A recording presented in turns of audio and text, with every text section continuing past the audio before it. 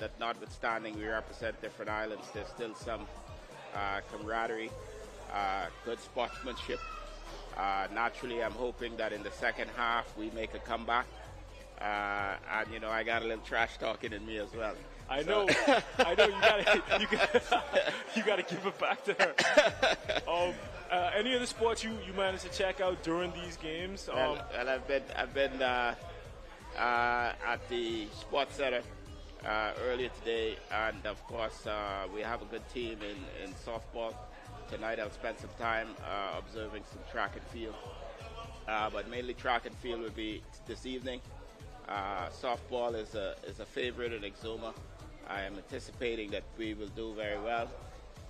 Sailing, unfortunately, we couldn't pull off a goal there. I saw it was a big upset. I think Andros won, didn't they? I think it's Long Island did quite well. I think the Sassy Sioux from Long Island in the B class. Yeah. Abaco did well in sailing as well. Yeah, I thought Exuma was going to win for sure in sailing. Well, we'll make a comeback next year. That's what Bahama Games is all about. You win some, you lose some, and I'm hoping that we redeem ourselves with this game today. All right, and that's Deputy Prime Minister Chester Cooper rooting for the ladies from Exuma. Thank you for sitting down with us, DPM. Absolutely. Yes, sir. And we're gonna catch a break for halftime. I'm Tej Adderley for Showtime. That's Deputy Prime Minister Chester Cooper representing Exuma, hoping his ladies could rally a comeback, could mount a rally. And we're off the break.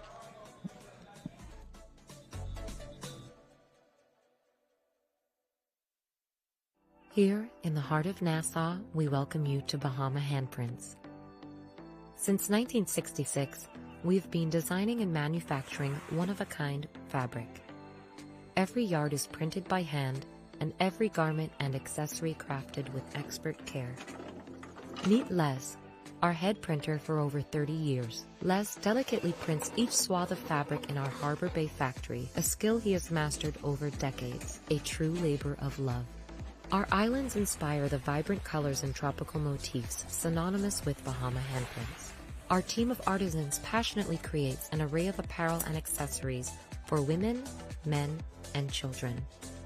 A visual feast, designed and made locally.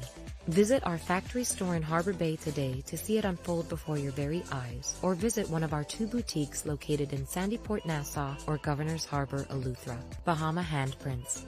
Boldly Bahamian. Inspections by the MVTS are to begin January 2024 on all commercial vehicles. Drivers will need to ensure that their trucks meet safety standards. Inspection areas include lights, horns, brakes, hydraulic systems. All trailers must be inspected on the same timeline, must have proper brakes, locking systems, and is roadworthy. Contact us at 601-0629 for further details and appointments. Blue Lagoon Island is an amazing private island day away that's fun for all ages. Choose your speed. Swim in the calm lagoon. Conquer the inflatable aqua park. Tour the island via Segway or relax in a hammock under a swaying palm tree. Visit our dolphins, sea lions, stingrays, and sharks for an encounter of a lifetime. There's just so much to see and do on beautiful Blue Lagoon Island. Call 363-1003 to book your spot today.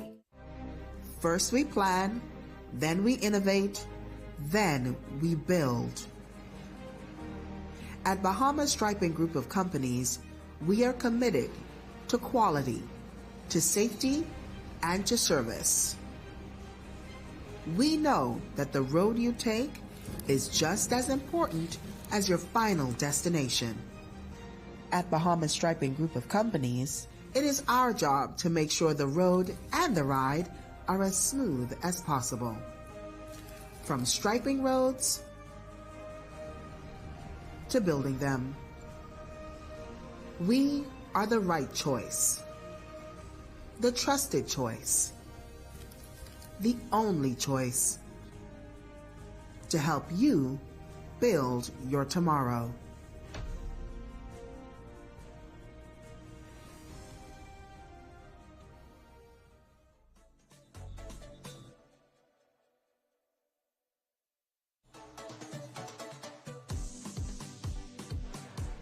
And we're back at the Bahamas games at the warm and balmy D.W. Davis Gymnasium for the women's basketball. We have Grand Bahama up against the Exuma Ragged Island Navigators. We just had MP for Exuma and Deputy Prime Minister Chester Cooper with us, and I'm Tej Adderley, and that's Ivan Showtime with me. Showtime, what have you seen so far in this game?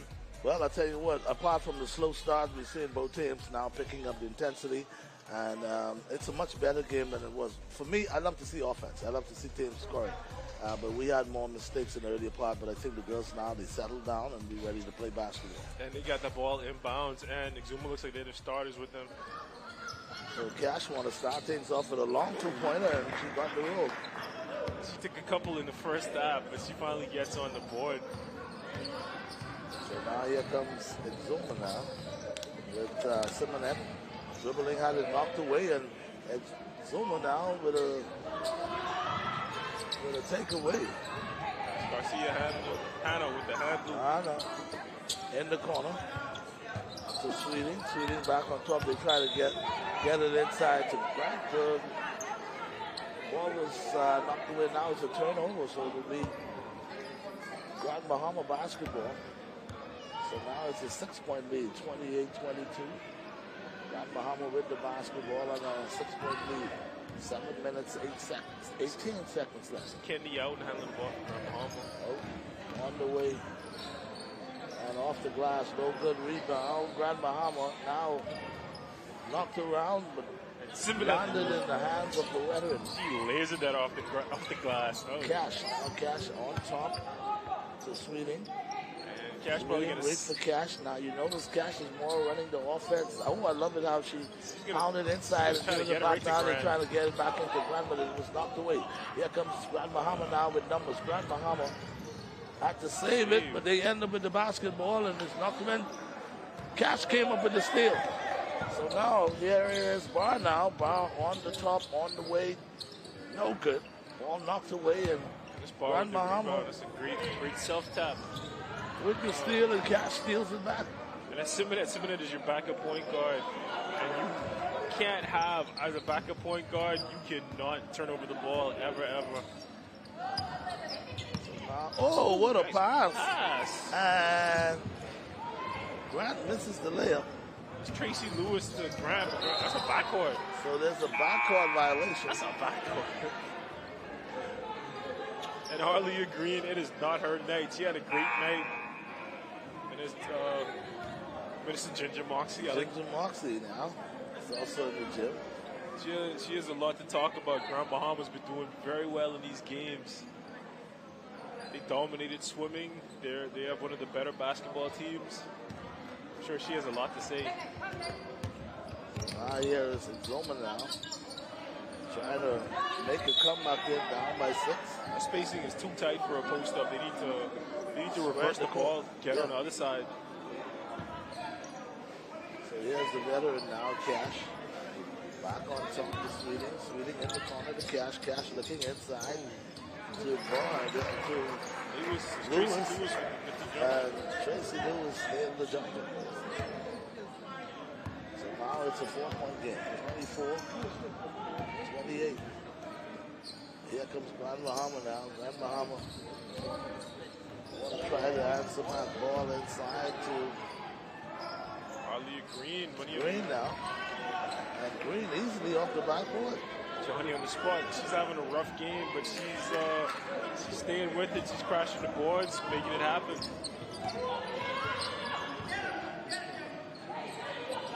Now Cash on the way in the corner of Sweeting. Sweeting with a long tree. That's no good. Oh, but rebound. Grant. Bring it back outside to the veteran Cash. Cash for a 2-pointer. Air ball. It's Wild Goose with the big board. And now we get numbers for Grand Bahama, and what a nifty move, but they turned it over. This Barr passing the point guard out, but drops the pass. The Barr says, come on, man. You got to make that play for me. I got you to Liam. Help me out. That's Sweeting. She's put up a lot of shots, but hasn't gotten one yet. She falls in the pick to Grant. Rejects it. Ooh, money. Well, Sweeting with that smooth jump shot there. She put up quite a few threes, didn't get any. She said, I'll just take it right to the elbow, get to my spot, knocks it down.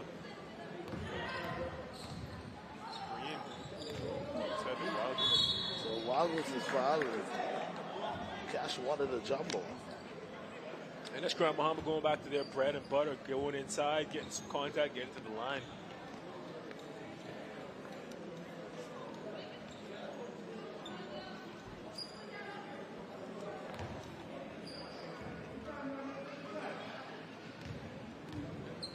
So now with about 4 minutes left in the third quarter, first free throw on the way from Wild Goose. That's no good.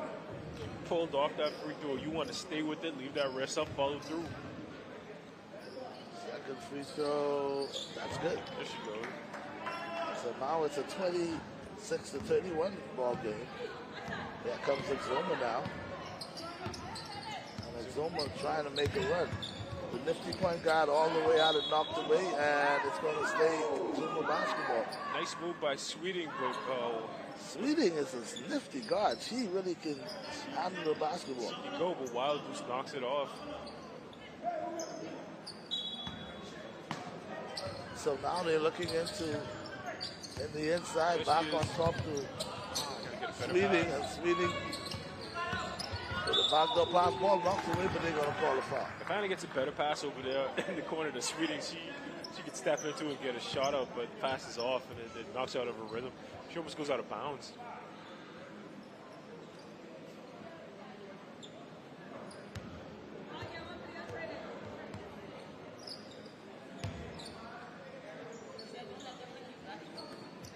Now here comes Roma now.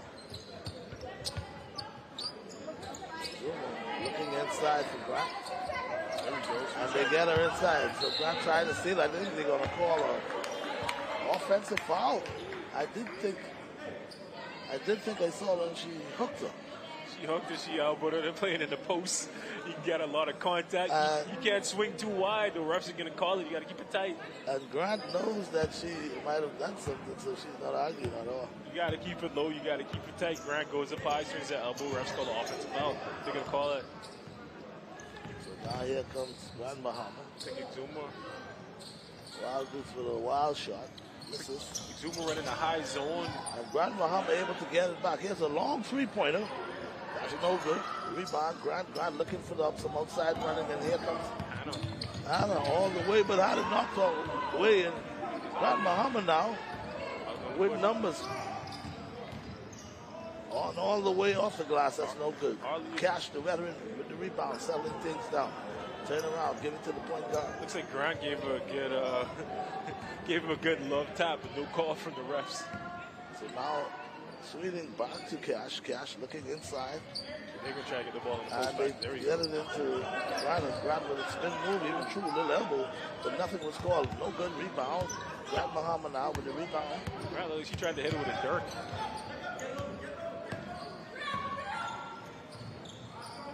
All the way in the corner. Good head fake. All the way. Finger roll. But she didn't get the roll. So now here comes the nifty point guard, Sweeting. Sweeting looking to go all the way, and she's fouled. So Sweeting, nifty as she is. Looks like Exuma's doing a better job of getting these guards out on the run and then forcing it inside to Grant. That's not been going great, but that's their game plan. They're going to go to it. And like I said, even if you don't get the bucket, you're going to get fouls on their best players. So stick with your game plan, man. Stick with your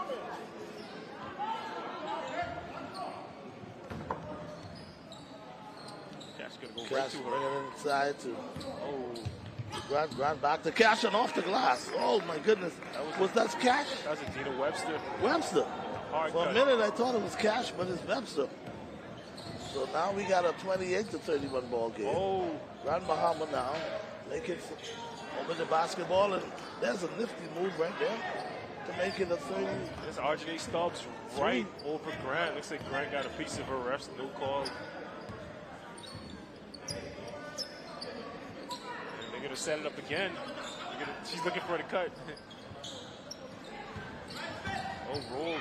There she is. She's open. Ball knocked away, and here comes Grand Bahama. Grant was open on the pick and roll, but Cash loses the ball. got a 35 to 28. As soon as Exuma start to climb their way back in, they find themselves in trouble. There's Webster. She is nice. Good move. She missed the layup. Get a rebound and put it back up. She is nice. If I'm Exuma, I'm trying to do some two-man stuff with her and Grant. She's been the one getting buckets so far. They try to run it through Grant. Not much is happening there. That Webster. Ball knocked away, and Grand Bahama able to get it again. And boy, Wild Goose tried to take it in, and she's fouled. And Grant's been getting away with a lot of contact in that paint on defense, but not there. Wild Goose takes it right to the chest, gets to the line. And we can look at the fatigue on these players' face right now.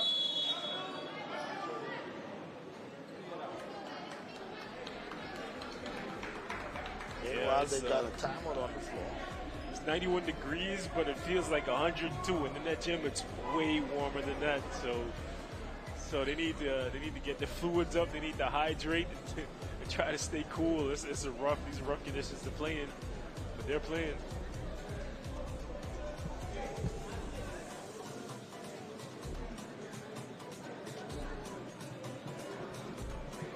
So, Coach, we got a minute and 23 seconds left in this third quarter. And a very good, close one, I might add. Zoma climbed their way right back in this one. Yeah, and they're trying to go inside to Grant, but if I'm their coach, I'm trying to ride the hot hand. I'm going to try to see if Webster can get me back in this game, attacking the rim and distributing. So let's see what they come up with. Right now, Toronto Wild Goose is going to the line. Grand Bahama.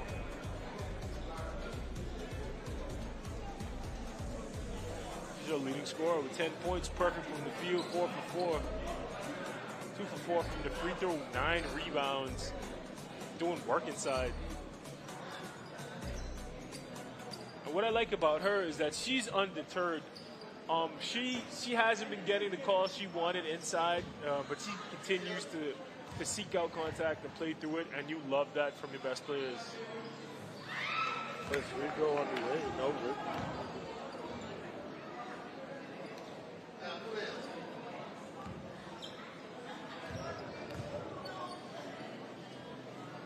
Second free throw, that one is good.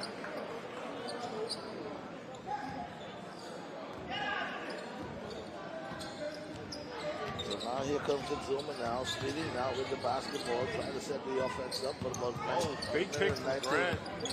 Seconds and Sweden with a long three-pointer, in and out. Man, I tell you, Bahama now comes bringing the ball up court. And Webster went backdoor on that, but I wanted to stay right there on that line, and I want to give Sweeting the option to kick out there.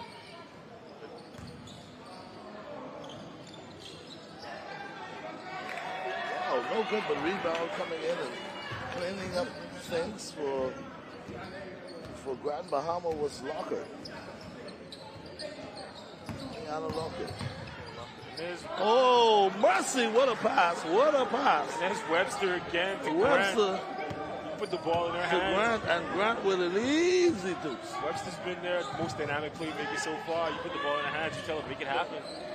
Well, Coach, you did mention the fact that that's the combination you'd want to see. Oh, there's Webster. I can't keep it. Combination of Wild Goose and Grant.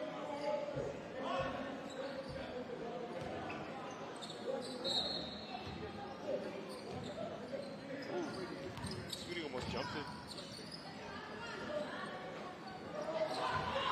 Toronto Wild Goose again with a 10th rebound with a double-double. Boy, I tell you, she's really fouled. She's playing. I think she's saying too small. She's playing tough in there, man. And Grand Bahama has a lot to be careful for. So now it's a 38 to 32 lead for Grand Bahama. Grant has 3 fouls. If I'm the coach, I'm trying to pull her. Exactly. This 6.6 seconds doesn't mean anything like this particular. Wild Goose playing tough, going in there again, rebounds, great contact, giving Grand Bahama the lead.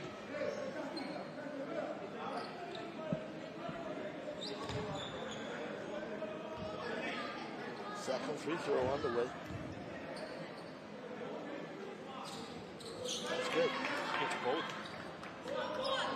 Double for Wild Goose. 6 seconds, 5 seconds, 5 seconds, 4. That looked good. 3. That looked good. 2. She had time to take another step, get right to the line, and then shoot it. That's what Cash is telling her. She had time to take another step, get right to the line. Well, that's when you need that help from your players. And that's why Sherelle Cash is there, because she been through it all, and she can tell the youngins exactly what they need to do. But so far, Toronto Wild Goose has put Grand Bahama on her back. She has 13 points and 10 rebounds, 2 steals, 1 block. And she's been fouled 5 times. She's been to the line 8 times. And she's been a workhorse for Grand Bahama. But we got Adina Webster, the little point guard with 9 points. Making plays all over the place, getting to the rim. She's emerged as their best player so far in this game. She hasn't shot great, but I'm giving her the ball. She might be their best chance. So I'm giving her the ball, and I'm not looking back. I'm going to ride her. I'm going to see if I can get her to get me a win.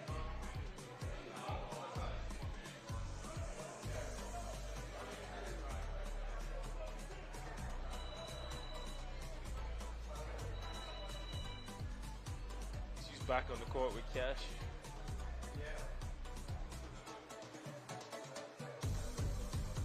So now we're going into the 4th quarter. Grand Bahama with a 40-32 lead. I think they're going, man. They're stretched out zone with the trap element work when they remembered the trap, but here we go. That should have been a trap right there. Good nifty move, but was it successful? Here's grabbing the rebound and move. Man, she throws some elbows around, man. I wouldn't want to play against her. Oh, man. She loosened them elbows. She just said, hey, stay away from me. Oh, go back door. You got back. Oh, there you go. Ooh. She give it back up.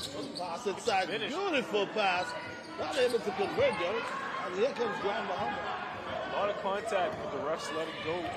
Tracy Lewis. There's a cross-court pass. Oh, it's Wild Goose. Wild Goose inside. Not shying away. Give it back out, get it. Rebound, give it back out. Now here's Grab now. With outlet to the nifty. Point guard off the glass. Move it. She knows she shouldn't have made that. Good transition defense with Grand Bahama. Trying to settle down. Candy out. Oh, triple. Hustling for the ball and Grand Bahama able to get it out the park. Ball inside. They want to say ball stay according to the rest.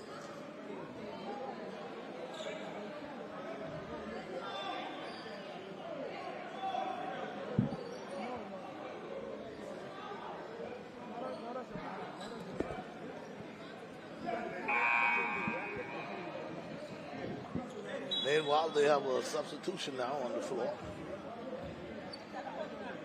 And of course, it's Exuma basketball now. 6 minutes, 47 seconds left.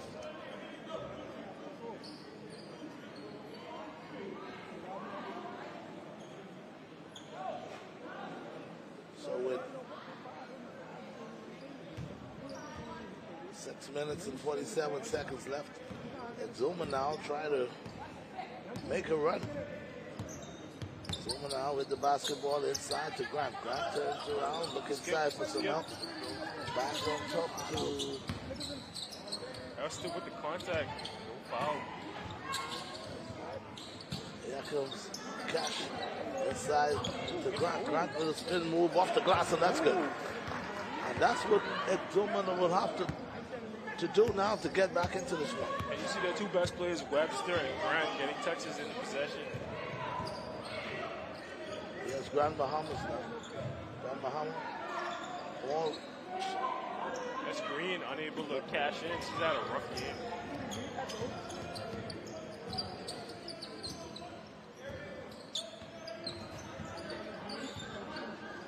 And Exuma's going to have down 6 in the tournament. You're going to have to play more pace than that.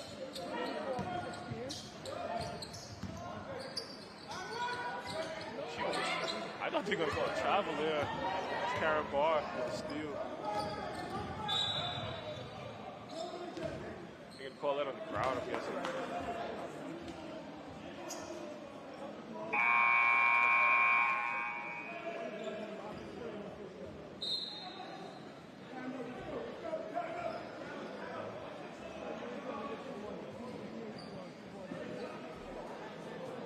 Timeout.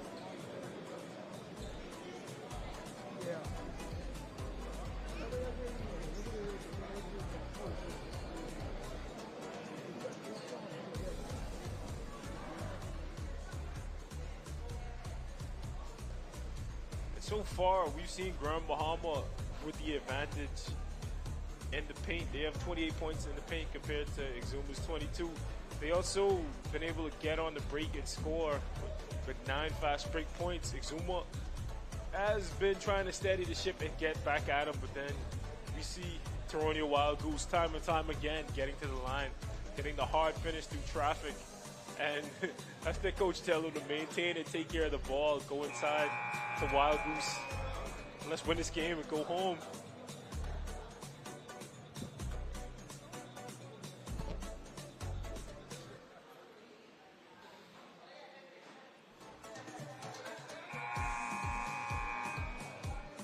And if I'm Exuma, I'm telling them attack, get to the rim, try to get to the rim, get to the line, slow the game down. Let's make some free throws. Let's try to retake this lead. It's only 6 points. It's not a wide open lead.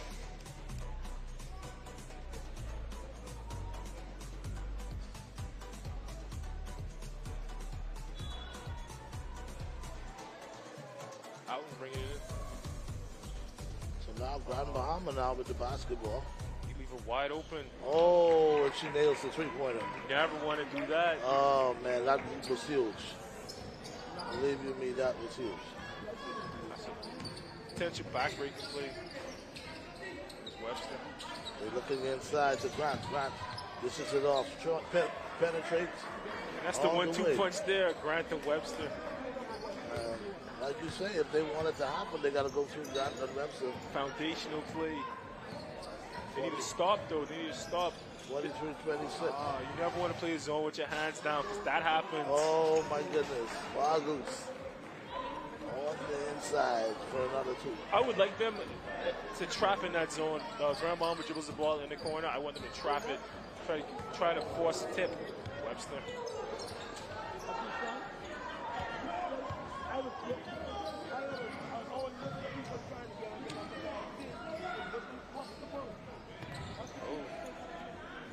So now here's Webster again. Exuma. That's right. Webster now with the ball in the corner. Oh, she's open. Hesitance with these open shots. You're down. You got to take them. Ball knocked away, and here comes Grand Bahama with numbers. Off the glass and covered it. And one. That's Tatiana Lockhart, and that's the story of Grand Bahama.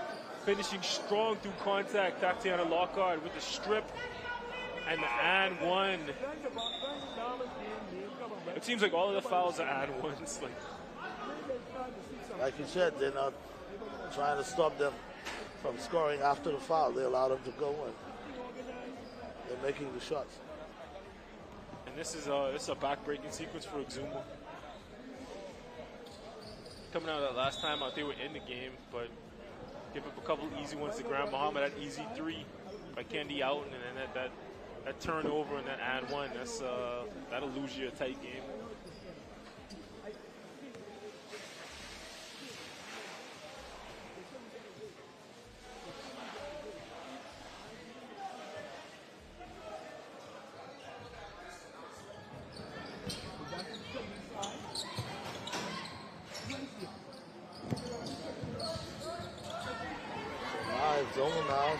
Grant wants the ball, but she has to get a seal. Here we go. Oh, look at Grant with a nifty move, but she didn't get the roll. Zoma getting it back. She sealed again. Long three-pointer. And that's no good. Lewis was able to run it down. Now here comes Grant. No good. Lewis almost got the next rebound, too.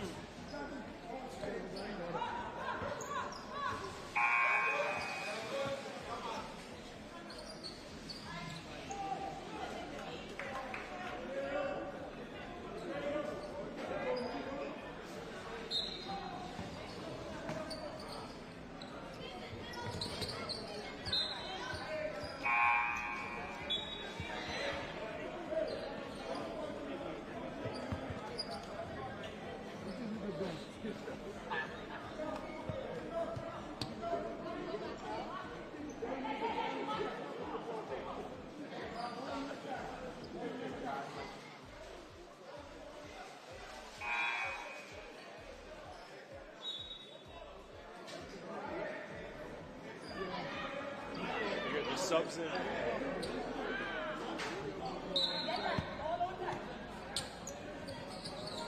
See Hannah out.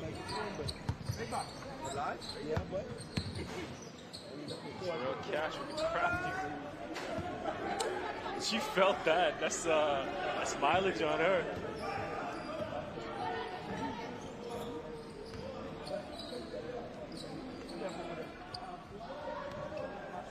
Green.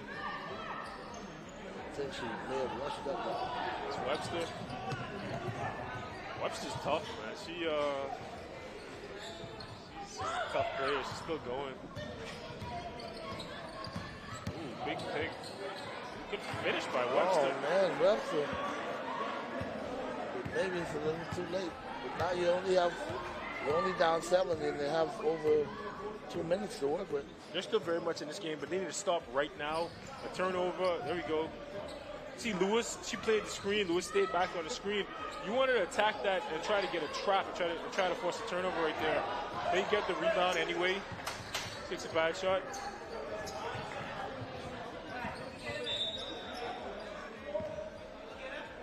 Sweeting.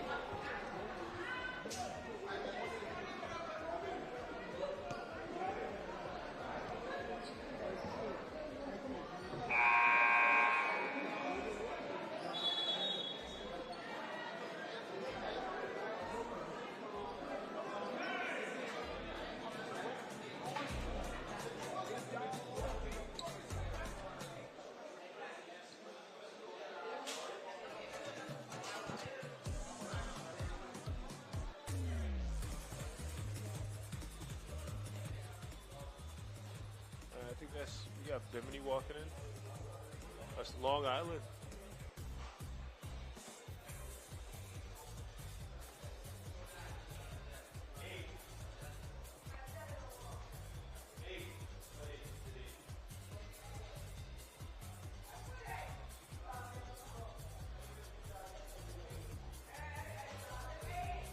Long Island, their men's team, we see them walking in. They had a rough goal last night. They got demolished by New Providence. They have what is it, 103 to... There's a lot to a little. They got some guys who could play. You really don't expect to see that from them. Hopefully they can get back in this game. It's really not what I thought it would have been. But they got a chance. Hey, today's a new day. They have a chance to go back at it again and try to get a win. Just like Exuma, game's not over yet. They're going to try to get a win here too. So 2 minutes and 24 seconds left in this one, Coach. And I think Columbus Isles will be the team that they'll be facing. Columbus Isles is a small team. Long Island a big team. Hopefully we get to see some dunks. We got Sweeting to the line so you can bring the game within 5. This one is far from over, Coach.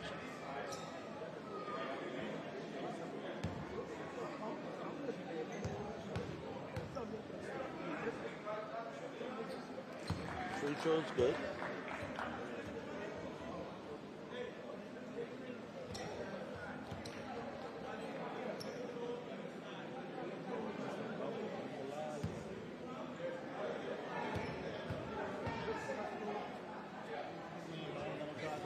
Makes both. We got a game. We got a game, and they're in a trap. They're in the press. Let's see. Bad angle of attack by Cash. And they forced the cross-court pass, but in the press, you want to force the cross-court pass, but somebody needs to be there. You bait them so you can go and steal it. Nobody's there to steal it. And there's Webster anyway, going strong to the rim. Down Bahamas. They're rebounding. Zuma's not getting any second chances. Oh, for sure. Yeah, they've been rebounding well all game. Miss Green not have a great game. Passes up. Oh, good try in and out. Speaking of rebounds. Wild Goose again. Wild Goose. 11th rebound. Defense by Lewis. Oh, wide good ball open. movement. Wide open. Nobody That will be a backbreaker for any team. Nobody rotates the Simmons. Being down by 5.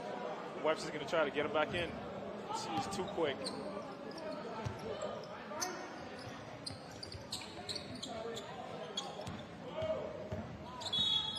Oh, Cash. They want to call a reach-in foul.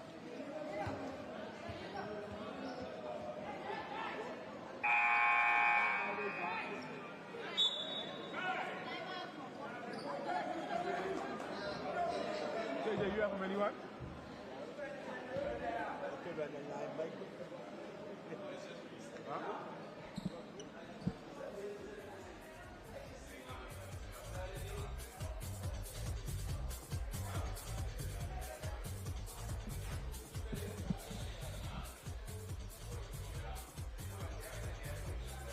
And there's Grand Bahama coach. He's probably telling them, watch out for the press. Don't throw it away. He's probably going to park somebody in the middle of that press.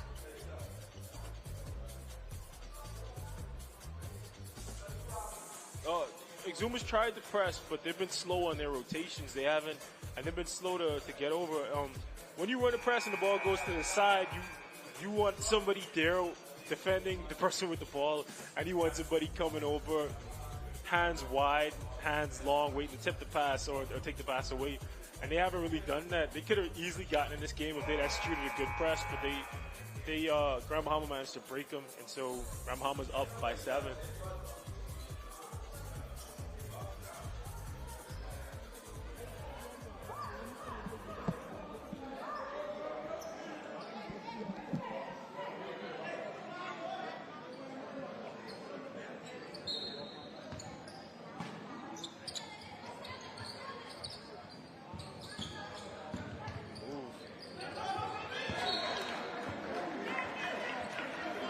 Karen Boss says, not today.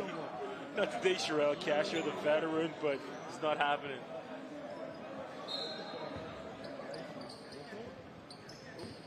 Oh, good read.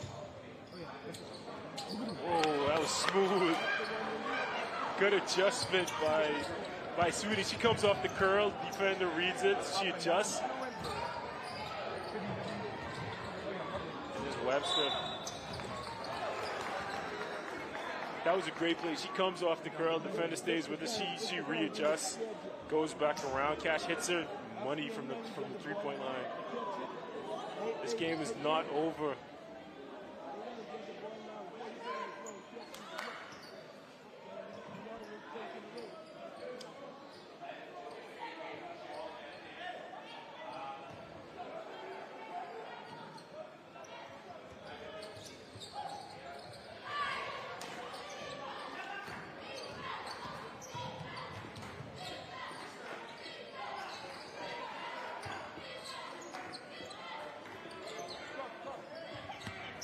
Sweeting rejects it. Woo! Good ball handling, good read by Sweeting, good feed. That was a great pass.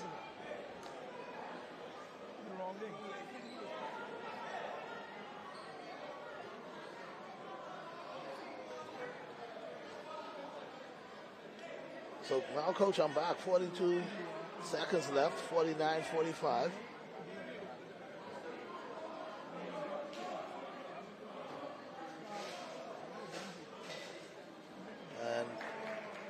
Bahama still hanging on to a 4-point lead, but now Grant is at the line.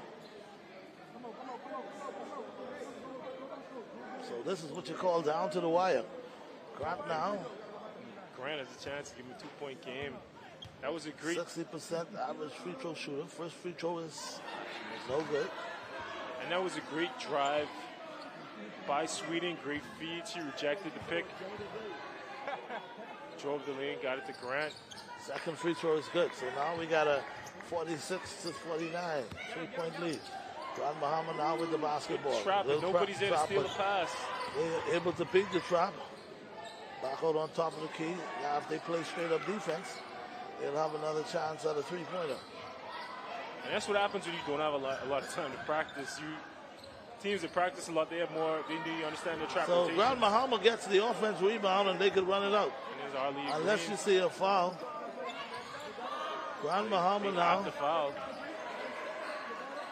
If you look at it, Grand Bahama, the veteran team.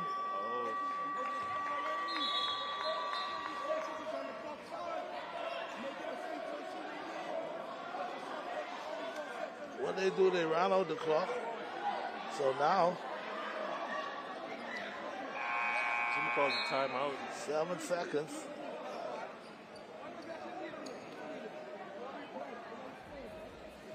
Three seconds. You got to guard the 3-point line.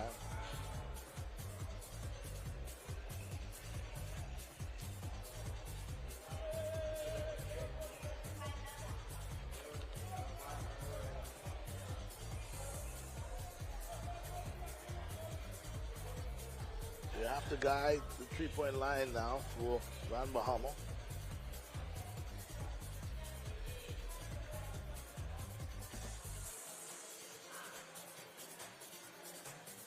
Seems to be Cash now to the X's and O's. And Cash thinking about calling on her own number.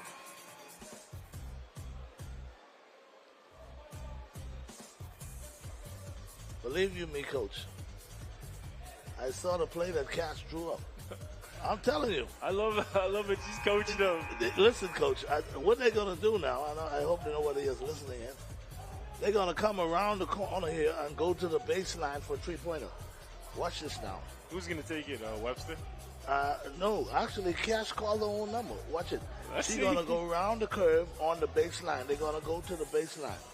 They're going to bring it around this way, come around here, and go in the corner here to the baseline. Watch it. I saw Cash drawing up the play. Cash is going to bring in the ball. Somebody going to bounce out on top.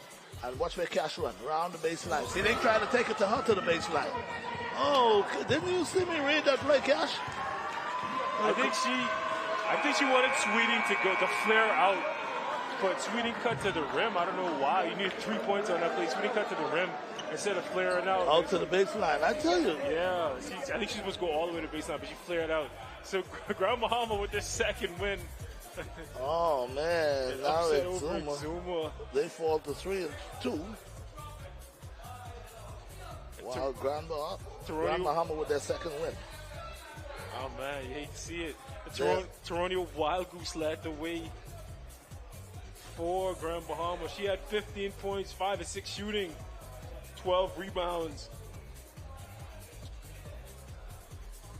She's their MVP of the game. She did everything. She went inside, got buckets, rebounded. Kendi out in the point guard with 7 points. Arlia Green, rough day, 2 points on 1 for 13 shooting. For Zuma and Ragged Island, Adina Webster led the way. The young point guard had 13 points, 8 rebounds, 1 assist. Leaja Grant had 10 points, 6 rebounds. Grand Bahama survives to fight another day. So what a game, what a game. Hey. And Coach, you couldn't ask for a better game, but I always thought that last possession is what's going to really count. And we saw the way that Exuma were not able to execute and at least give themselves a chance with that last shot. That's just about situational understanding. You know you need 3. You know you need a 3-pointer. If you think it, I guess in the huddle, they were supposed to come together and really make a good plan as to what they want to do. I think, you might have the best plan, but it doesn't matter. People aren't going to execute it. But Sweeting should have. Oh, there goes Ginger Moxie. I know she's. Yeah, Ginger Moxie's excited now to know that Grand Bahama won that one. But Sweeting supposed to flare out to the 3-point line. She cuts back door, even though you don't need a 2-pointer, you really need a 3. And Grand Bahama reads it and steals it, and that's a win for Grand Bahama. They're second in the tournament. What's their record at now? 2 and 4.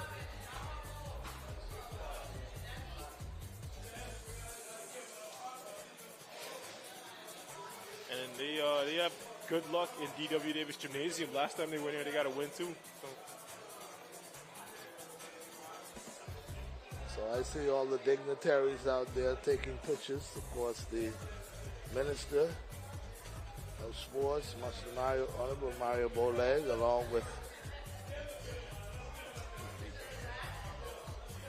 the Deputy Prime Minister, Ginger Moxie, who her area, of course, Grand Bahama was able to improve their record.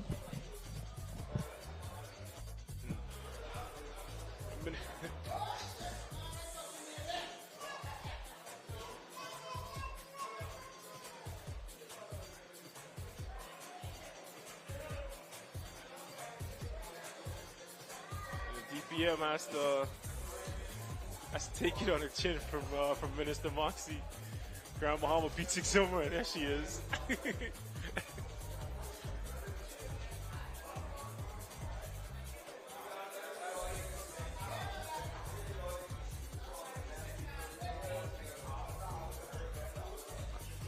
So now we're getting ready for another men's matchup, actually. Yeah, it looks like the Columbus Isles versus Long Island. Long Island on the end of a beatdown last night against New Providence. They can try to. That was a one-sided affair. They can try to get it back from Columbus Isles. Columbus Isles, like I said, a smaller team.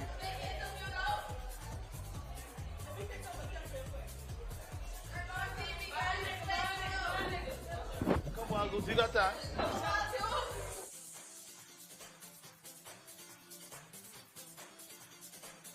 We got Grand Bahama's coach coming on with us.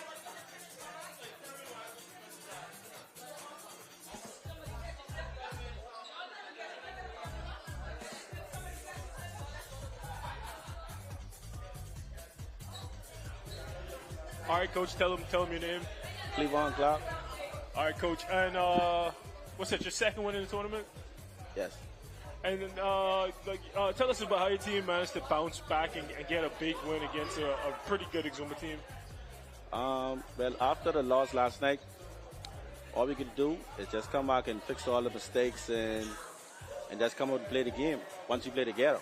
And tell the people how tough it is to make sure your team recovers from playing at night to play the next day. Like, what do you do to get them prepared? All I do is give them encouraging words like, hey, let's get some rest, and let's prepare, let's get some breakfast, and let's stay healthy, and let's stay together. What was your game plan coming in dealing with Exuma's guards? They got some tough guards, but you guys have the big. So what was your plan coming into the game? Okay, two of my guards, they could play D, so yeah, that's what I got to do. So once we play D, maintain them, let them shoot their shots. If it drop, we got to live with it, and we do the adjustments with the bigs. Well, it worked out because Toronto Wild Goose went to work inside. So congratulations on the win, coach. Yeah, thank you. We're trying to get her in now. I don't know if she wants to fix up. I don't blame her, but that's a great win. Who do you guys have next? I haven't checked the schedule yet, but I think we play Abaco. That's a Northern Ireland matchup. Yeah, very close to home. I know. All right, coach. We're gonna try to get Wild Goose in there. Thank you again. Congratulations.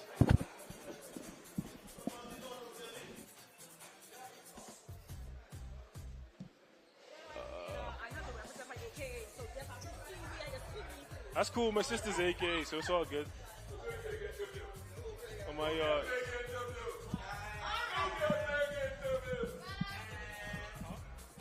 Yeah, you good. I think so. I think it's a little bit, I don't know. I don't know. Just adjust that. Yeah, okay.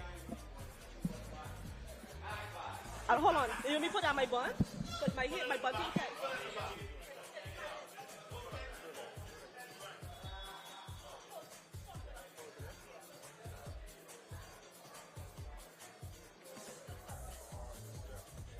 That's that. Can you just hold it right there? Yeah, I think you might have to hold it. There we go. And we have Grand Bahama's leading scorer, leading rebounder with us, Toronto Wild Goose. That was a tough day in there. You played tough in there. Tell us about how much contact did the refs allow in there in this game? We complained a lot about the elbows and the hook, but we came out and we execute. We stopped complaining and we played the game of basketball. So we did a tremendous job on top of the key and also down low in the paint. And what it takes a special kind of mentality to go create contact, not get calls, but keep going. What is it that keeps you attacking the rim that doesn't make you stop? That's my game plan. That's your game plan? Yeah, we go bump. We go bump to the end. We go fight to the end. So that's my game plan. Always attack the biggest person on the court, and hopefully I get the and one call. And you said coming in, you had to rep for your AK. I said I don't mind because my sister's an AK. Of course, AKA to the world. So thank you very much for sitting down with us, Toronto Wild Goose. Grandmama's leading scorer. Yes, thank you. Thank you for having me. Thank you for everyone who would have supported Team Grand Bahama, all of those in Grand Bahama, to my little boy, Prince Michael, and to everyone at home that supported Team Grand Bahama to the championship. We will see you all there. Thank you for sitting down with us. Congratulations again. Thank you so much. No problem. And we're going to break right now from the Bahamas games. That was up next. We got Columbus Isles versus the Long Island Sheep Runners. They should have called them the Rams. I don't know why. So we're going to break right now. We'll be back with some men's basketball. We are out.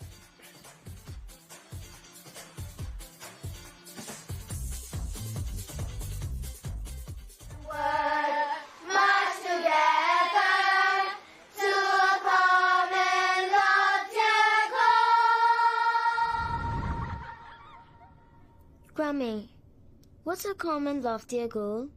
Well, my sweet one, a common loftier goal is a shared dream that we, as Bahamians, achieve together.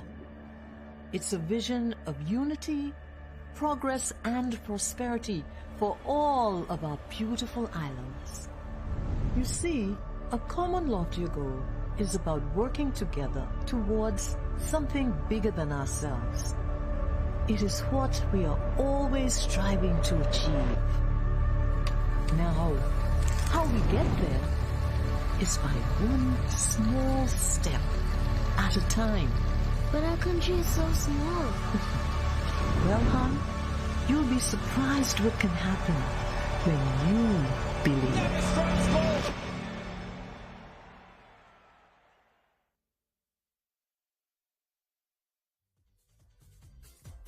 We got men's basketball, Columbus Isles versus Long Island. Long Island with the beat down last night, trying to get it back, trying to get their lick back against the Columbus Isles. Long Island, a bigger team, the longer team, the rangier team.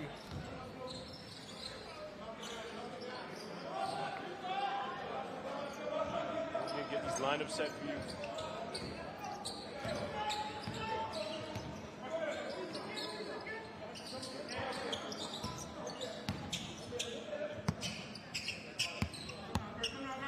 Walks with the ball and he turns it over. And it's Kirk Farrington with the quick, nifty guard with the layup.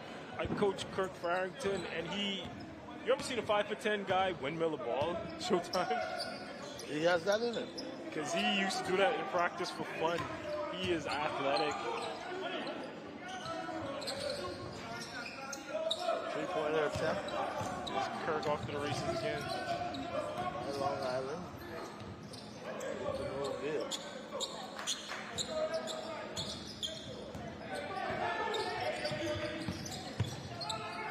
Walks the chicken. Downright Chicken Knowles, the overseas pro, University of Houston. He gets hit in the face, no call. All right, we got the lineups on the court. We got number 1, Columbus Isles, Ronaldo Beidou, tenacious rebounder, three-point shooter. Number 5, the quick guard, Kirkland Farrington. Number 9, Kevin Greenslade. Number 11, Derico Burrows. Number 12, Rashad Edgecombe. Long Island, we got number 2, Ryan Turnquest. Number 3, Danrad Chicken Knowles. Number 6, Chester McPhee. Number 9, Shaquille Adderley. And number 12, Giorgio Walks. Conspicuously absent in this lineup. Long three-pointer. Oh, come on. Conspicuously absent in the Long Island lineup is Danrad's brother, Dancel. Big guy, about 6'7", strong leaper, not in the lineup. So Let's see what they're going to do.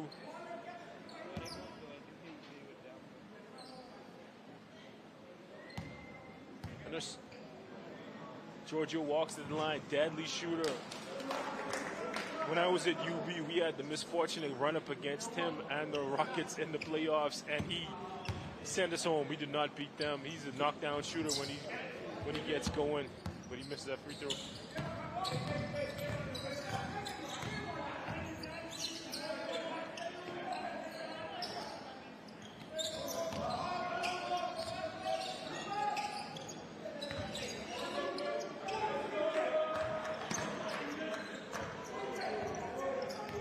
Ronaldo Bailu, tenacious rebounder with the rebound. He's going to do that all day. He's going to wear you out.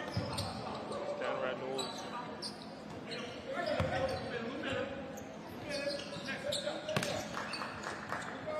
Chester McPhee with the miss. You never want to make it more complicated than it is. Go up strong and finish. It's Kirk Farrington showing his athleticism.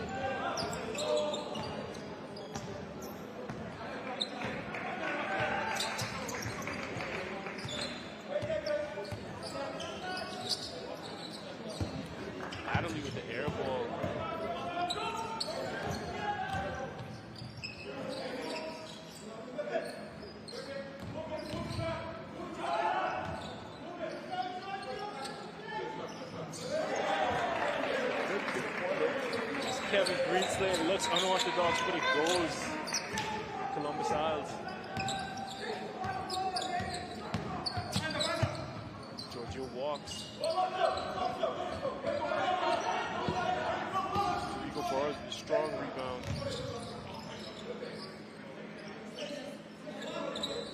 Oh.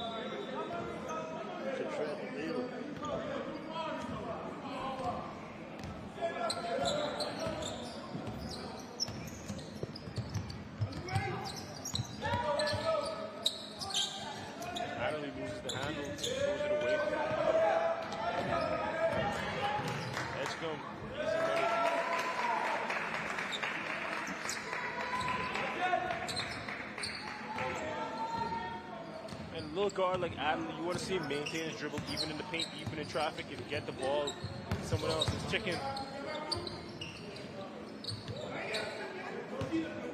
6'11", 7 foot tall big man with the quick second bounce. Gets his own put back.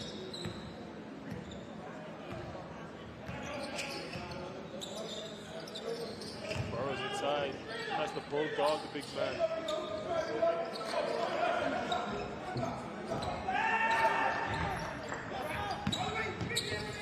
Ryan, it's my high school teammate, the little big guard making the easy layup.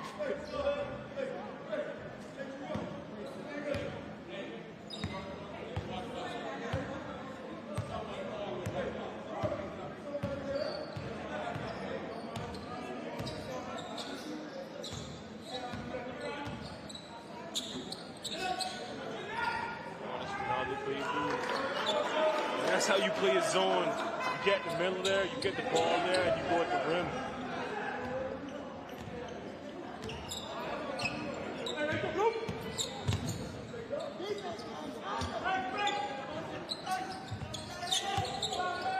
Walks, trying to get his jumper going.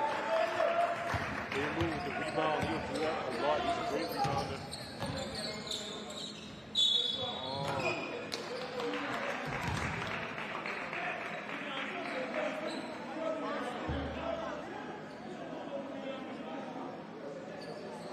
That's something you never want to do. You never want to foul the three-point shooter, especially if, like Edgecombe's been struggling to find a shot in the tournament. So you don't want to foul a guy struggling to find a shot at showtime.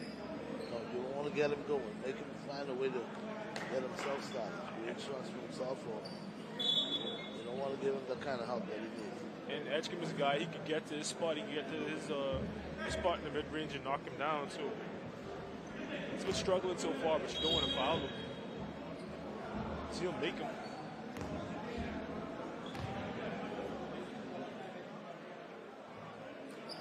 This is this one, though.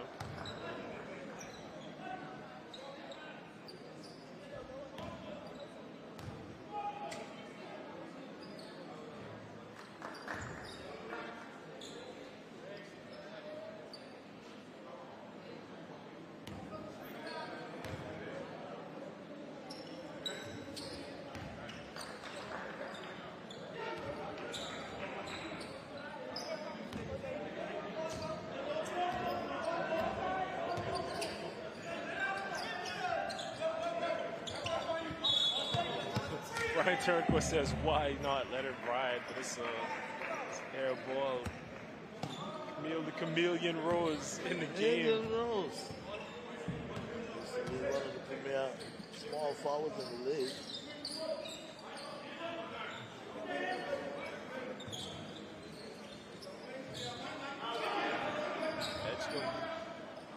Three-pointer, no good. Chameleon Rose to the rebound. Good push off. Strong inside. I thought Chicken was gonna swallow that, but Edgecombe with the crafty finish.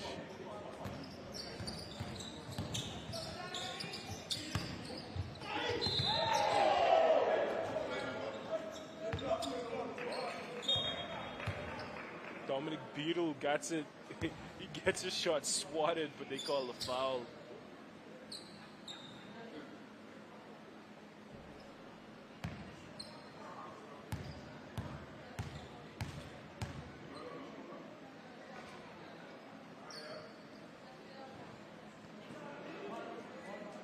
First free throw is good.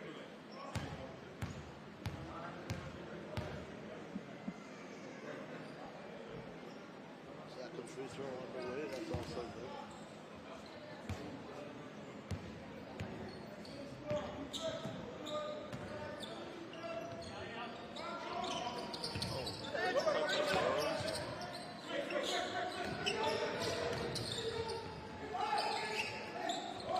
Oh, good rebound.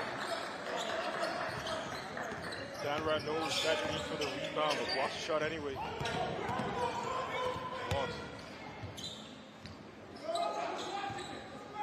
Crafty finish by the 6'11" big man.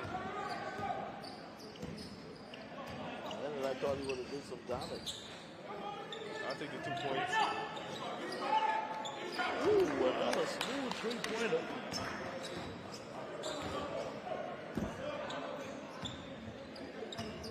That's Kevin Greenslade with another three-pointer. Ryan Turnquist, no hesitation. Great hustle. Ryan again. Ooh.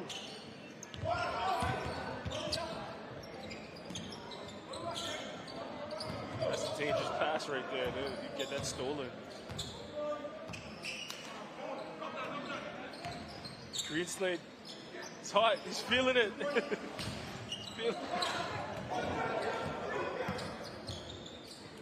Walks, keeps it, and one.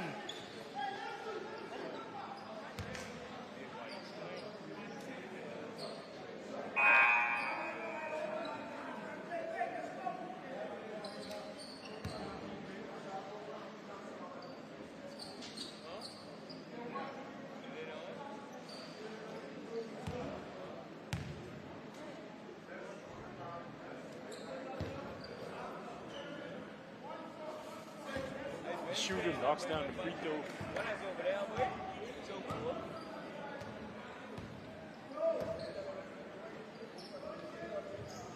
Greenslade.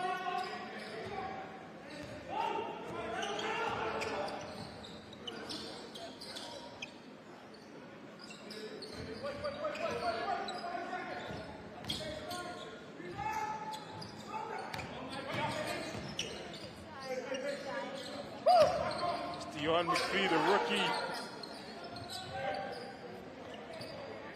Greenslade. Why not?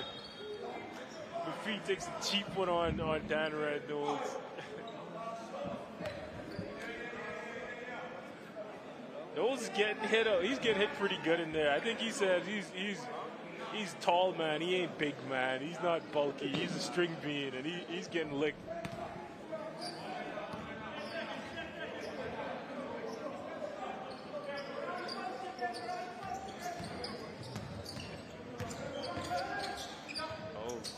Defensive top by Dion.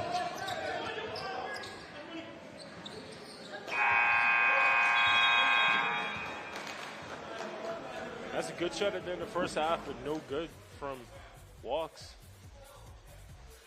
So now we're saying 20 points in the first quarter from Columbus Isles. And Columbus Isles has some players, but you don't expect Long Island to get beat like this. Like when it's like this in these tournaments, it's usually a matter of fatigue and style of play. Like it's a case for that. But you don't expect a team with a 6'11" overseas player with guys who could really play to get blown out like this. Not saying that guys in Columbus House can't play; they could too. But you expect more competition out of Long Island. And I mean, looks like yesterday's beatdown is still lingering with them.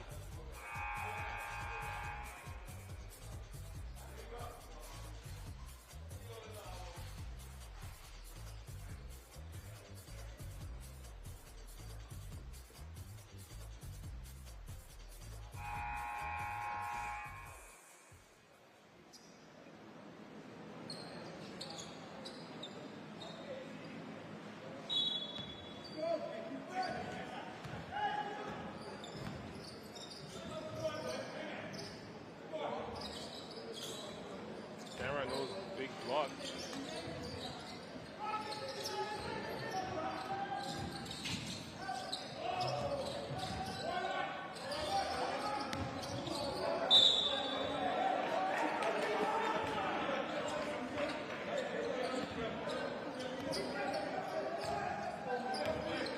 Let's see if Long Island can get it inside to Knowles. Get faced up.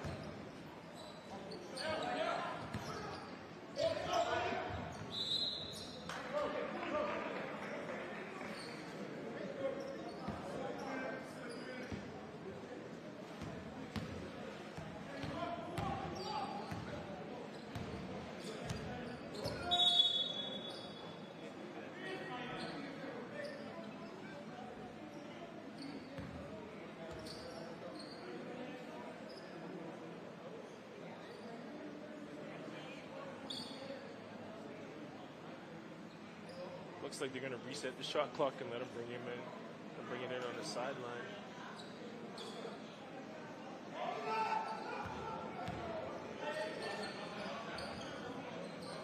Long Island pretty lax in that zone. Waterman needs to get out.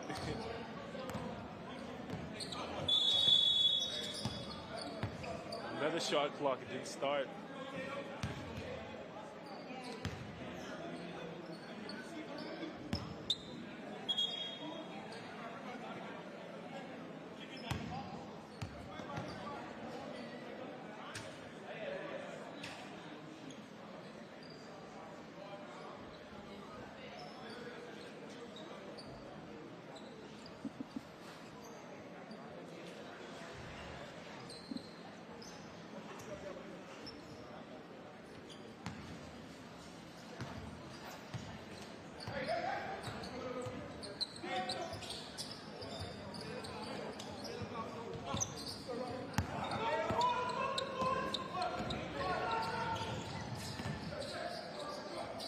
Inside from chest to feet.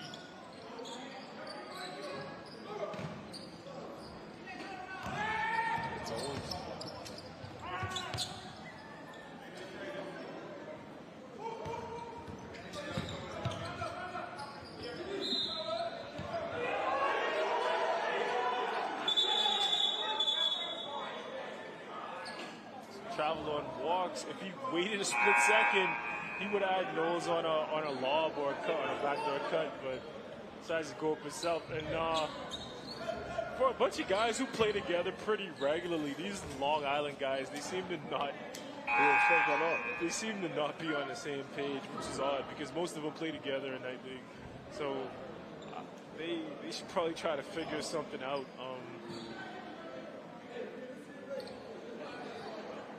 They don't really have a floor general. If I'm them, I'm trying to run it through Knowles on the high post, on the low post. I play off him. He's pretty unselfish. I didn't know he's unselfish because if I was a big man of his caliber, I would have choice words to say to these guys. And he's pretty chill about it. Just beat it. Just with feet. Gonna get on the run.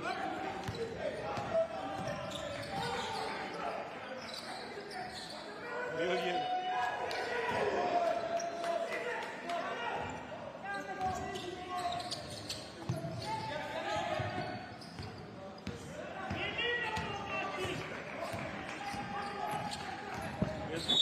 Driving kick.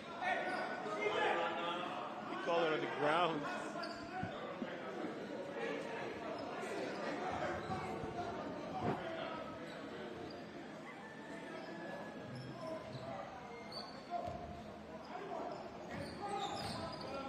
Farrington right back to McPhee off the glass.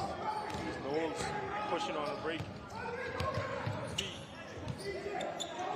That's never a shot you want to see on a break. You never want somebody to take a contested two on a fast break. Rather give it to the big man running down. Knowles with a tough finish at the rim.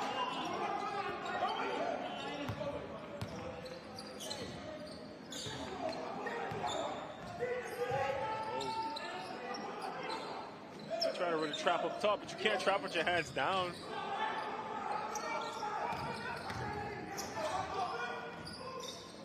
This is bad defense.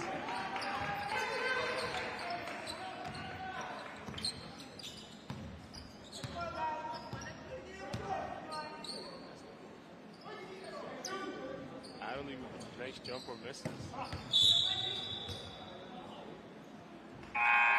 Michael Smith with the foul, 94 feet away from the rim.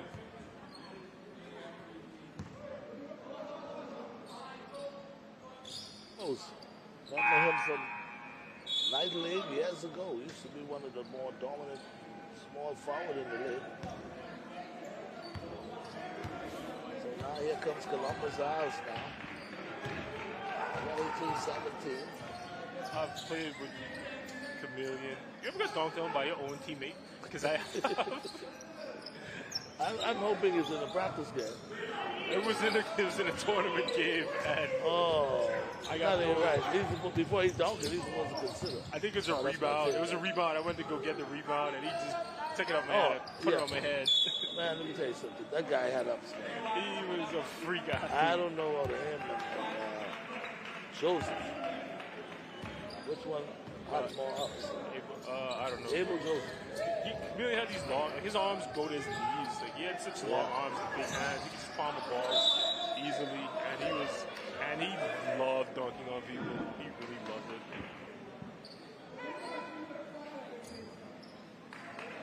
So now the referee trying to get things in order. Dominic Beadle argued something with the ref. Meanwhile, they got a timeout on the floor. Long Island down 5 to the Columbus Isles Arawaks. They're getting outplayed by a smaller team. Dan Knowles leading Long Island with 8 points, 6 rebounds. Sorry, 9 rebounds already in the second quarter. Columbus Isles sharing the love. Rashard Adams coming with 6 points, 2 assists. Kevin Greenslade, 6 points, 2 of 5, both of them from 3. Kirk Farrington, the little explosive guard, 6 points.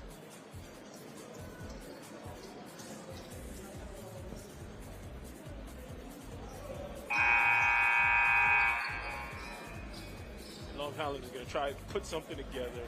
I'm them. I go to Danrad in the high post and the mid post. Try to get him going to the rim. Try to get some fouls on the Columbus Isles.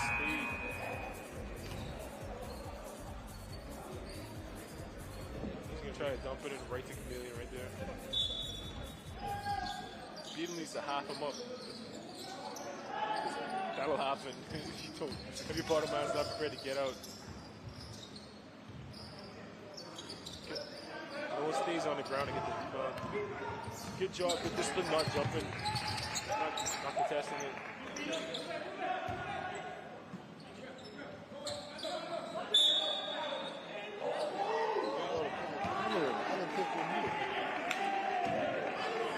That was a really great posted position right there. He was below the block. You want to go block or higher, where he could turn to the middle or make a baseline turn and not put himself in a position to go be out of bounds. Oh, good shuffle pass on the inside. Great pass, big travel.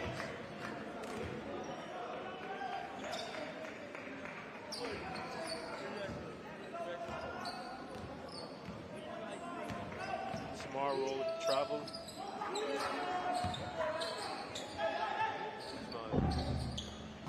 Oh, good pass on the inside. But that's a tough shot.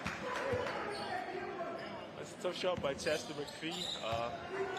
But it goes this time. Goes with the ball. McPhee asked for it. Goes open in the middle of the zone. You might want to take that away from him. Or you stand next to him. Good pass.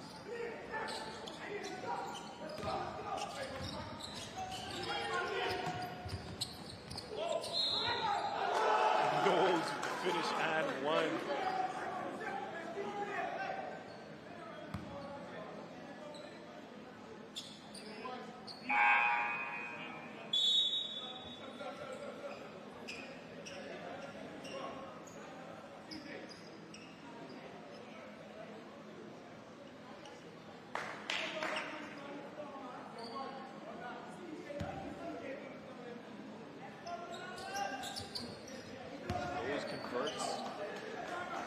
Really be getting more touches. The offense should, in the hierarchy of things in terms of talent, size ratio, the offense should run through him.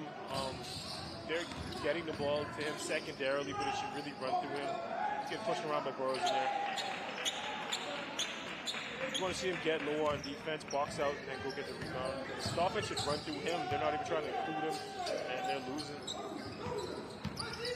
Oh, good Euro. Fish by Adam.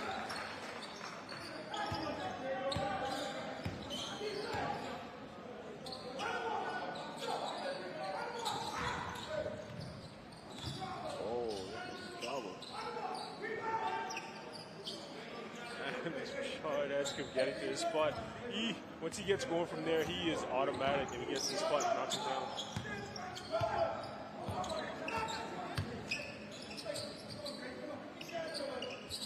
And McPhee's on the block. They need to clear out and give Knowles a driving lane. Oh, man. That's the big man. Providing all the offense for Long Island. And now Long Island with a 1-point lead. On top, 3-point on the way. Oh, Barrington. Set and pop. Kirk's a bit streaky with three-pointers, but if he can knock him down, especially if open, you know, open. Darren Knowles asking for a post-up. He has him.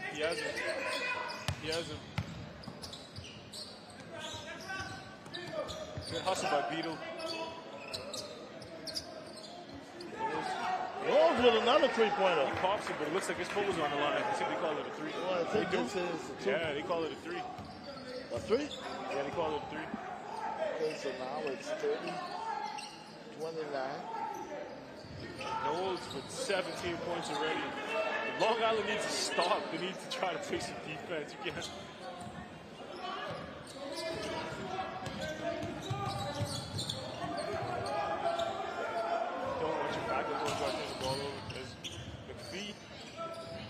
That's what you call overpassing. Good job getting back in defense and in transition for Long Island. It's Rafford Smith with the deflection.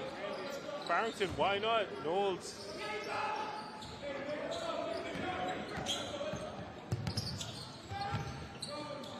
Not sure what that was by Adderley. And you're not gonna get your bread and butter making difficult fadeaway shots in the mid post. McPhee should probably try something else. Rafford Smith with the hard take.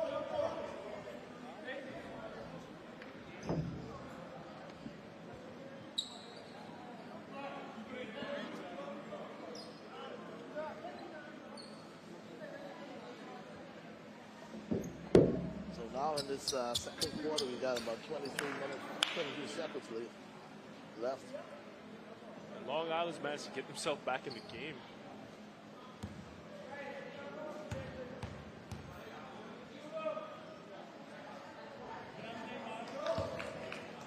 Rafford Smith knocking it down.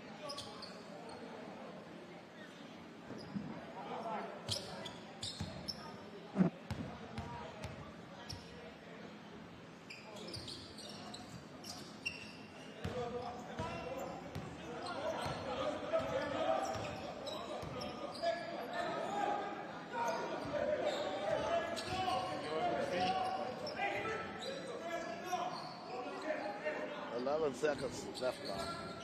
10, 9, 8, 7, 6, 5, 4, 3, 2, And on defense, you define Belu and put a body on him. His hands are vacuum cleaners. He'll get the rebound and he'll go back up strong with it. He's stronger than he looks. Well, it started off rough for Long Island, but we got us a game. Thanks to Dan Radnolls of Long Island. He has 17 points, 11 rebounds to get his team back in the game. We're going to go to commercial break for halftime. We'll be back at the Bahamas game, the D.W. Davis Gymnasium. I'm Tage. This is Showtime. See you on the other side.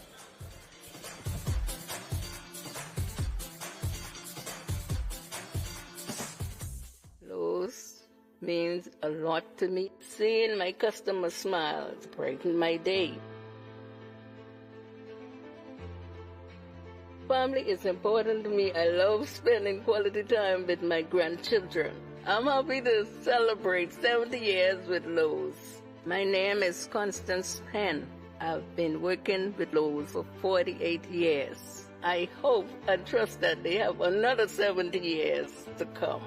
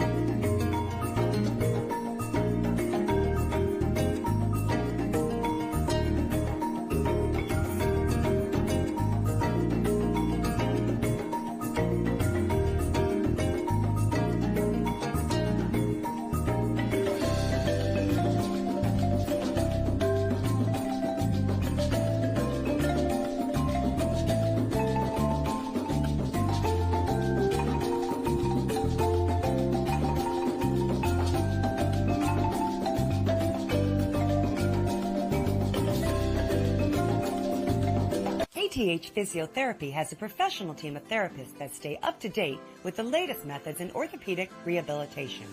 Our clinical staff is praised in helping in the recovery of sports injuries, including neck, back, knees, and shoulders, just to name a few. We provide high-quality service in a warm, friendly environment. Insurance is accepted with a doctor's referral. Get back on track with KTH Physiotherapy. Located East Bay Shopping Center, opposite Potter's Key. 394-5161. Catch Janae's annual 20% off back-to-school sale going on this week only. Get up to 20% off on all school items in stock. Yes, 20% off all school items. Shirts, jumpers, skirts, boys' long and short pants, school neckties, PE shorts in a variety of colors, colorful backpacks and lunch bags, character towels, raincoats, and umbrellas. Shop early and don't miss out on this. Janae's Chesapeake Road's annual 20% off back-to-school sale going on this week only. Beat the rush and save. Janae's 20% off annual back-to-school sale going on now. Restrictions apply.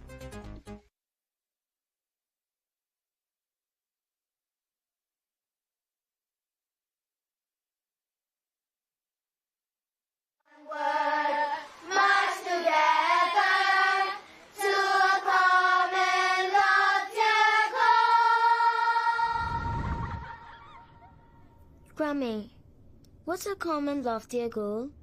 Well, my sweet one, a common loftier goal is a shared dream that we, as Bahamians, achieve together. It's a vision of unity, progress and prosperity for all of our beautiful islands. You see, a common loftier goal is about working together towards something bigger than ourselves. It is what we are always striving to achieve. Now, how we get there is by one small step at a time. But our country is so small. Well, hon, you'll be surprised what can happen when you believe.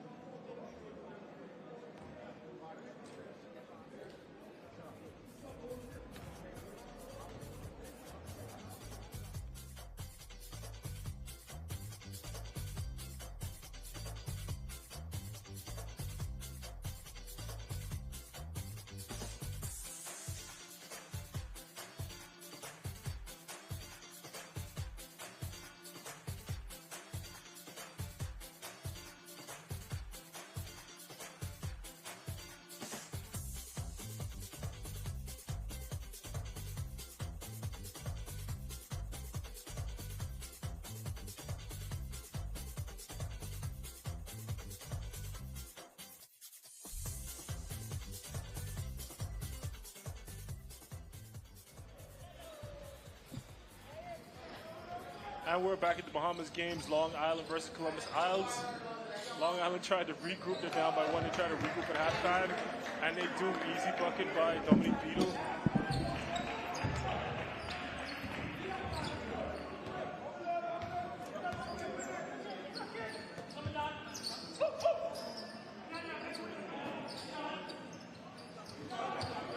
John McPhee cranking it. Baylor doing what he does best, getting to the boards, putting it back in. Cleaning up the offensive rebound. So folks, we're now in the third quarter with 7 minutes and 19 seconds left and a relatively close one. There's Georgia Walks going inside. Long Island continuing to make it close after falling short yesterday in a big way.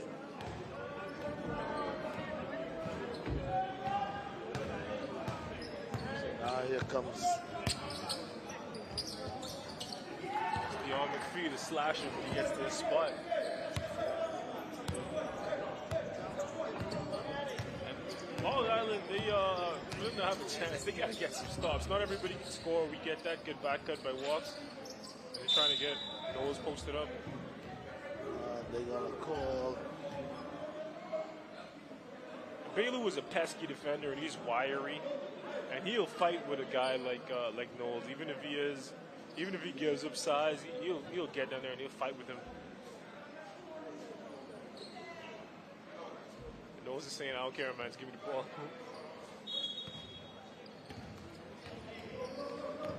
Chameleon with the steal.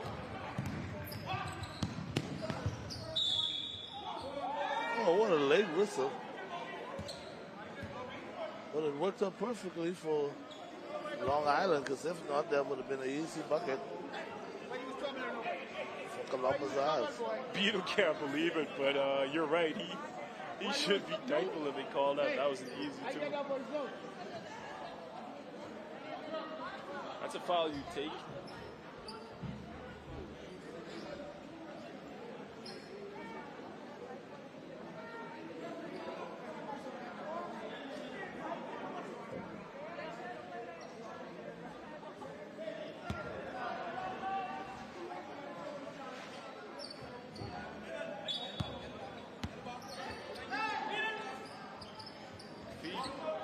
For the 3-pointer, that's good.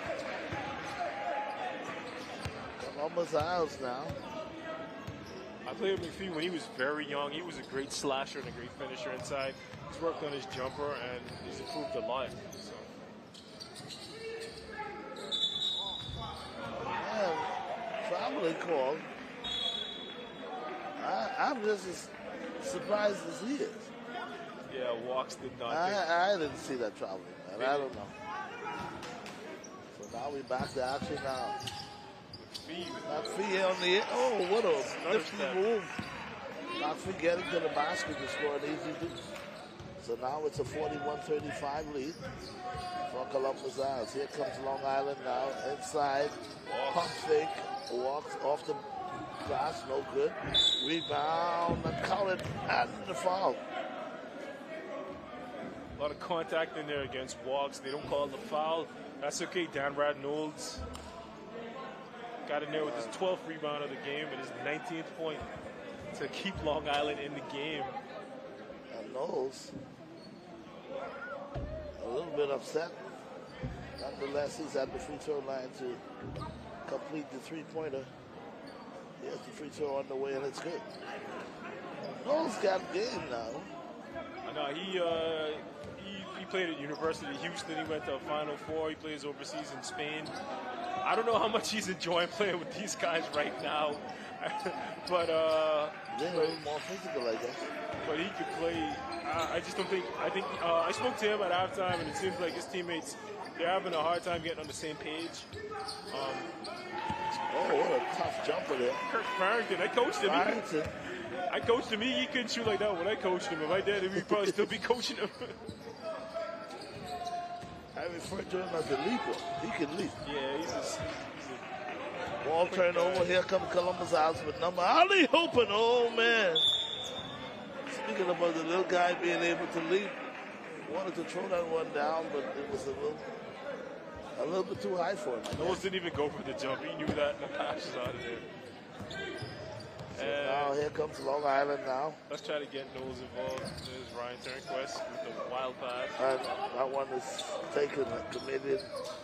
Rose now with the basketball. And here comes Columbus Isles. No good, ball knocked away. They're fighting. Columbus Isles will regain possession. Long three. Green Slade, he had two already. Why not again? Good battle by Beadle, but he looked like he hurt himself. Yeah, Beadle was angry that he might have hurt his fingers or something. So now here comes Columbus Isles with numbers. Long Island, they didn't even try to get Knowles involved in the game. He's a leading scorer and rebounder. They don't even look for him. And the easy deuce now for Columbus Isles, 45-38. That's not a great place to pick up your dribble. Beadle with a hard cut back door. Oh, good give and go. Not able to convert. Here comes Columbus Isles. The Libra taking his time and just kicking it off the glass.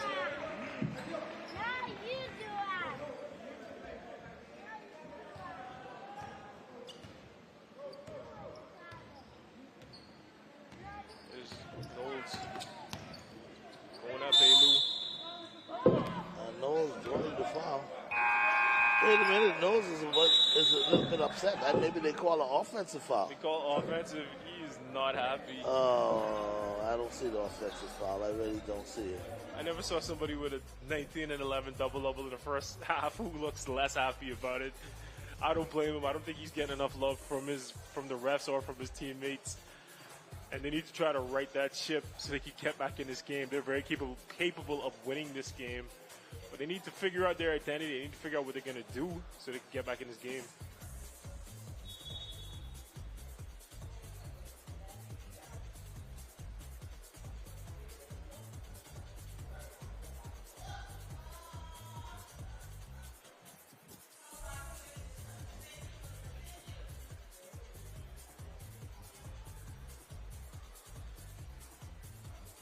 So now Columbus Isles 47, Long Island 38. And Long Island is playing this one much, much better than they played yesterday. When I saw that score yesterday, and I hate to continue to talk about it, I was totally blown away.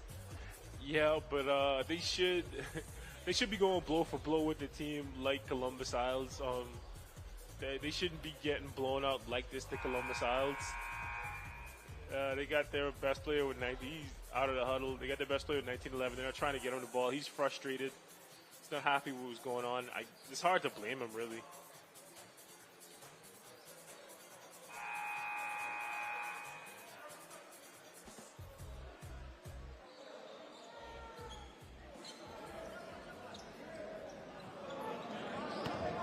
We're back to action now. Columbus Isles with the basketball.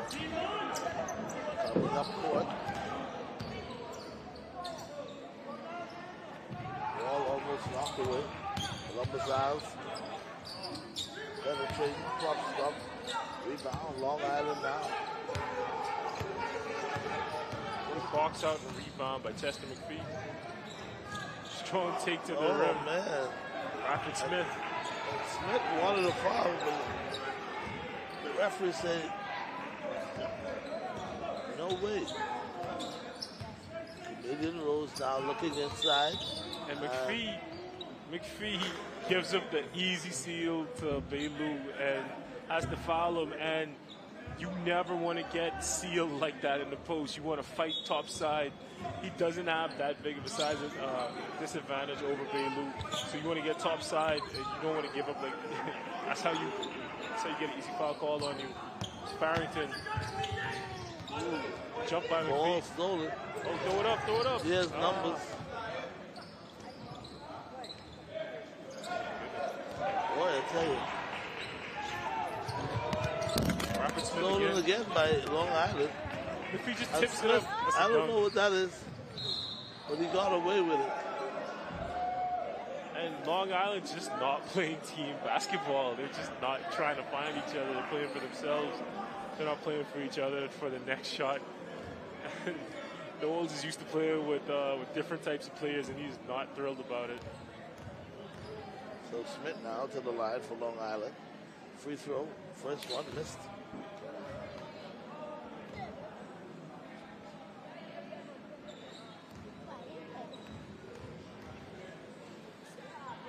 Second free throw on the way.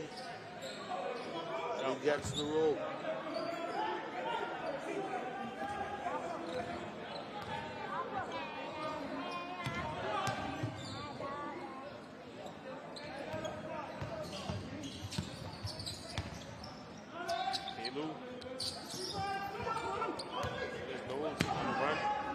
Throw it up. He tries to dunk it upset. Tries to get to the hard way, gets fouled, gets a hard foul by Rose.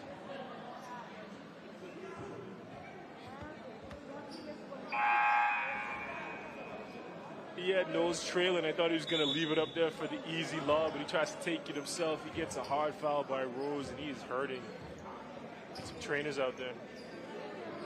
I think they're trying to get the paramedics out there right now. But I see him making some movements there with his legs, which means hoping that it's only a sting.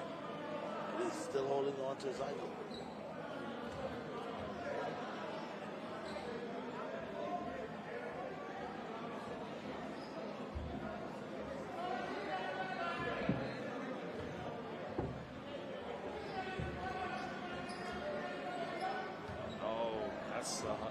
That's not good. You really hate to see that.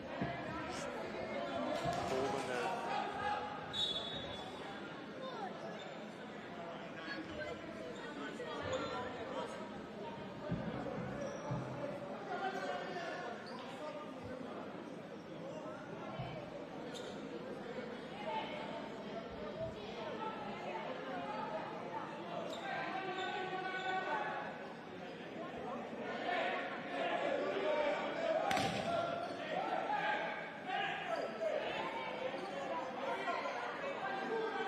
He is frustrated. He's coming off the court.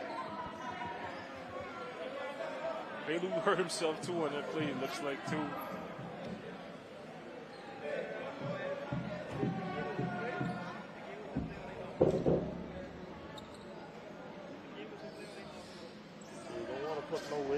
ankle. Need to maybe ice that ankle down and have him go and Bailey looks shaken up.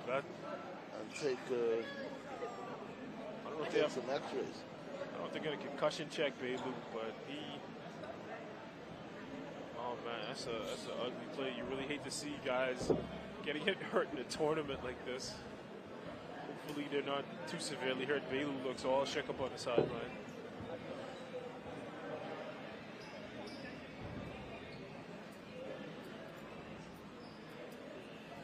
Paramedics going to help him up. I'm guessing they're going to check him for a concussion.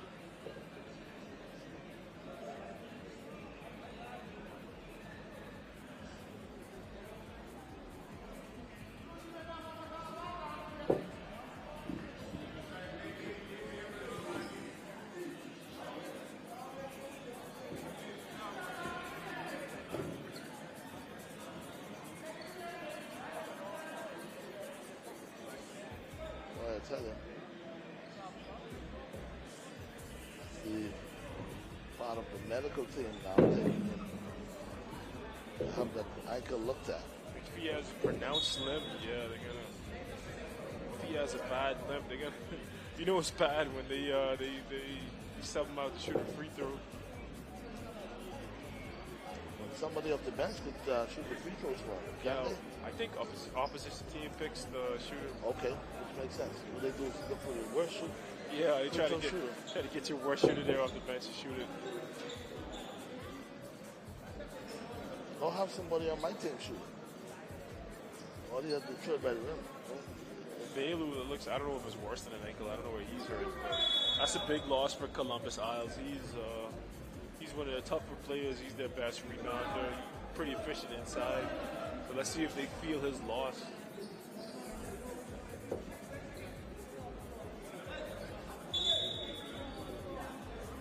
Now this is what you call a lot of pressure. They bringing me off the bench. Shoot free throws. We down by 6. That's Mario Nair Jr. off the bench. No minutes in the game yet.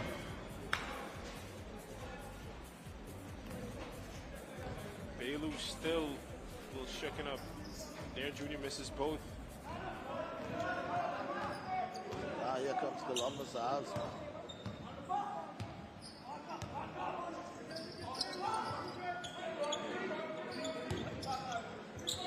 Stomp and pop, easy shot, in and out, no good. Nair gets the rebound. It's not a shot you work. You don't want to take a contested 2 against a 6'11" guy. Oh, inside of Long Island, it's an easy deuce. Here comes Columbus Island now, and he lost control of the basketball, but they're going to call a foul. Taj Adderley, no relation. Gets fouled trying to strip Chameleon. Man, you got another Taj Adderley? Taj. Tomato. Oh, Kirk's getting. Oh, good hustle there by Smith, but Smith not able to.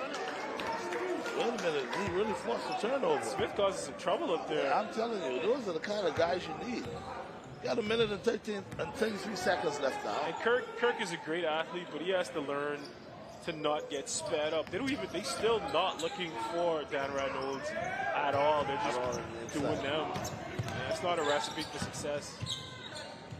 Good hustle by Smith. They need to slow it down, try to get it to through Knowles, run it through him, maybe draw a double team. Those guards is going. They're going. You need to think some things through. And Long Island, they still very much in this game with 1 minute and 13 seconds left. They go inside to Knowles, no pump fake, no dribble. Finger roll off the glass, no good. Columbus Isles all the way, and now it's a 49-41 ball game. Good move by Samara, roll. Boy, I see coaches all pumped up. He is, man. There's a lack of effort from his team, and that's the most annoying thing as a coach. Is just a lack of effort.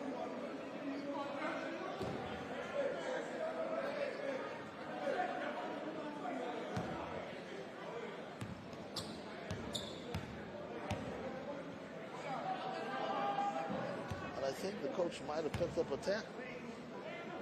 Trying to fire up his guys, trying to get him playing a little more passion.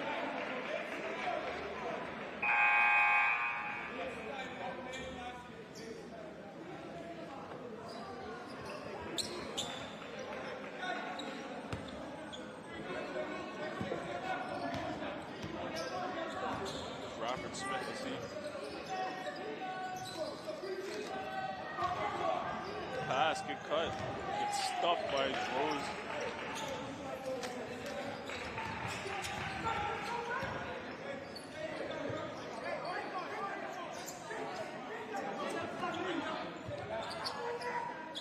This Rose with the ball. The ball knocked down.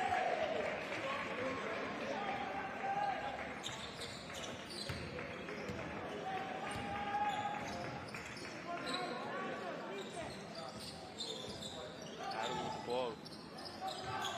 So they're finally trying to work it into the Olds. That's why you do that. Because he get to the line, he gets some buckets.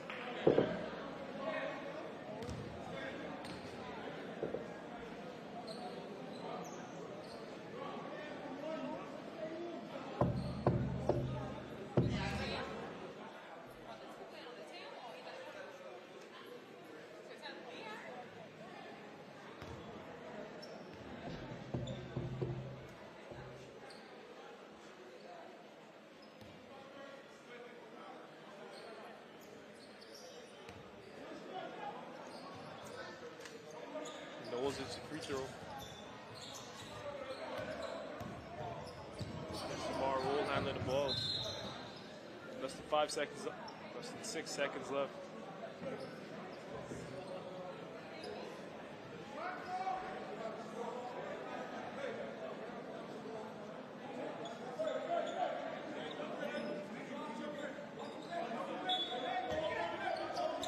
Gonzalez inbounds.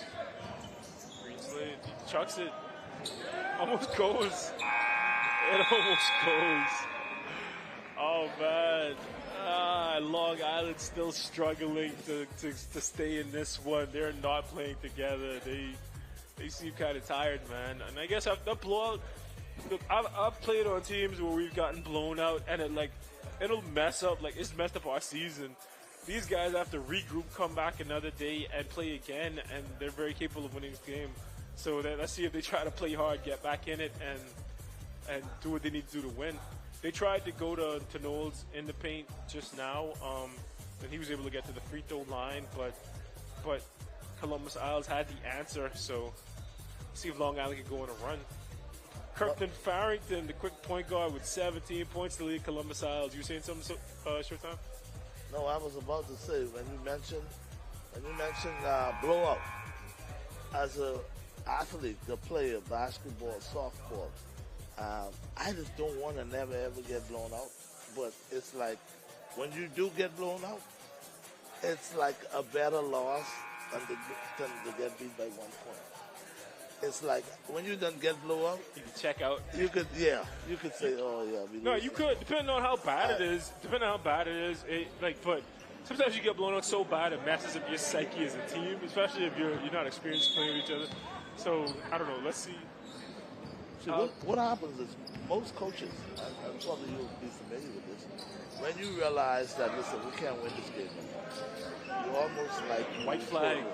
No, I know what you're saying. It's like it's emotionally draining to lose a close one. It takes a lot out of you. Exactly. And also the psychological aspect of it. Whereas a blowout, it's sinking. You don't realize in about a few minutes leaving the game, you realize, hey, we can't win this game anymore. So let's put this, especially in tournaments, Yeah. You say let's put this one behind us. But a blowout like last night though, those are the ones that kind of message you. And I talked to Chicken Knowles halftime, and I think it's fresh in his head. Yeah. Oh, and he fouled a jump shooter. You never want to do that tomorrow. That's not a good thing in basketball. Never foul. At least never try not to never foul a jump shooter. And Columbus and Long Island realizing what they need to do, getting it in the high post of Chicken Knowles, and he gets to the free throw line, back-to-back possessions.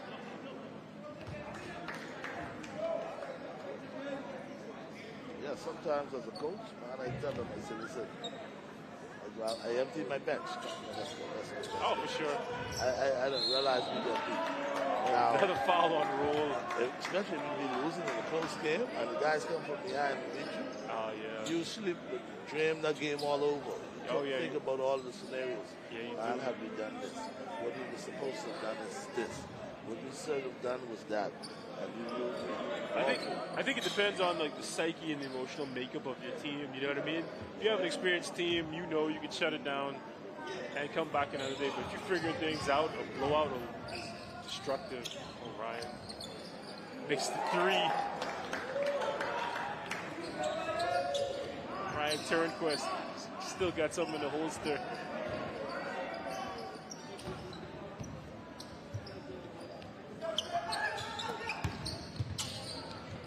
Seems to be calling defense at the top of the zone, but he's not getting ahead. He walks. Here comes Long Island.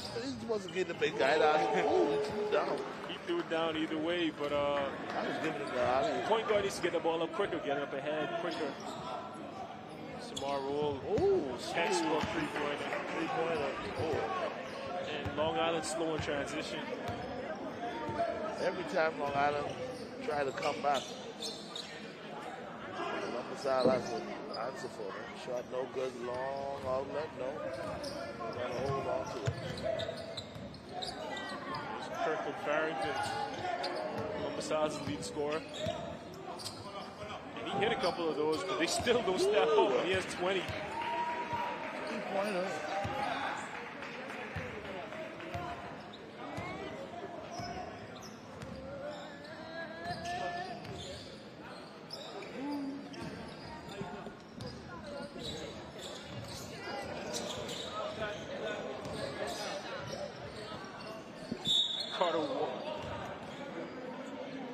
Giorgio walks, getting in the lane, creating contact into the line.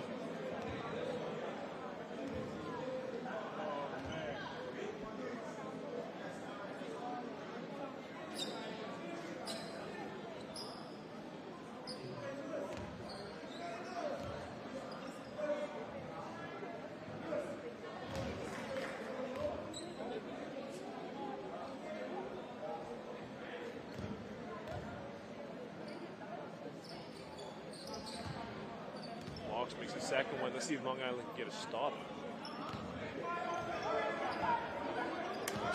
And nobody's guarding Farrington.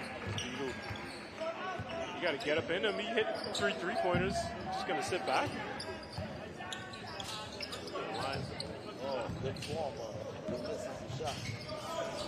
Long Island now, they're going to call a foul. Reaching foul. Adderley, small point guard for Long Island, 1 for 6 from the line. If you're not scoring, you need to take care of the ball. He has 1 assist.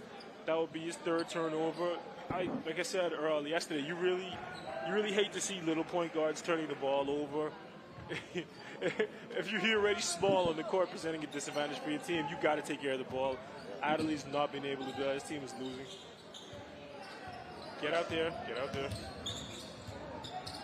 Top defense by Long Island. Now they got the basketball. Peter with the rebound.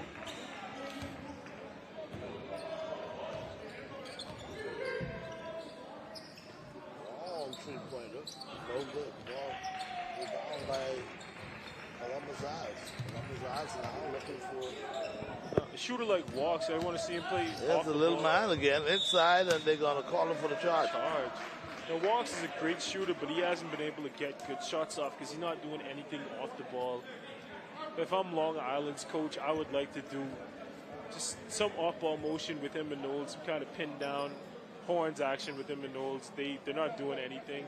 He can't get good shots up. Knowles hasn't done much in the second half. I put this one on the coach.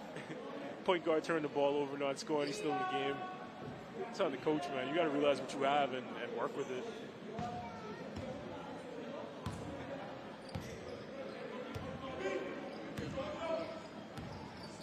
Now it's a 49 to 57. Beat almost turns it over.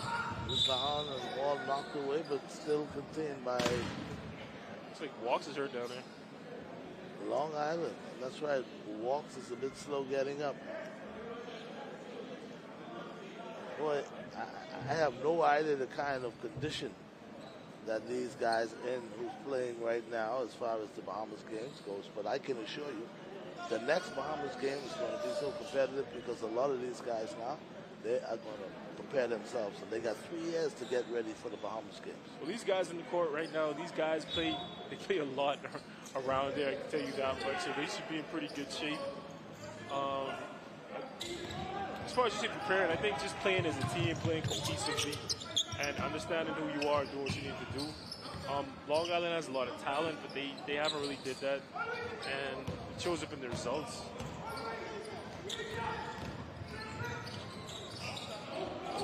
Rose stuffs it. Feet. Good verticality by Beetle misses. Kirk Farrington with the easy putback.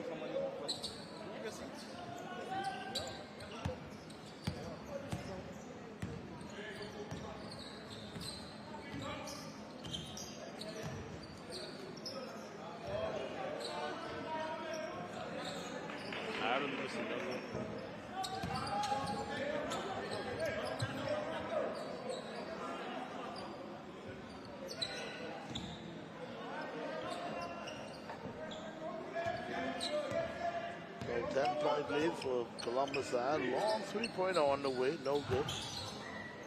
And Knowles not able to secure the rebound. Columbus side getting it back to Green, another three-pointer. Burroughs with the knockdown. Burroughs finally. We see him smile now. Nice drop all the way down low, and it's going to be off Long Island. Don't know what kind of pass that is where you're retreating from the three-point line, throwing it up to the rim. Usually you want to break down the defense, move a man, and then go throw the lob. There's a big man right now in the court, get it to him.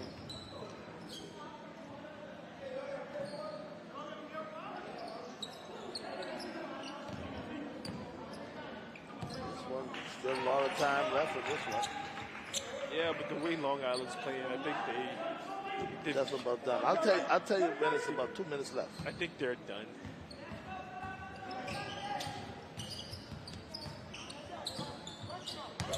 Edgecombe. Move inside.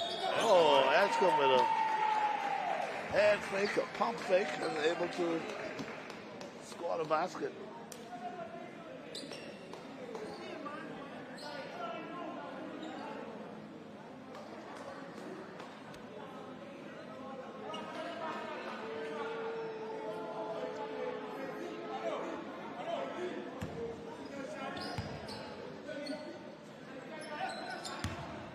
Somehow this is the free throw now. Well trapped by... Adam needs to come over. This man's getting trapped. He needs to go back to the ball and give him an outlet. What he do is he try to walk under the trap. Yeah, no, Adelaide, he sees this guy getting trapped. He needs to come back, make himself available, and be an outlet for his teammate. And this is another example of Long Island just not playing for each other. You got to call him for illegal pick.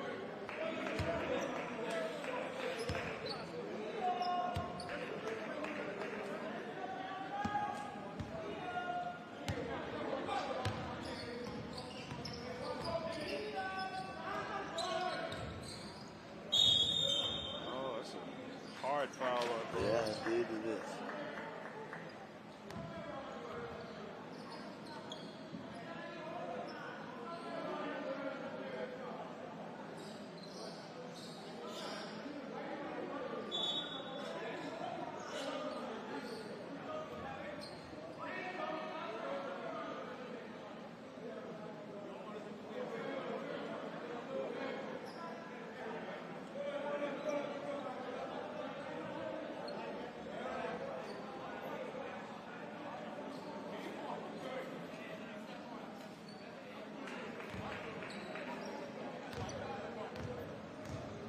So they must have called technical foul.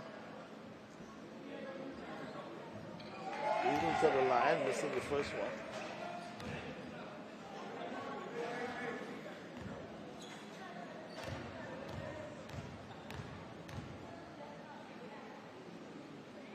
Second free throw on the way, and that's good.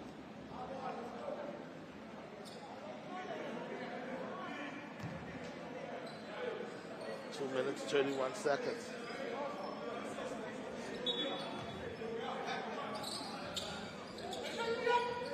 Ryan Turk got the quick trigger. Misses. Burrows rebound.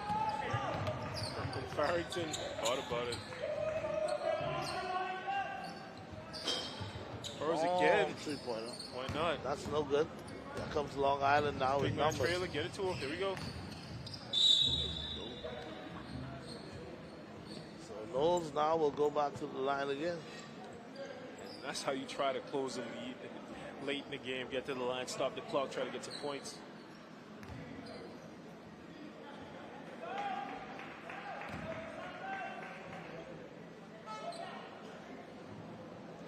Misses.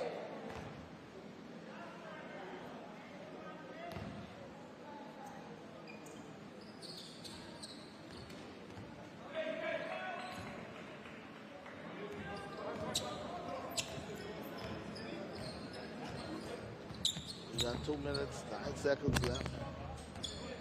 64-52 lead for Columbus Isles. Farrington. Perky. Step back three, that's no good. Rebound, Knowles. Knowles trying to dribble between the defensive plays, and they had it knocked away. So we still remain Long Island basketball.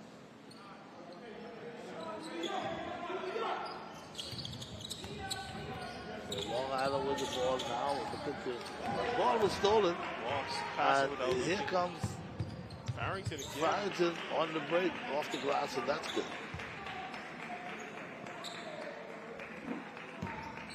Now, Coach, we talk about done.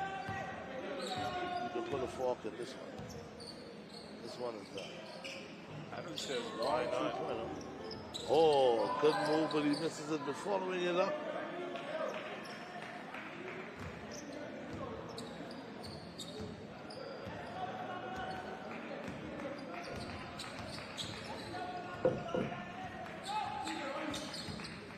Oh, good crossover. He loses it. Fernando looks like he got shaken up on that one.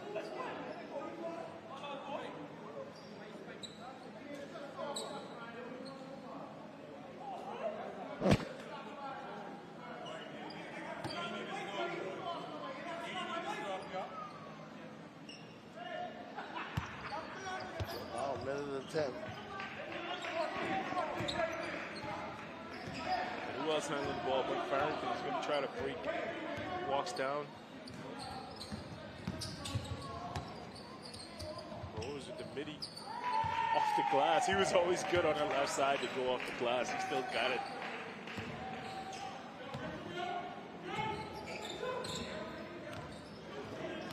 Pass. Oh, yeah. Off the glass.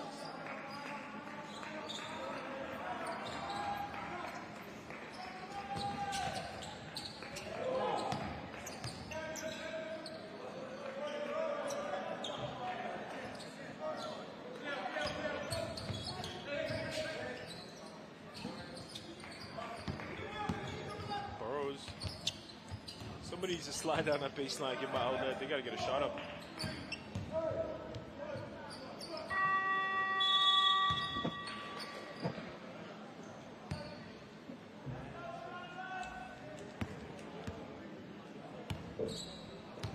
So now 23 seconds left.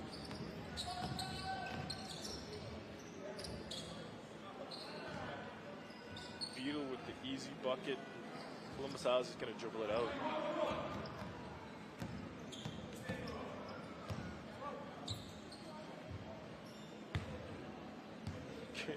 Farrington's going to take the easy bucket.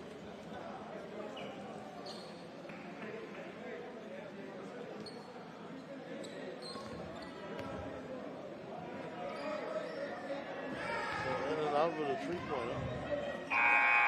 And that's your ball game. And that's your ball game. Finally, 70-57.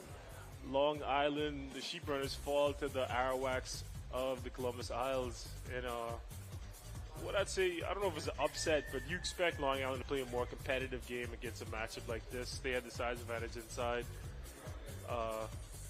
Kirk Farrington led Columbus Isles with 24 points, 10 rebounds, 3 assists. He was their best player of the game. Danrad Knowles tried to lead the way for Long Island. He had 25 points, 14 rebounds, 2 assists. It wasn't enough.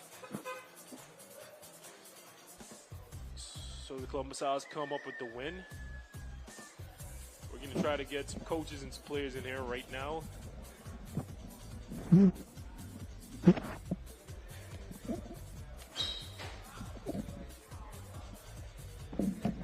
Long Island, after a big blowout last night, they looked still hungover. They fall to Columbus Isles.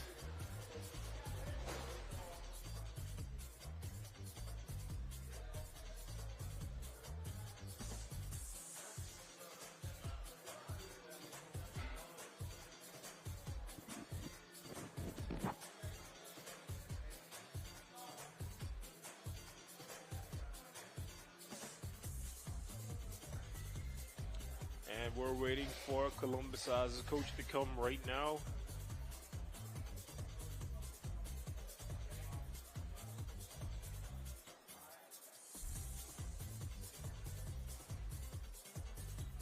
Shot Edgecombe had 10 points for Columbus Isles.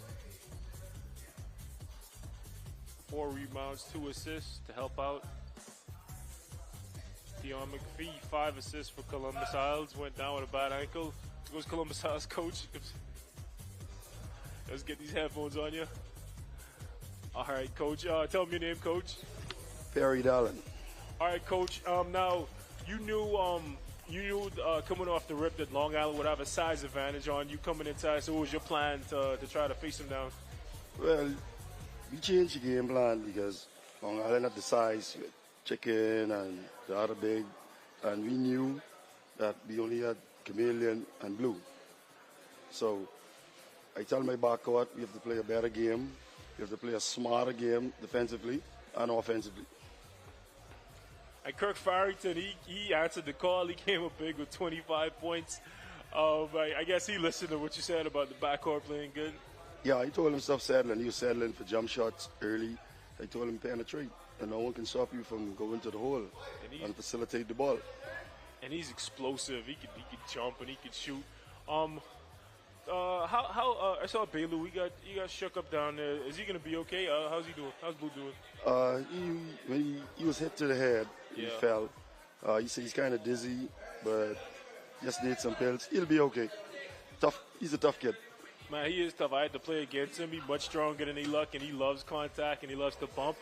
And y'all managed to outmuscle a much bigger team, so congratulations on your win, Coach. Yeah, thank you, man. Appreciate it. No problem. All right.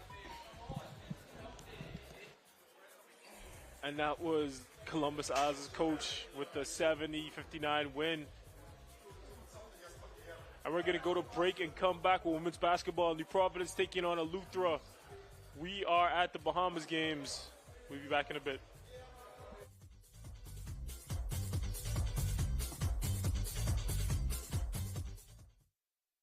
Here in the heart of Nassau, we welcome you to Bahama Handprints. Since 1966, we've been designing and manufacturing one-of-a-kind fabric. Every yard is printed by hand, and every garment and accessory crafted with expert care. Meet Les, our head printer for over 30 years. Les delicately prints each swath of fabric in our Harbor Bay factory, a skill he has mastered over decades, a true labor of love. Our islands inspire the vibrant colors and tropical motifs synonymous with Bahama Handprints. Our team of artisans passionately creates an array of apparel and accessories for women, men, and children. A visual feast, designed and made locally. Visit our factory store in Harbor Bay today to see it unfold before your very eyes, or visit one of our 2 boutiques located in Sandyport, Nassau, or Governor's Harbor, Eleuthera. Bahama Handprints. Boldly Bahamian. Inspections by the MVTS are to begin January 2024 on all commercial vehicles. Drivers will need to ensure that their trucks meet safety standards. Inspection areas include lights, horns, brakes, hydraulic systems. All trailers must be inspected on the same timeline, must have proper brakes, locking systems, and is roadworthy. Contact us at 0629 for further details and appointments. Blue Lagoon Island is an amazing private island day away that's fun for all ages. Choose your speed. Swim in the calm lagoon. Conquer the inflatable aqua park. Tour the island via Segway or relax in a hammock under a swaying palm tree. Visit our dolphins, sea lions, stingrays, and sharks for an encounter of a lifetime. There's just so much to see and do on beautiful Blue Lagoon Island. Call 363-1003 to book your spot today. First we plan, then we innovate, then we build. At Bahama Striping Group of Companies, we are committed to quality, to safety, and to service. We know that the road you take is just as important as your final destination. At Bahama Striping Group of Companies, it is our job to make sure the road and the ride are as smooth as possible. From striping roads to building them, we are the right choice, the trusted choice, the only choice to help you build your tomorrow.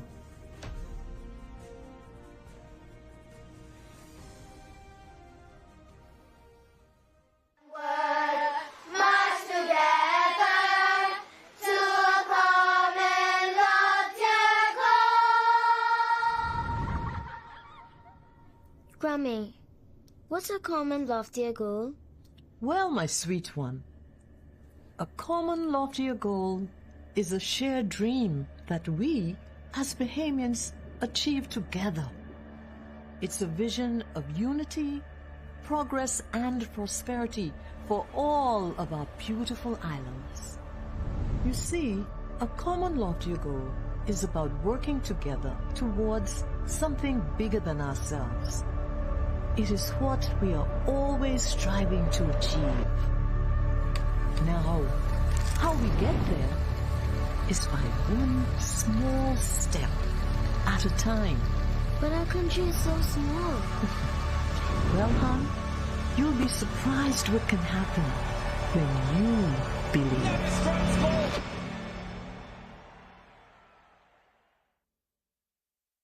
Lowe's means a lot to me. Seeing my customers smile brightens my day. Family is important to me. I love spending quality time with my grandchildren. I'm happy to celebrate 70 years with Lowe's. My name is Constance Penn. I've been working with Lowe's for 48 years. I hope and trust that they have another 70 years to come.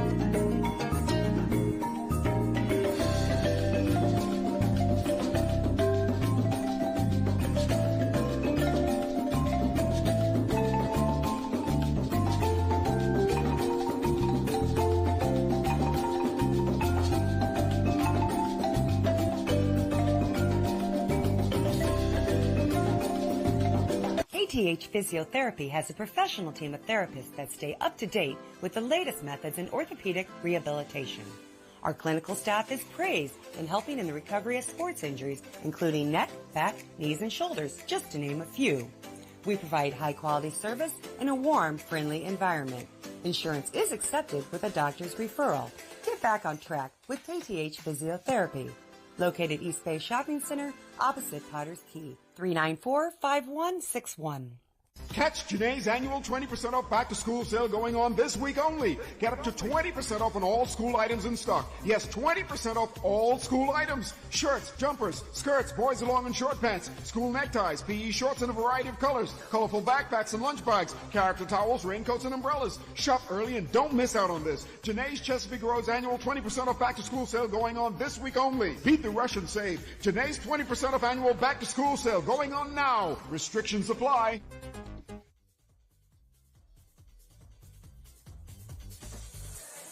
And we're back at the Bahamas games. We've got New Providence women's playing Eleuthera. They're at center court ready to go. I'm Tage Adderley. That's showtime. Eugene's showtime. Hey, Coach. We're in for a good one, Coach. This is an evenly matched up team, and we're going to see who's going to prevail. This is a good one. We saw New Providence play yesterday. Eleuthera, they got the running the point for Eleuthera. They got the overseas pro, LaShawn Higgs, University of Texas veteran, and she can take it to them girls. New Providence has a good team, but she's going to take it to these ladies today. Wait for the lineups to come in.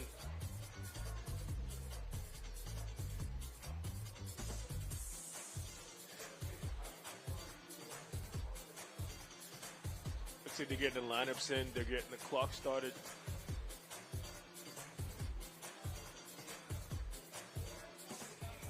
Okay, I think we all set now, Coach. And there we go. Walter jumping the center court. New Providence now with possession.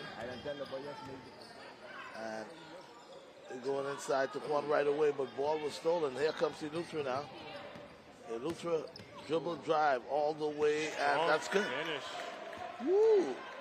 What a move by the little point guard. And that's a strong finish by Deshaun Saunders, point guard for Eleuthera. Saunders. And the line for Eleuthera, number 2, Isis Wilton. That was Deshaun Sanders. Number 3, Alkier Roll. Number 4, Stuart Yvette Clear. And number 12, LaShawn Higgs, Floyd General, University of Texas. For New Providence, number 5, Chantel Roll. Number 6, Felicia Kelly. Number 9, Michelle Butler. Number 10, Antonisha Moultrie. Number 12, the big center, Brittany Karras. And she tries to get into Harris, but stolen by Higgs.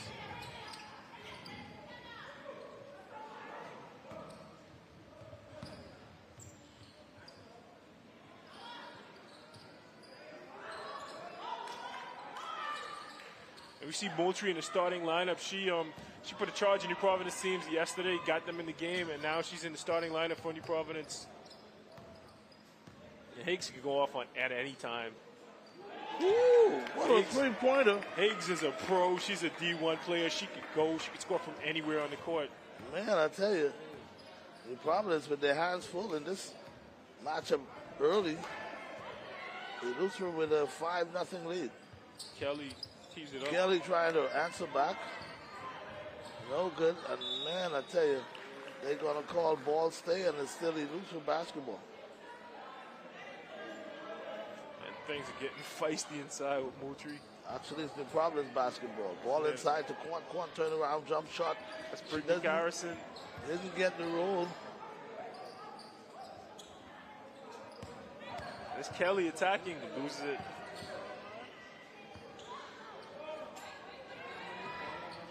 So now here is Eleuthera now with the basketball. It's Harbor Island's very own LaShawn Higgs. Stepped into another 3, but that one is no good.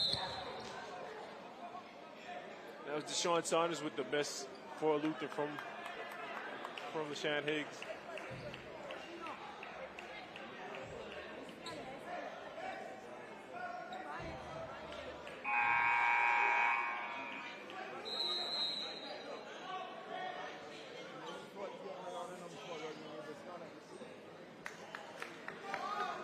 Looks like they're going to call a timeout.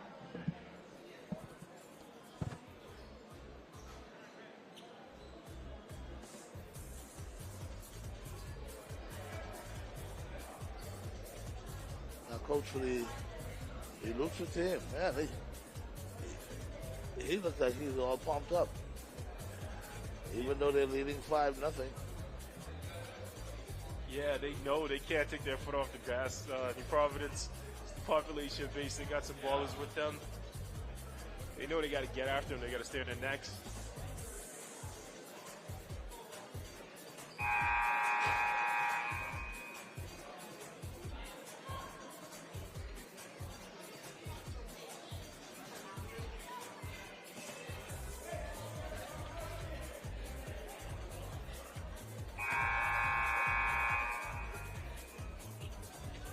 We got Leon Cooper in the game. Referee. He played on a couple national teams, played in college. I talked to him before the game. He said he's in Abaco teaching some PE. But he's in their game reffing. So ball pass on the inside, sloppy basketball now, and they're going to call a jump ball. So that's... and that's short of it, clear for Eleuthera. Mixing it up with Michelle Butler. Here comes Eleuthera now. With the basketball, looking around. Pass it down low. Fake the three-pointer, gets in the corner. Pump fake, had it blocked by... Great defense by Moultrie. Moultrie now, the spark plug of this team. Moultrie is trying to run through and she loses the basketball. So now it comes to Eleuthera. And I think a player might be down. And Higgs tried to make it pay. The Providence now with the basketball. There's Moultrie cut across the lane. Kelly says no.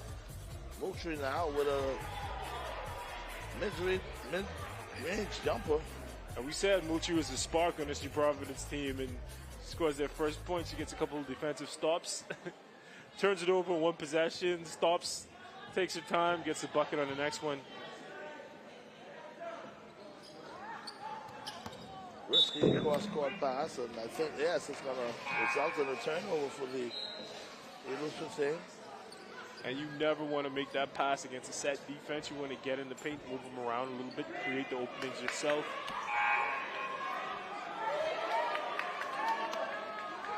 Higgs is a very high-level basketball player. She should know better than that. I don't expect her to make too many mistakes like that.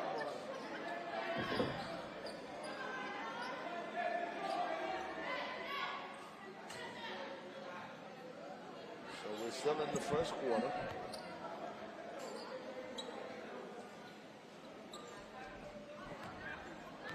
See number of fans coming in now. Of course, Ms. Comer, who's here to support her son, Donnie Comer, the coach from the Providence ladies team. Talking to the referee. And that's roll, picking up a foul on Felicia Kelly.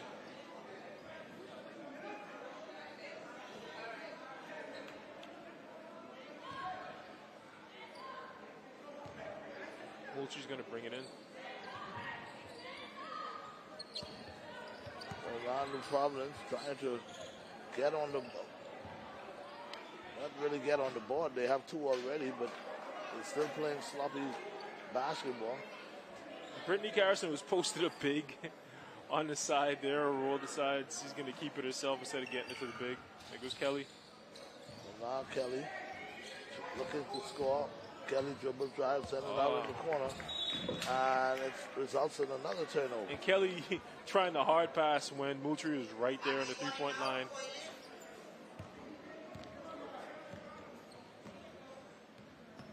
So now here comes Eleuthera now with the basketball. That's Kelly. Inside. Partially blocked, but they're going to call a foul. And boy, what is...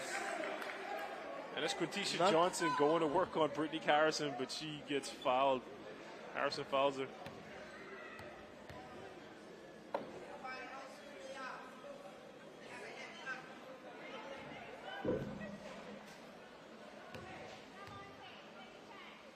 So first free throw on the way, that's good.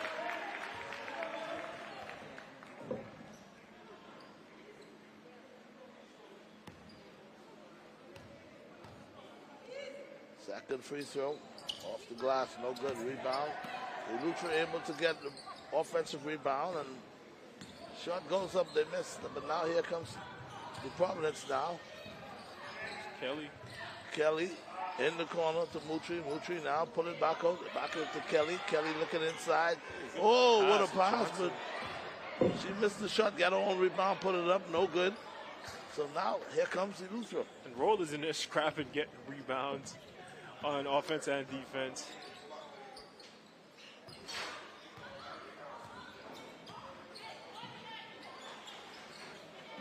They're going to try to force it to LaShawn Higgs. Risky pass again.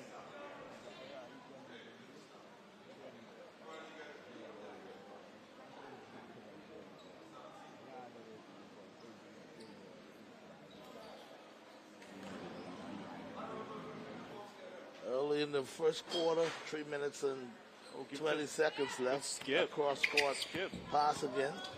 And you know the skip is coming. You got to be low ready to catch and shoot or make a move. She was up high, got closed out, and missed a shot. And both teams are slow getting going in this game.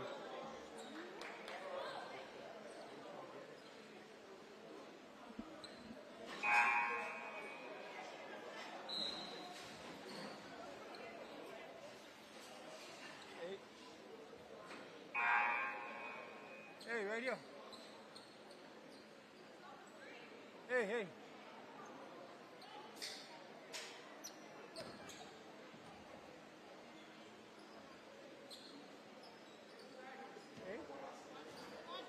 There's LaShawn Higgs. She hit a 3 early in the game. We haven't seen much from her. We knew she's going to factor big for Eleuthera. Forces it to the rim, but misses. Eleuthera with another offensive rebound. No. She is. 3-pointer, no good. It's Mutri in a run. Here comes Mutri now. Oh, good ball movement. But not able to cash in. That's the veteran point. Oh, I think they're going to call a charging foul. Big charge by Diasti Delancey. Savvy veteran stepping in to take the charge on the young pro. Higgs looks shaken up. Yeah, she's taking a little while to get her. That's in good condition. I think the wind was just knocked out of her. Yeah, Higgs, she has some miles on her. She plays overseas. She played at University of Texas. She's a D1 hooper, so she has some rough miles on her. She looks hurt. Hopefully she's not hurt too bad. That's Eleuthera's best player. That would be a big blow for them.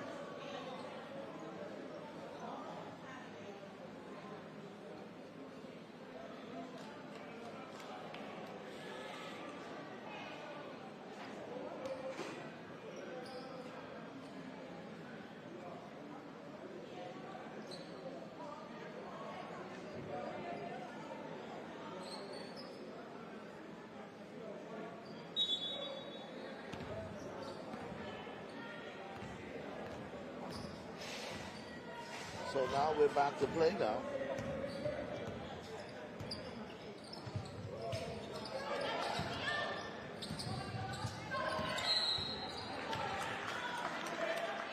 Mutri with the foul on the other side of the court.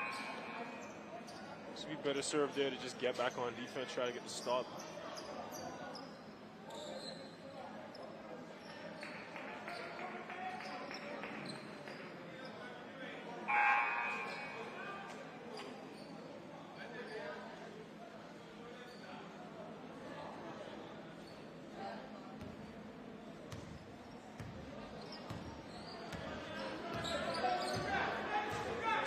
Wilson handling the ball for Eleuthera, taking over from Higgs.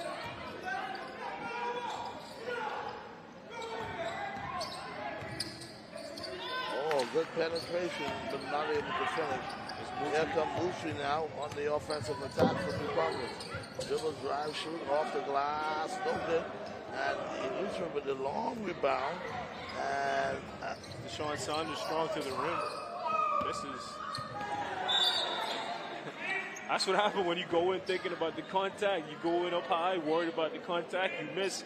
You go, put your head down, drop your shoulder, absorb it, finish, concentrate, and you get the bucket, you get the call. She preemptively fakes. She preemptively pumps. Wild shot.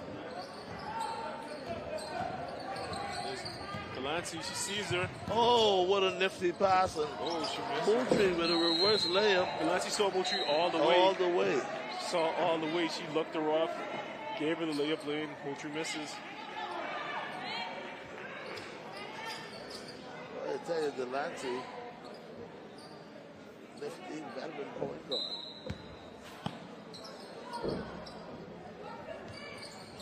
Moultrie wide open. Good pass by Moultrie.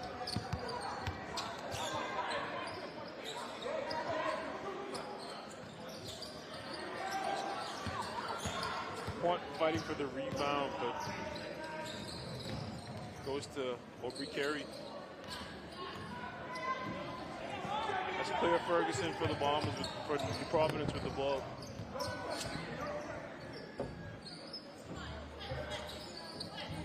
Skip to Ferguson. Nice cross-court skip. It's Carey.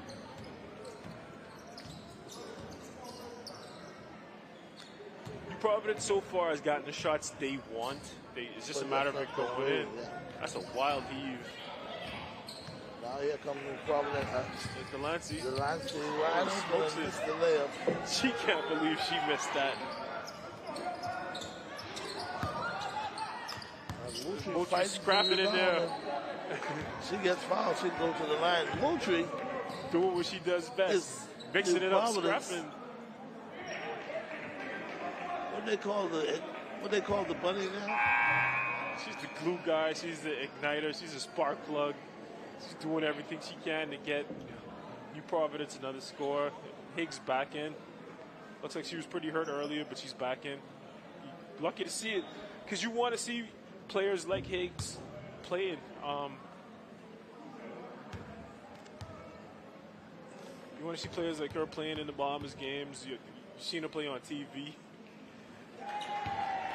Yes, I did. You've seen her away. You've seen her doing all kinds of things. So it's great to see her in the flesh right here, repping for our island. She's from Harbor Island.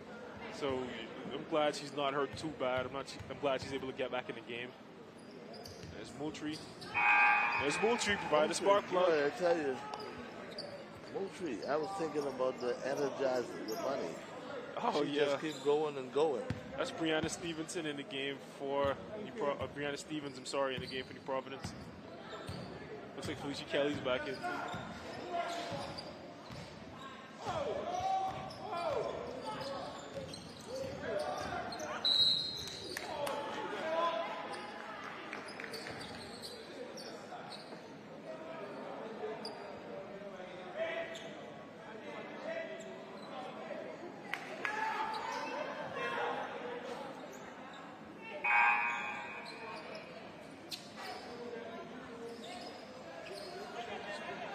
Black in for a Luthra.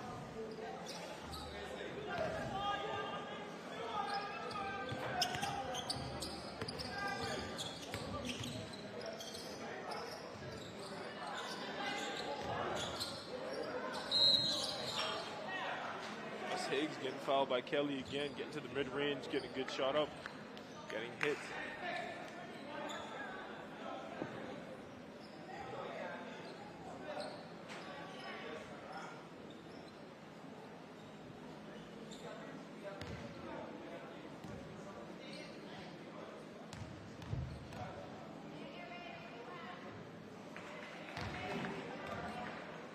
Higgs misses the first one.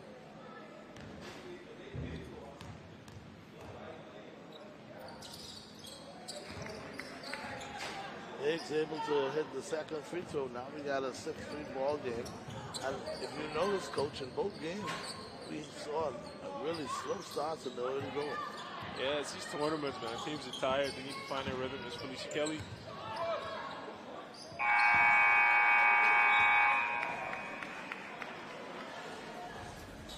And that's the end of the first quarter right there.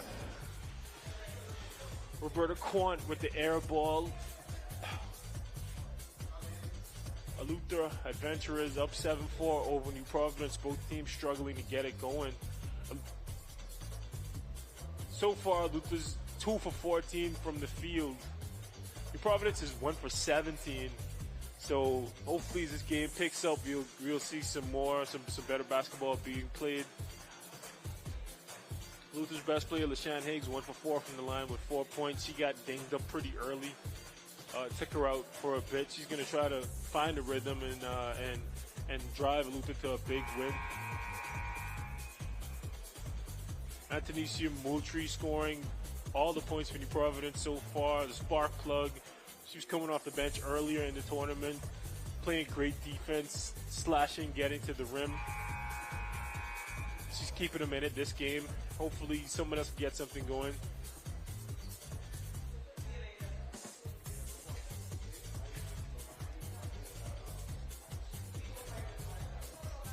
They're going to take the court again.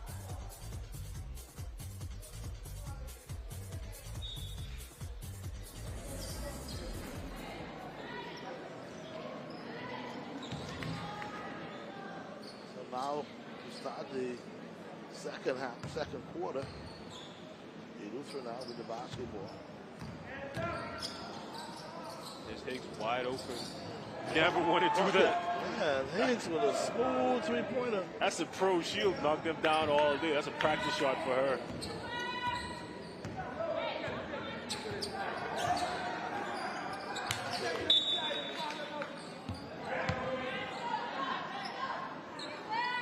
You never want to try to pass it straight through a zone. Lots of hands everywhere. Lucy Kelly looking to get it to a quarter point.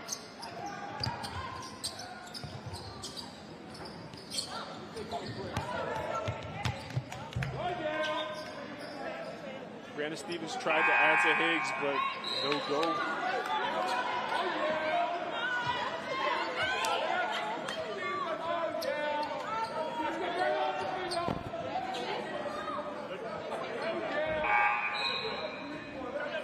Looks like both teams think it's their ball. They're trying to get it cleared up. Jerry Colebrook down there. What I call that is, coach, I call that trying the umpire, the official. You got to, man. Yeah, you play like you think it's your ball and they might slip. Okay, You talk about giving offense 3 feet on the inbound. I tell you, I always tell my players, make them tell you to move back. Yeah. So the ball now knocked around, and here's New Providence with numbers all the way, and she misses the layup. So it'll mean New Providence basketball. Alicia Kelly in there fighting with Samantha Rock for the ball. There's Kelly. Kelly with an open two-pointer, but she misses it. Yes, so now there's here Higgs. Ooh, look at the nifty one hand, left hand at that layup. Strong to the rim with the lefty layup.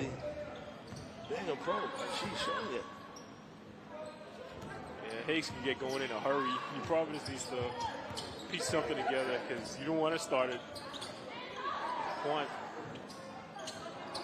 Pete Kelly with the mid-range to answer Higgs.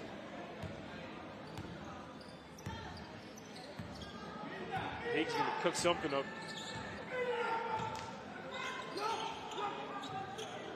Oh, she's open. Ooh. Oh, Higgs with a beautiful pump. And then, of course, the shot, but she's not able to connect. So now it's New Providence ball. 12-6. We're in the second quarter with about 6 minutes and 12 seconds left.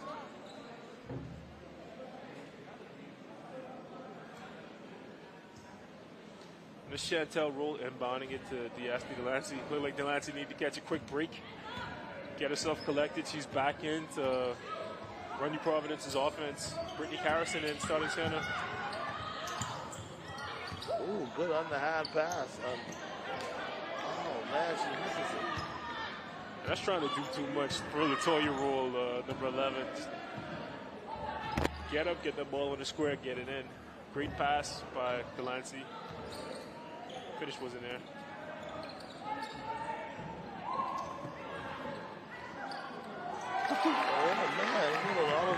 And that's the Vesta Bullard of Eleuthera doing work in the paint, getting that rebound, getting it back up.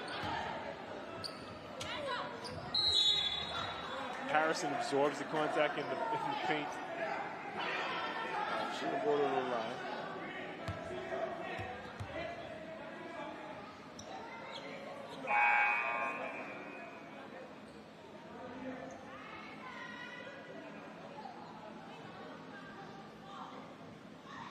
And Providence played a game early against Columbus Isles, so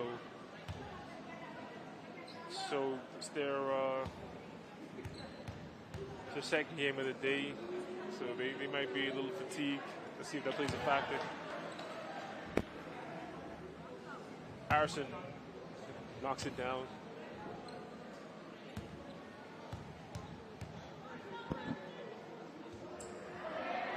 Looks like Roll jumped over there, but ref's no call.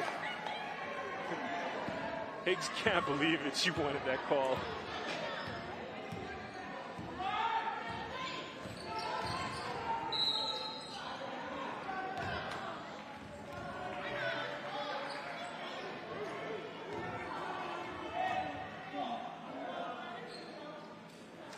So they're going to call a foul on the line. I think that's a second.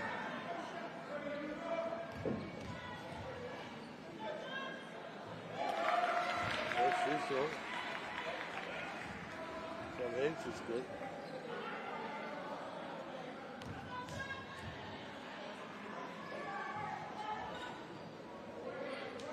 Just roll with the rebound.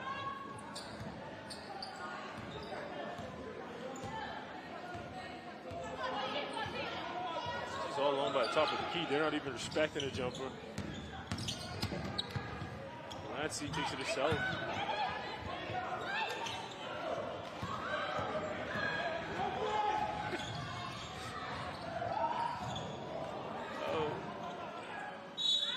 Higgs gets the rebound, does it herself.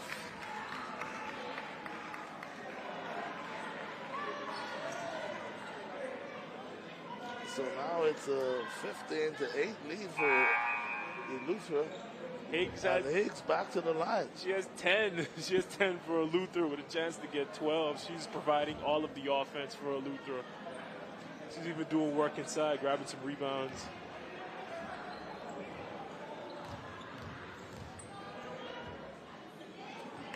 On the way, it's good.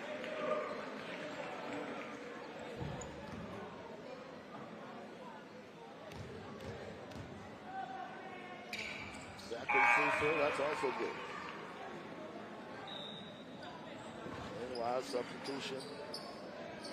I think they may give. LaShawn Higgs doing it herself. Personally outscoring New Providence 12-8. Ball knocked away again, but of course, New Providence able to rebound. And Moultrie getting it into Harrison. As soon as Moultrie gets on the court again. Finally stopped the bleeding. As soon as Moultrie gets on the court again, something good happens for New Providence. Oh, Harrison swings. That's a cardinal sin. That's a cardinal sin for a big. Don't be the first. If you're on defense, you never want to be the first person in the air, and you never swing. You go straight up, stay down, put your hand straight up, jump when the ball leaves her hand. Harrison gets caught up in the air, swings, gets a foul. Could have been worse. She could have surrendered the and one, but Isis Wilson is going to the line for Eleuthera.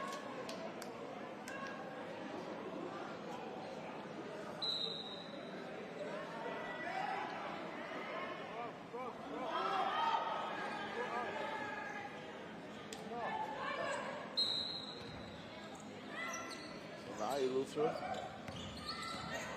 brings in the ball, dishes out. Great defense by Moultrie. Closing out Ice as well as she jumps. They're going to call her for a travel. I thought they were going to call another foul at Harrison, but number 10, Vesta Bullet traveled. Moultrie.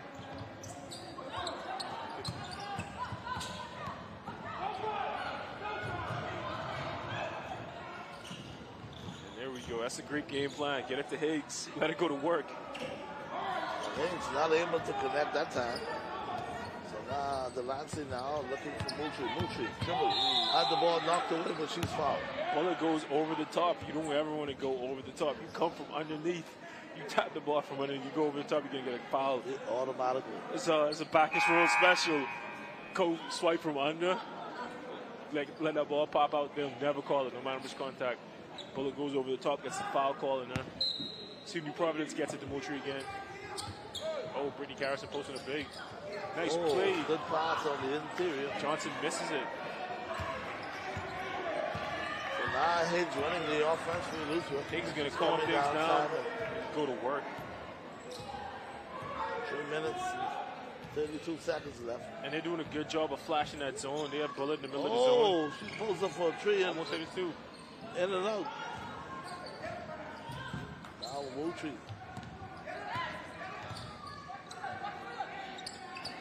Pass. Oh, inside. And that's what you do with a zone. You get somebody posted up right in the middle. Defense has to honor them. If they don't, they're dead.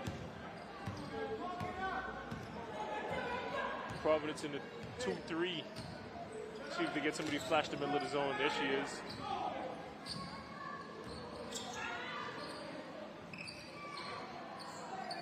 Roll with the rebound.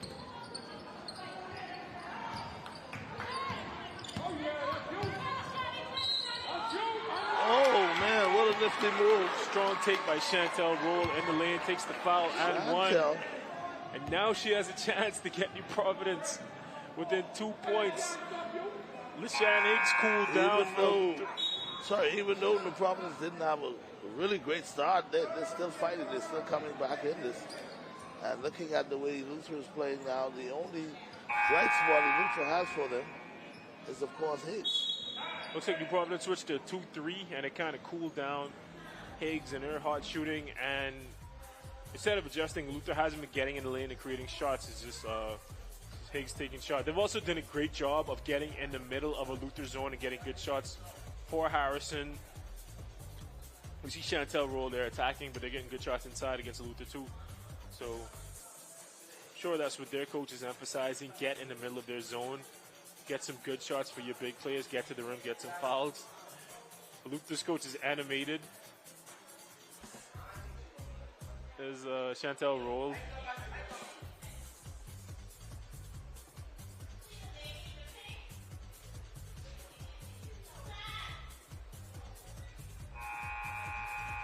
If I'm a Luther's coach, I'm telling him, just get her the ball, please. Just get her the ball. Get her away. Just stay away. That's okay. It's okay. She'll get you the ball if you're open. You can shoot it. That's fine. But get her away. That's what I would be saying. I don't know what coach is telling.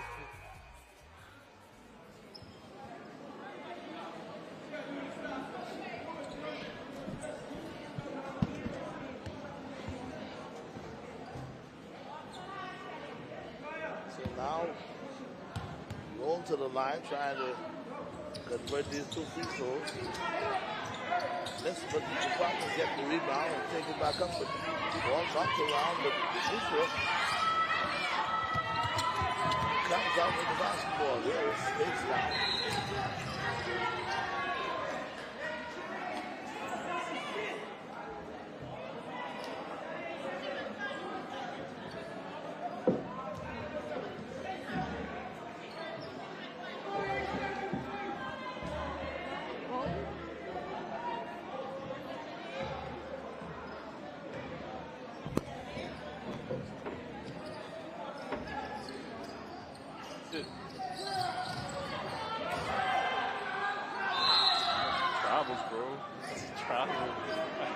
That's what happens when you do it. She just dropped the ball and she knew she tried to walk away. That's what happens when you drive and know where it goes. You got to come to a jump stop, figure out what you're going to do next. There we go. There's Leon Cooper on the call. I love to see refs getting it right.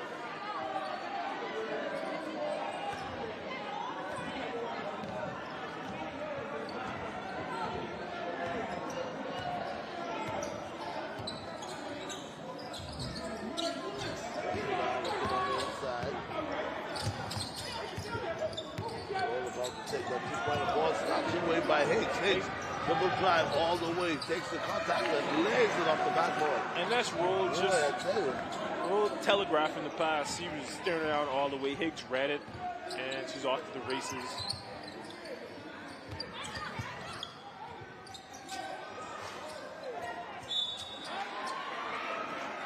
Good work inside by Latavia Brennan, getting the rebound, getting the foul.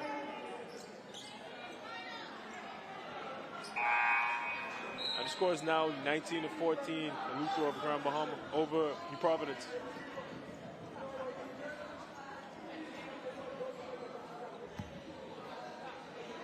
Brennan to the line.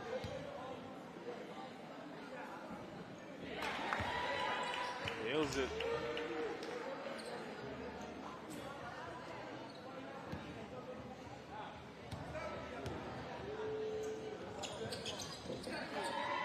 She hit both free throws. So now we got a 16-19 ball game. 1:45 left.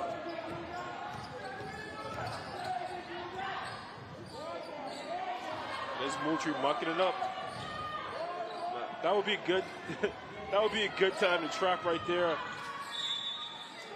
Because Johnson had a guard in the corner. Moultrie should have came down with her hands wide and tried to get a trap so they could get a steal. She's slow with it. Rose able to dribble out of the trap, and now Lucy's going to the line. Who else but LaShawn Higgs? Meanwhile, a timeout's been called on the floor.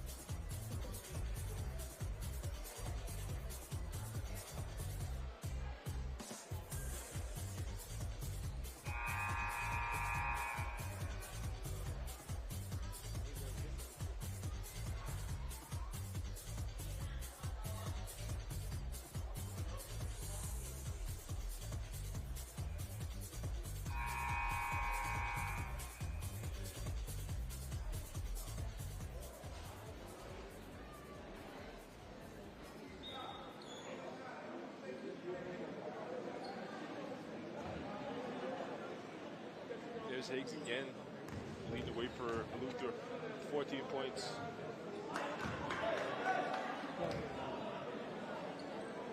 She misses the first free throw.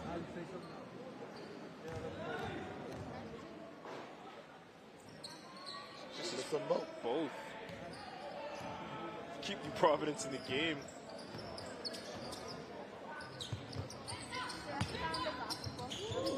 Pass by Moultrie.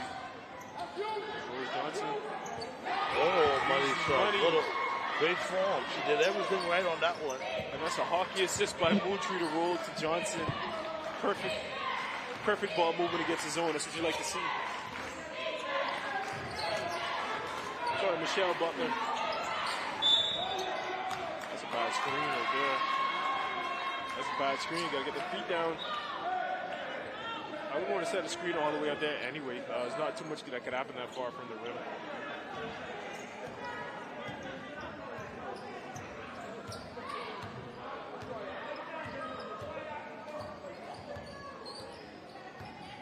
There's roll, high post, Moultrie, we open on skip.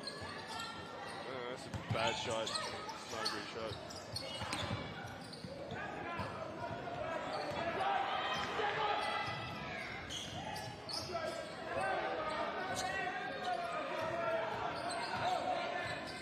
Isis Wilson forcing the issue, but she gets blocked by Michelle Butler, but the ref says his contact.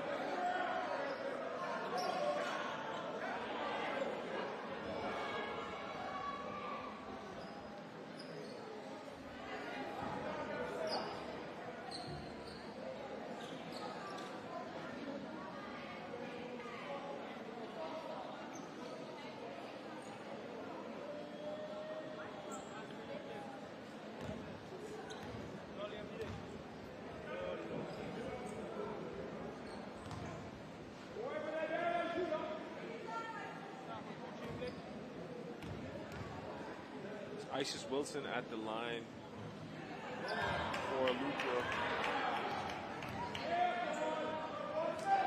And she's over 4 from the field goal, 0 for 1 from the free throw. Looks like she's trying to get herself going.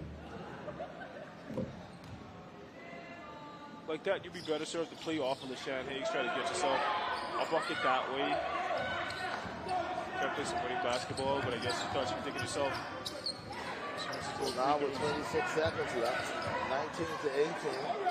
Providence now trying to tie this one up or go ahead. Butler move, jump shot again from Michelle Butler with the smooth jumper. Same spot as last time. Same results. Long three-pointer. Chucks it. And it's no good. So we got a good one. 19-18. And we started the game, but it looked like Eleuthera was going to dominate this one. Well, actually, it's 20. With LaShawn Higgs. But New Providence got back in the game. They went up 1 thanks to good ball movement and good teamwork. New Providence spreading the ball around. Antonisha Moultrie lead the team with 6 points. 2 apiece from Chantel Rove, Felicia Kelly, Michelle Butler, Brittany Carrison, and Latavia Brennan. 4 from Brittany Carrison. And Eleuthera's a one-woman show. LaShawn Higgs with 14 free rebounds, 0 assists, 3 steals, and not much else from much other people. So we're going to break for halftime and be back at the Bahamas games. I'm Tej, that's Showtime, and we'll be right back.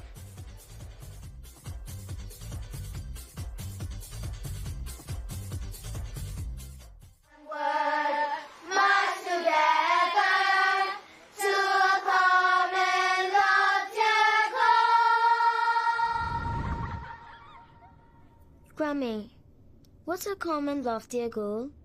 Well, my sweet one, a common loftier goal is a shared dream that we, as Bahamians, achieve together. It's a vision of unity, progress, and prosperity for all of our beautiful islands. You see, a common loftier goal is about working together towards something bigger than ourselves. It is what we are always striving to achieve. Now, how we get there is by one small step at a time. But our country is so small. Well, hon, you'll be surprised what can happen when you believe.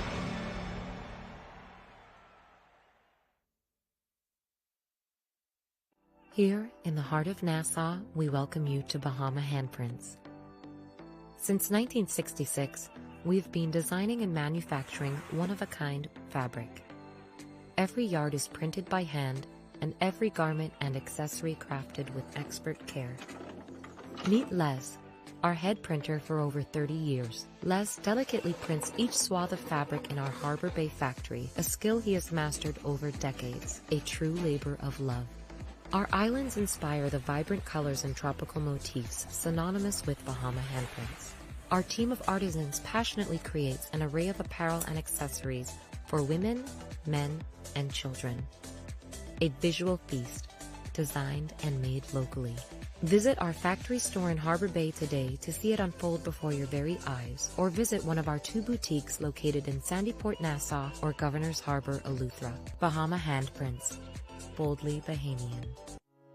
Inspections by the MDTS are to begin January 2024 on all commercial vehicles. Drivers will need to ensure that their trucks meet safety standards. Inspection areas include lights, horns, brakes, hydraulic systems. All trailers must be inspected on the same timeline, must have proper brakes, locking systems, and is roadworthy. Contact us at 601-0629 for further details and appointments. Blue Lagoon Island is an amazing private island day away that's fun for all ages. Choose your speed. Swim in the calm lagoon. Conquer the inflatable aqua park. Tour the island via Segway or relax in a hammock under a swaying palm tree. Visit our dolphins, sea lions, stingrays, and sharks for an encounter of a lifetime. There's just so much to see and do on beautiful Blue Lagoon Island. Call 363-1003 to book your spot today. First we plan, then we innovate, then we build. At Bahama Striping Group of Companies, we are committed to quality, to safety, and to service. We know that the road you take is just as important as your final destination. At Bahama Striping Group of Companies, it is our job to make sure the road and the ride are as smooth as possible. From striping roads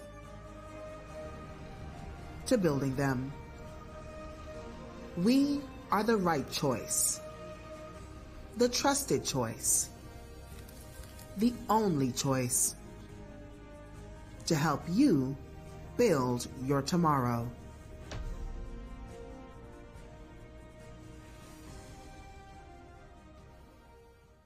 Lowe's means a lot to me. Seeing my customers smile brightens my day.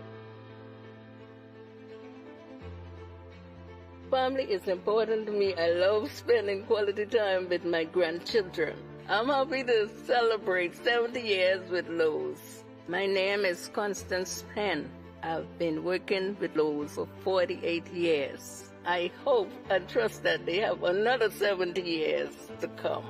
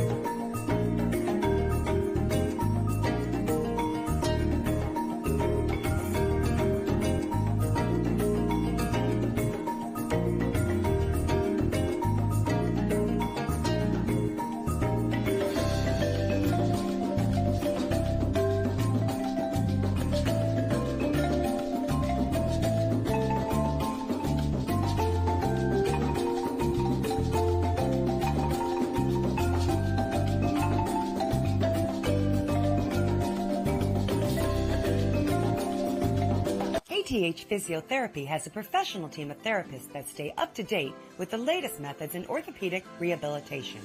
Our clinical staff is praised in helping in the recovery of sports injuries, including neck, back, knees, and shoulders, just to name a few.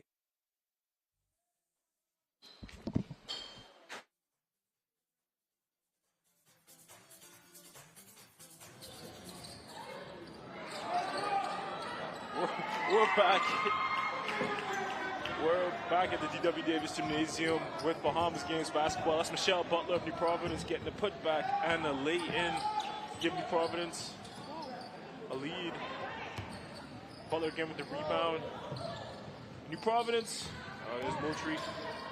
Oh, slick move by Moultrie, but she missed the layup. And New Providence fell early to lose, but they managed to come back, take the lead. That's Shan Higgs, sharpshooter, University of Texas, Longhorn. Oh, no look inside, but knocked away. There's Pete Kelly with the slick pass to Moultrie. The pass is deflected by Alkia Roll of Eleuthera. It's Kelly off the screen, the midi. And that's Isis Wilson getting out hustled by Michelle Butler. Ball's right there for Isis Wilson. She needs to grab it, chin it, and get it up the court. She slacks off on the play. Butler out hustles her. And there's Moultrie. Moultrie doing it all for New Providence with a little mid-range pop.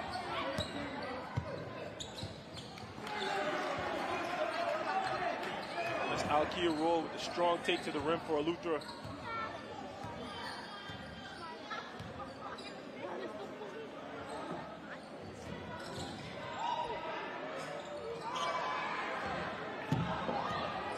Interesting spin move. I thought it might have been a travel, but the refs say no. Boy, I tell you.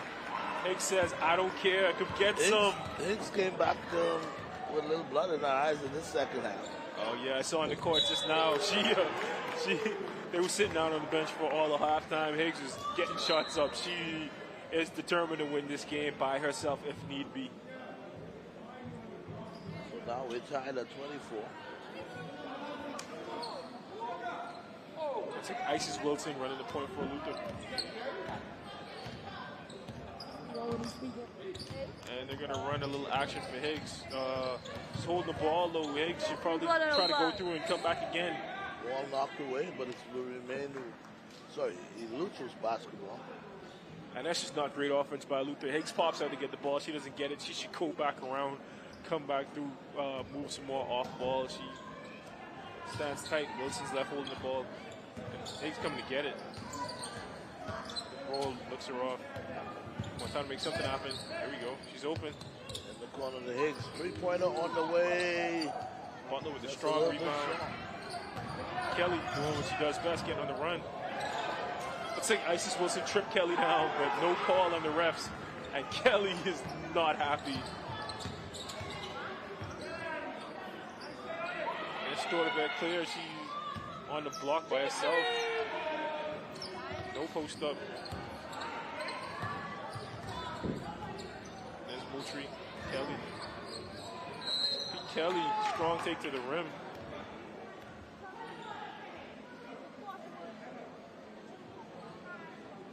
You see Michael Furley Bay, New Providence getting ready to go.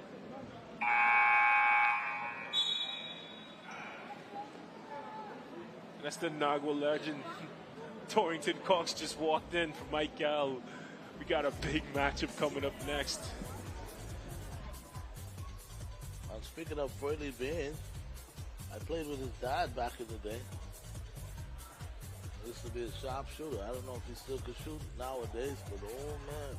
Well, I seen him recently. He looks like he's in really good shape. They say the jumper's the last to go. Yeah. I don't know what Luther. Oh, we got some elbows getting thrown in Luther's huddle, but it's all love. Friendly fire. And New Providence in a dogfight with Eleuthera. There's Donnie Culmore. I don't know what he's saying, but he seems heated. He seems animated. It's Felicia Kelly's son right next to her. He's a feisty little one. Trying to get him to sit down. He's in the man. There's a game going on, Mom. I want to play. Yeah, he want to go in the huddle and all. You want to play? You got kids like that. You gotta make them do everything. You gotta let them play basketball, play soccer, swim. You gotta wear him out. Like we had him on Tuesday. I was talking to her, and he was on the broadcast too. He's all over the place. He's a lot of fun. It's Kelly to the line. First free throw is good.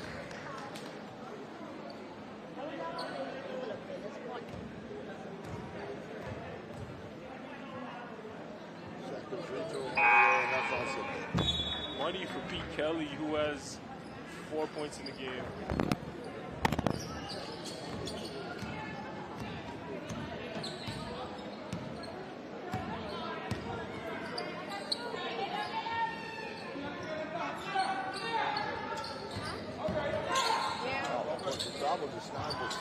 Able to get through out of it.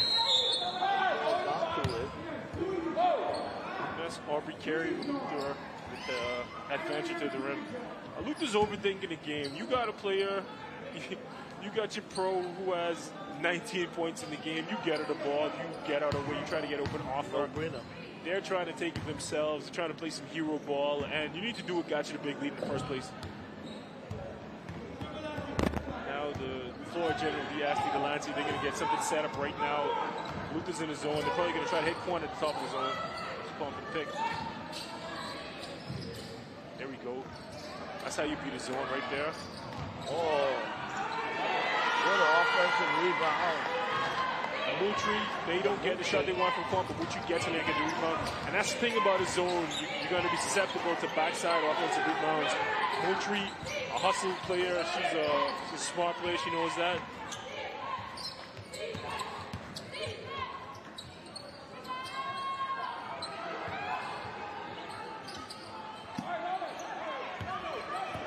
Here comes the problems now. Michelle Butler's doing work in there. That's her 8th rebound. That's her 8th rebound so far in the game. Michelle Butler's doing the dirty work for New Providence. Tries to jump it. There we go, right in the middle of the zone, right back out. Money. And they're just wearing that zone now. Luther needs to call. They need to switch up something, or they need to. The best zones look like man-to-man defense, and the best man defense look like zone. And they're playing a tight zone. They're not active enough outside of the zone. And they're getting broken right down by New Providence. Meanwhile, ball knocked away. And that's Claire Ferguson taking a swipe at Higgs. You never want a zone to look like a zone. You want active ball pressure. You want active help. You want hands everywhere. Alupa's sitting back in the zone. They're getting picked apart.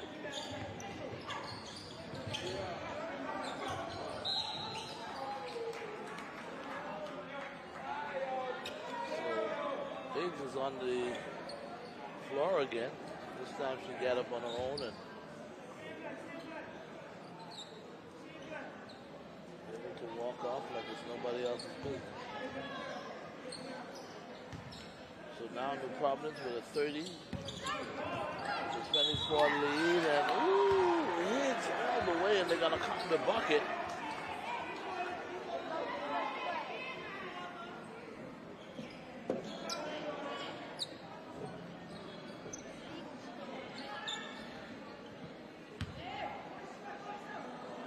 That's a strong take to the rim for Deshaun Sanders. She started the game, went 1 for 4 with 2 points, but she's going to get back on the board right now.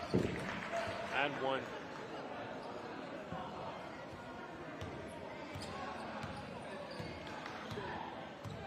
And a little A stretch out the zone, but they still have Quant open in the middle. You want to do that.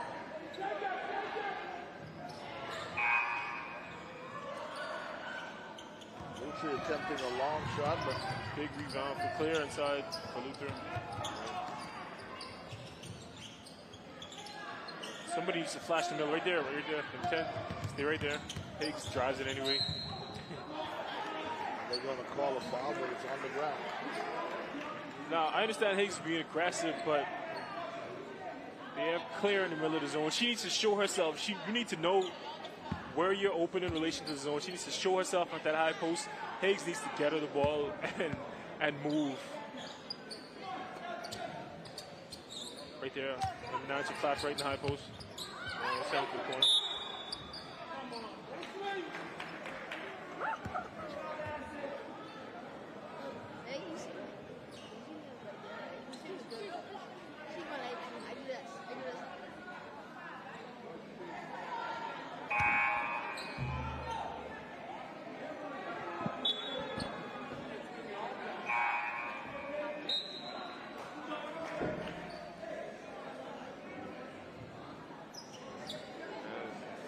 Looks like they're going to the line.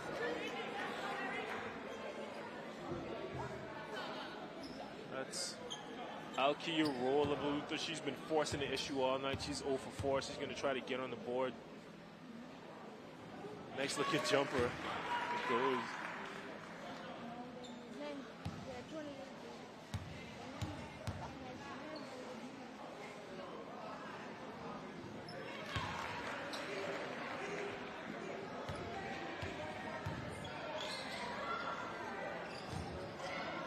Moultrie doesn't connect this time. Higgs with a strong rebound and the push. Oh, she's open. Higgs wasn't looking. Oh, she over-penetrated. She had Alkia roll open.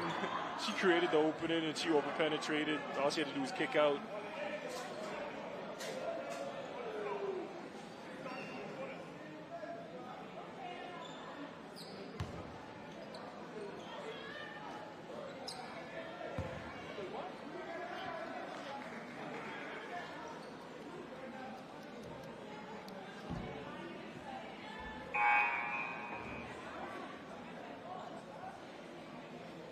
That's the Sean Saunders of Luther getting to the line.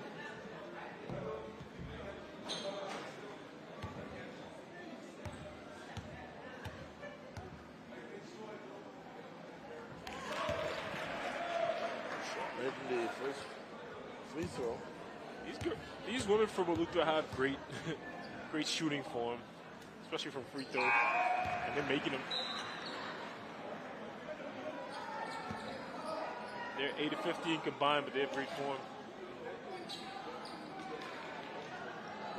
The two veterans, Quant and Delancey. And the zone's open. She's gonna hit roll right in the middle of the zone. Moultrie very calm under pressure. Good gang rebound. Brianna Stevens is incredulous, but she hit her. It's very obvious she fouled her. She knows she did. She knows she did. Coach is saying, "What are you doing, man? Let's get the ball out of there."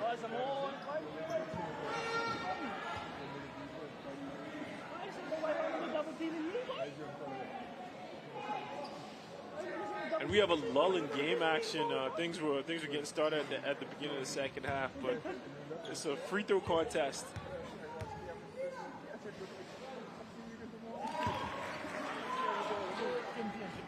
And that's no problem because Deshaun Saunders will make those. She's 3 for 4 from the free throw so far. Misses that one. I jinxed her. There we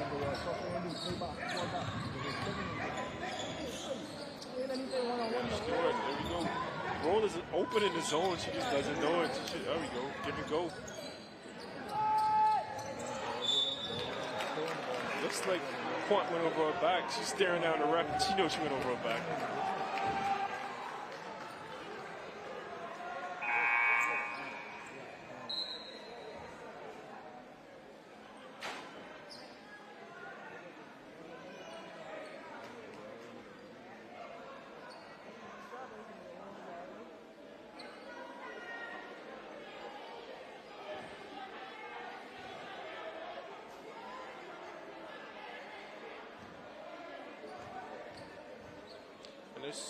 Strodovic player going to the line. Luther's in the bonus thanks to the over-the-back foul from Roberta Quant. Luther's back in the lead. They went down into Providence, but they scratched and clawed, and they're back in the game thanks to their clutch free throw shooting. If Higgs could get going on offense, they could put New Providence away. There she is. She's open. Good finish.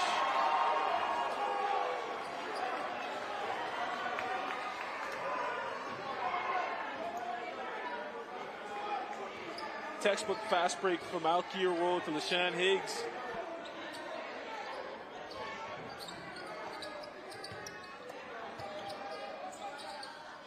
Great skip against his own. Good movement.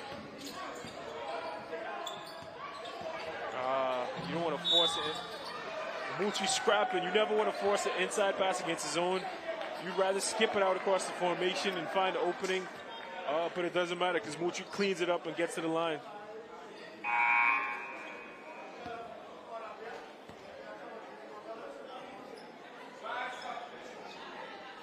Moultrie with 12 points to lead New Providence. 9 rebounds, doing work.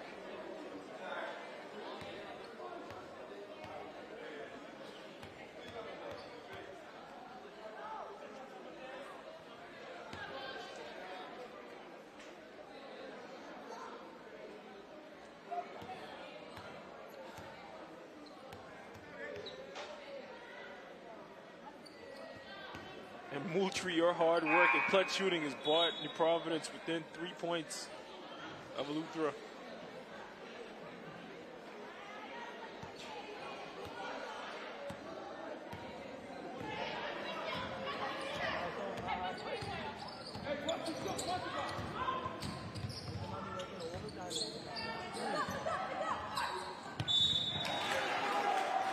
Scrambling inside.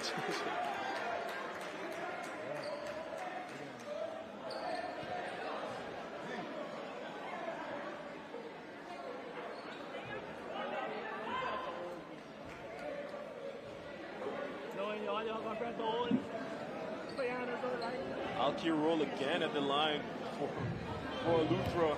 Playing some hard-nosed basketball, seeking out contact, trying to put New Providence away.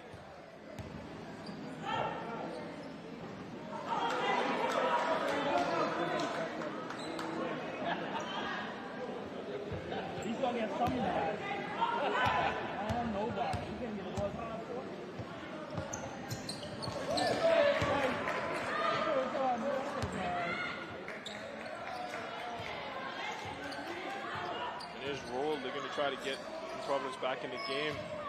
Moultrie posting up big inside, not Moultrie. Harrison with a big move. There you go. That's what New Providence needs to do. They need to pound this ball on the inside of this upcoming fourth quarter. Harrison wanted that ball in there. She got it and she scores. Higgs going to try to answer.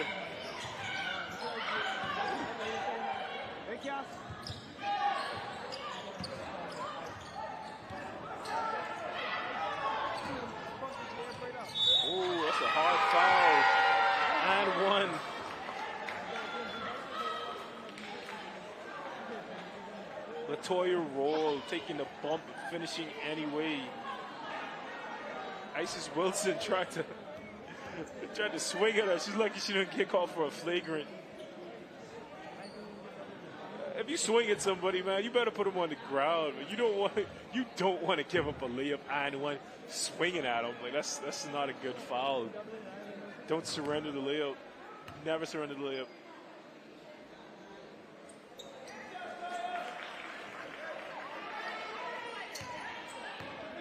Says it's not a problem.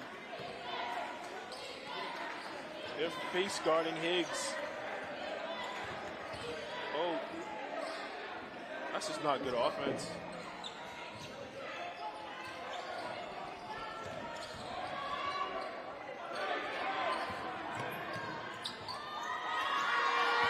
It's not good offense by Luther, not good defense. They don't have the depth to lay off like that.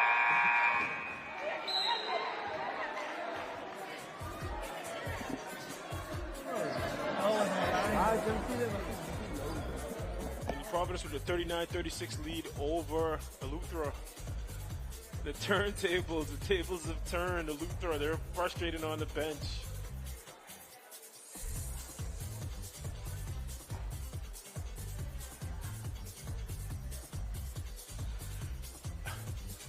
And this is what happens when you have a one-dimensional offense. They have a shooter in LaShawn Higgs. She's struggling to get hot. They need to be setting up something, some down pick for her to go off the ball and come off screens and get to her shot. They're not doing it. They're just going one-on-one. Antonisha Moultrie is doing what she does. She's out-hustling Eleuthera. She has 14 points, 9 rebounds, 4 assists. She's all over the place for New Providence. She's their best player by a mile. Michelle Butler has 6 points, but she's doing the work inside. She has 8 rebounds. Brittany Carrison with 6 points. She's taking up a lot of space inside. She's providing an inside presence. Leading the way for Eleuthera, LaShawn Higgs. She had a hot first half, but she's cooled down. She has 21 points. 3 of 6 from 3. Let's see if she tries to get more up. But only 4 of 8 from the free throw line. A shooter of her caliber should do a lot better from the line. 3 turnovers. She might want to tighten up on that. 3 steals, though. Luca's going to try to come back and win this.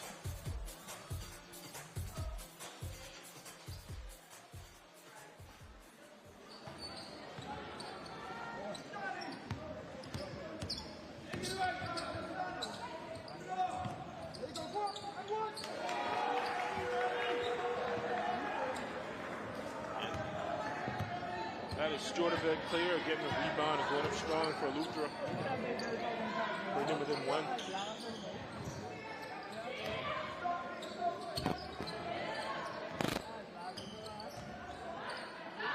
She's open with the skip. There she is. There she is. She's open. She plays such a smart game. She was open about 3 times on 3 different skips, but she never stops moving. She cuts hard to the rim, and now she's going back to the line. Antonisha Moultrie, New Providence's best player. Playing unselfish ball, getting into the post, collapsing the zone, getting back out, cutting back door, getting to the line. Making it.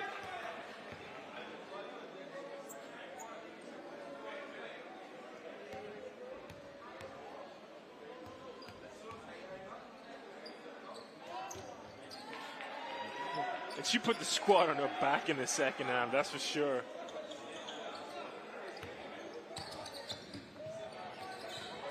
And that's Wilson struggling with the ball, losing it.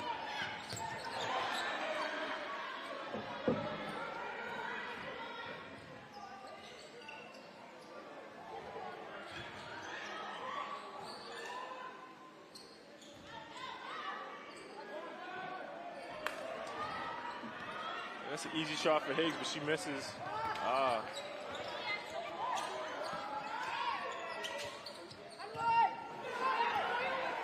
Roll had it, there was no need to pass it out.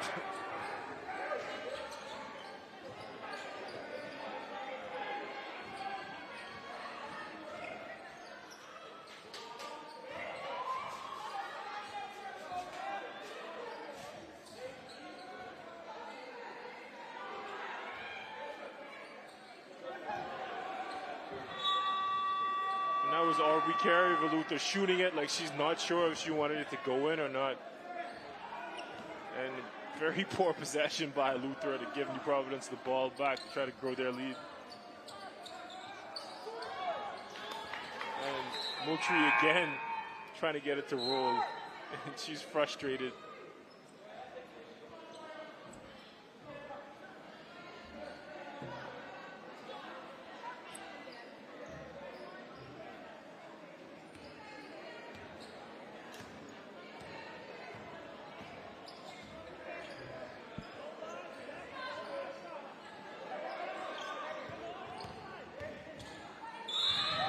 That's a hard foul from Roll. That was unnecessary.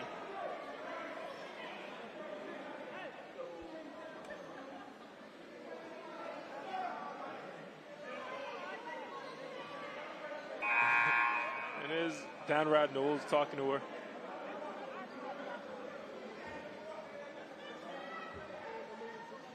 I know, Showtime, we talked about not wanting to give up layups, but that's not. Yeah, that one was. That's a little bit too much. That was uncalled for, especially in a tight game like this. You risk losing the lead. It's Ricardo Pierre in the building. Sharpshooter. One of the greatest sharpshooters this island has ever produced. You look like you could play. He says he's in great shape. He looks like he runs down every day.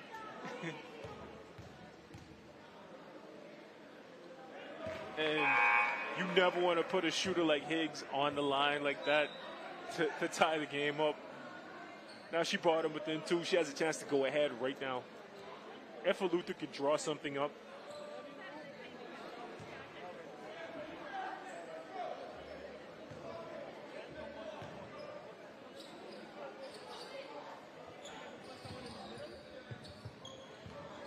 Isis Wilson. Oh man, and how the pocket pick. Yeah, comes to Providence with numbers and they're going to turn it over. So now Luther now with their numbers. Ball knocked around, and Luther able to regain it. And off the glass, and one. Oh my God. Tough layup for Deshaun Sanders, but Alkia Roll, she had numbers.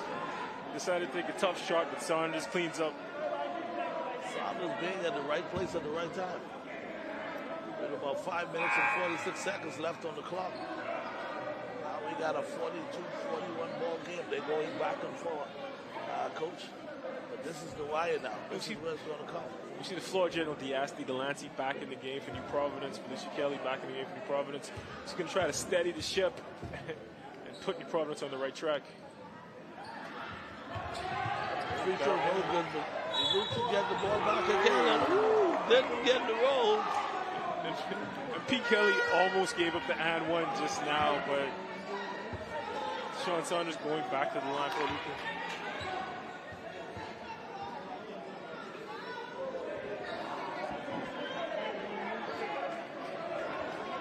Two fouls for Pete Kelly.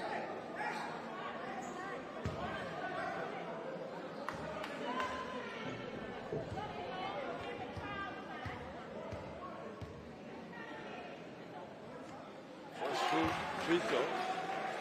That is some back and forth. Yeah, this is a good one. 5 minutes, 43 seconds left. She misses the second, and New Providence with the rebound. There come the floor general. Felicia Kelly sizing up. Kelly now, and the size of the defense of Eleuthera.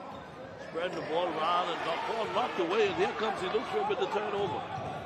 Good idea. Bad pass. Now, Sean Sanders just not sure what she was thinking picking up the ball there. She should have maintained her dribble. Got it back out of there. You see the leadership of the veteran. Tanisha Moultrie back in the game for New Providence, and Luther might be in trouble. The floor general coming to her and saying, hey, come on, slow down. We don't have to rush it. All we got is time.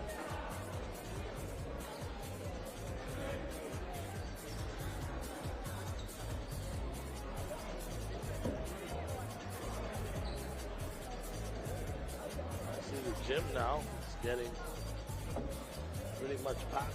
We got a big game coming up. We have New Providence versus Michael. Don't sleep on Michael.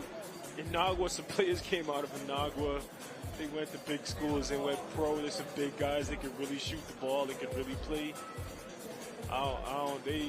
They're food different down there in Inagua. I know that much. Oh, so I understood.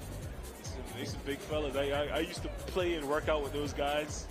And they love basketball down there. They love Inagua. They don't even like to come here like that. That's his own little world down there. So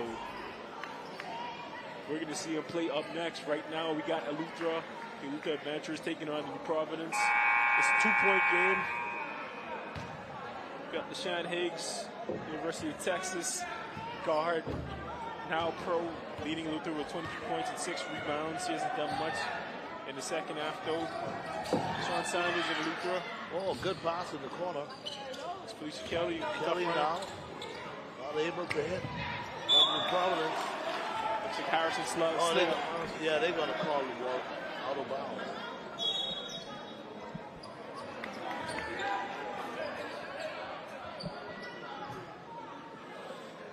Good hustle by Harrison, but she goes out of bounds. You'll take that because at least they're not running the other way with the ball, trying to get a score.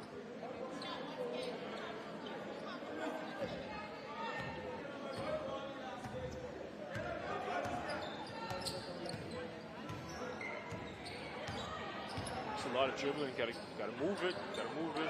Wilson in the corner. Wilson good. Now here comes the point guard. Ball knocked away. With the steal. Good pass on the inside and off the backboard. Finished by Higgs. Higgs is continuing to make a presence felt for the Eleuthera team. There's Delancey trying to steady the ship.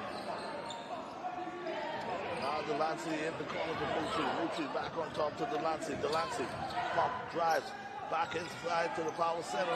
And no good. Harrison misses the easy shot. She's been hitting them early, but she misses that one. Great offense, good shot, didn't get it. So now here comes Eleuthera now with the basketball. Looking on the far end, and there's a turnover by Eleuthera. So now it's New Providence basketball. She tried to get it to Stuart Yvette Claire. If Claire was where she was supposed to be, I don't know if that pass still makes it. So now it's a 45 to 41 lead for the Eleuthera Adventures.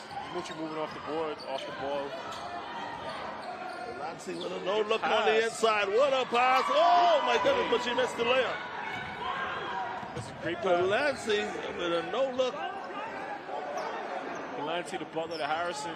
And Harrison missed the lay, but she's still getting back down on defense. So now you need to try to run a little bit off the clock. It's still a 45-41 ball game. Higgs is asking for the ball. Yes, she can't Wilson, believe what's Wilson happening. all the way off the glass, in and out. Looks Wilson able to get her own rebound. Back up and Wilson.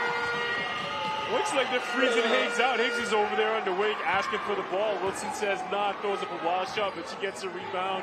And I like to be a fly on the wall in their huddle because they seem to they don't seem to be on the same page. Brittany Harrison following up. But Luther does not seem to be on the same page. Looks like they won't pass Higgs the ball. They're taking turns down there. Wilson's there. So the Providence with a deuce now. So now we have a 47-43 lead. Yes, Higgs, dribble drive. They're going to call maybe a reaching foul. And I think they may be over the limit. And they're going to call a foul on the floor.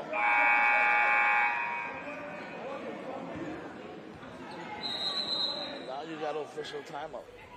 And I think Luther's coach is going to try to pull them in, and because his guards do not seem to want to pass the ball to each other.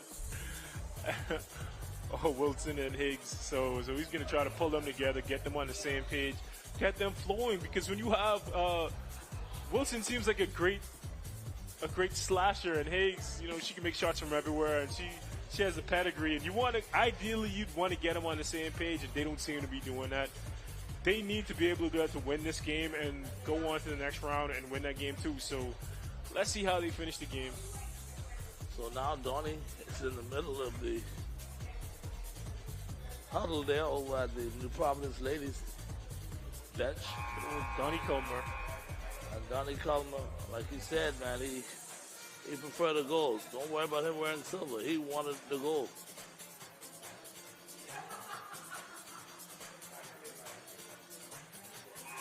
So now we're getting set to go back to action now. The score now 47-43. 2 minutes and 59 seconds left.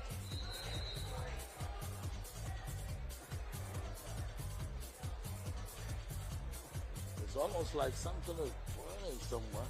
Yeah, I don't know what's going on at the concession stand over there. They might want to check it out. They have the stove on or something over there. Yeah. Anyway, 47-43. It can't be good. Some smoking. 2 minutes and 59 seconds left. And we got a second timeout, and looks like they're going to try to pull something together. Let's see what happens.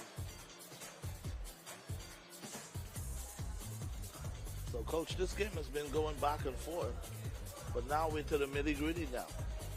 Yeah. This is when you take the lead for good. Yeah, and I wouldn't write New Providence off yet. We've seen these tight games where the team down, but Lucas seems to have chemistry issues. New Providence, they have no problem playing together. We know Moultrie's going to attack. We know Brittany Harrison's going to try to get the ball inside. We know Felicia Kelly is going to go to the rim. We know Diasti Delancey is going to control everything. And so let's see if Luther can answer back. Higgs and Wilson have been attacking all day and trying to get good shots, so let's see if they can get it together and get on the same page. So now here comes Luther, up 47-43 and the basketball. The veteran point guard, Higgs, with the basketball. Long three-pointer. Oh, my goodness, and she nailed it.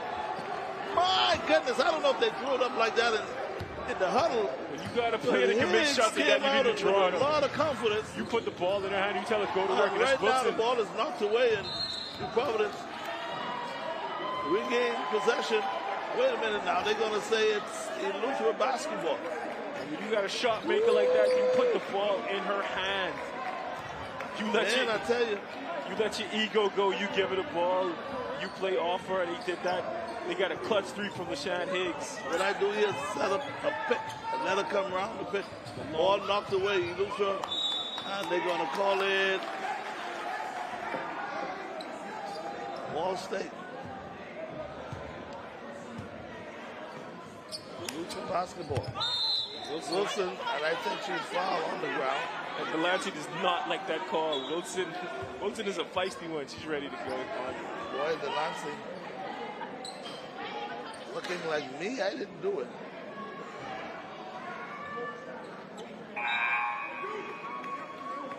So now they're going to call another timeout. That's 3 fouls on the Lansing. Wilson's going to the line. Wilson, lifetime 65% free throw shooter, but she missed the first one.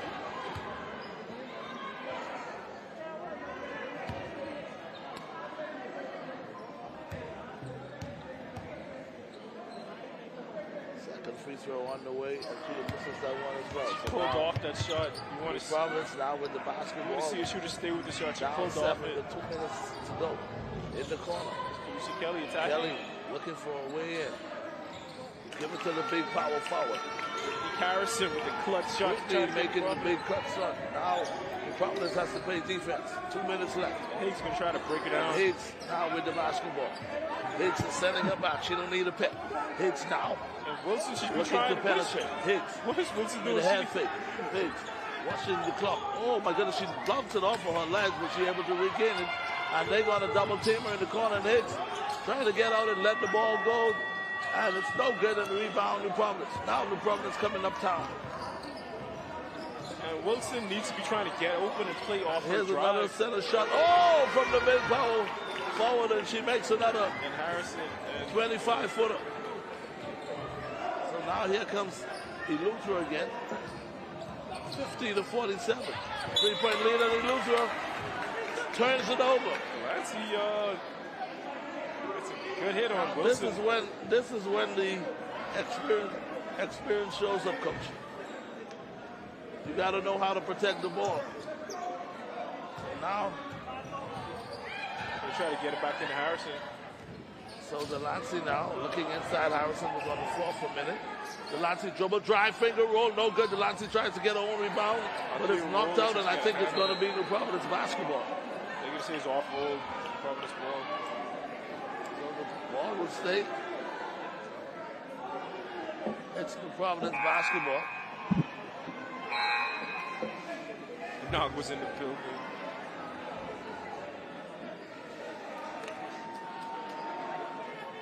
Boy, you talk about that Columbus Isle team, coach. I've seen about at least 3 7-footers, if I'm not mistaken. It could be 8, they could be 6'9", 6'10", but they look like 7-footers. Oh, you mean Mike Cal? They got some guys. Yeah. They got some guys huge 6'5", 6'7". They got some tough guys.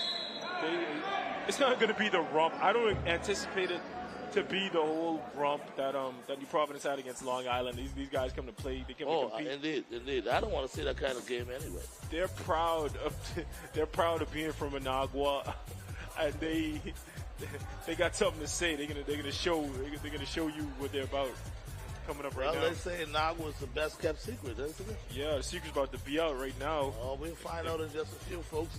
If you just joined us, yes, we're down here at the Donald Davis Gym, and being a really close one. 3-point lead now for the Eleuthera team over New Providence to this point.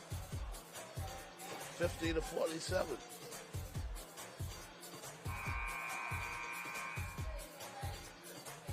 Boy, that 3-pointer that Higgs hit is an exciting factor, at least to this point in the game. That is dagger, but like I said, Eleuthera's guards, they don't seem to like each other very much. They don't seem to be on the same page.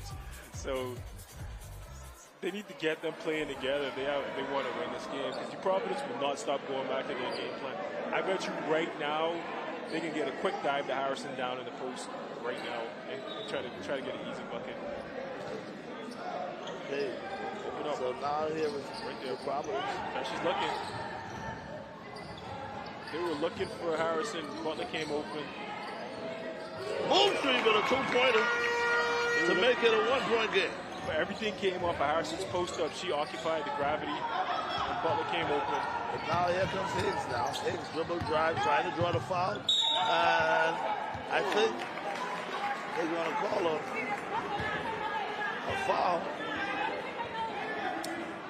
That's a bailout call for a Luther. I'm their coach. I'll take it. Sometimes it's better to be lucky than good. Oh, boy.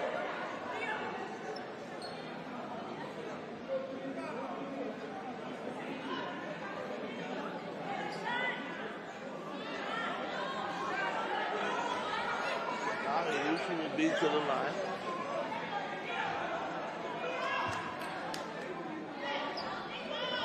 Isis Wilson demonstratively directed traffic. Sean Saunders at the line.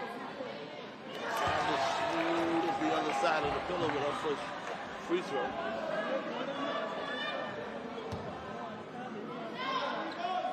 Make it a 51-49 game. Second free throw. What up? Touch free throws. So now we got a 52-49. Let's see what Providence has to answer. Providence down with a lot of pressure. Only 53 seconds. Ball knocked away, but only momentarily.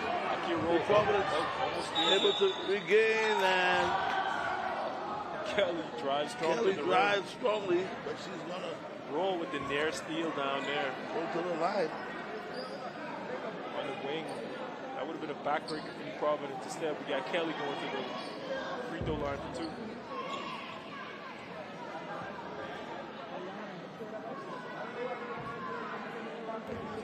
Kelly now will try to answer back with a couple of free throws. First one on the way. Oh, good. That's the clutch free throw would be missing right now. This is when those jitter feelings comes in. Pressure. Second free throw from Kelly.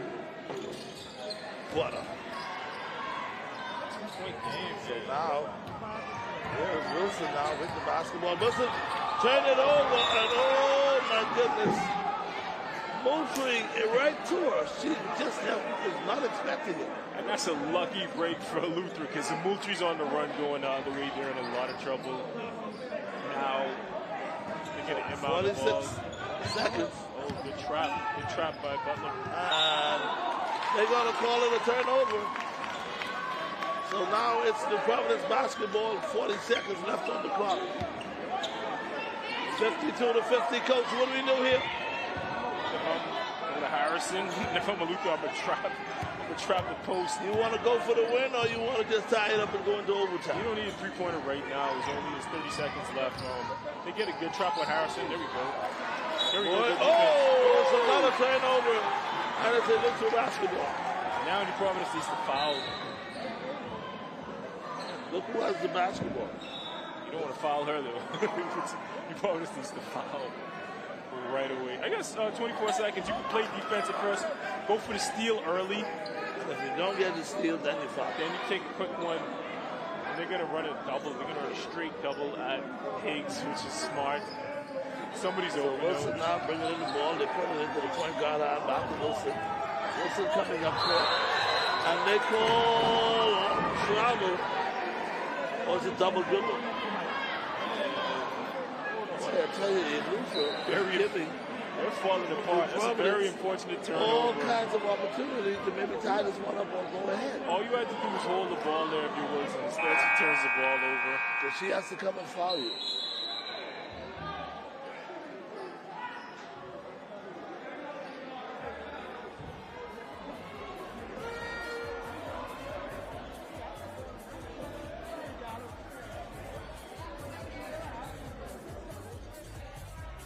Coach is like, yo. If I'm the coach, I'm telling double, full front on Harrison, get ready to steal the ball over the top. Trap the low post.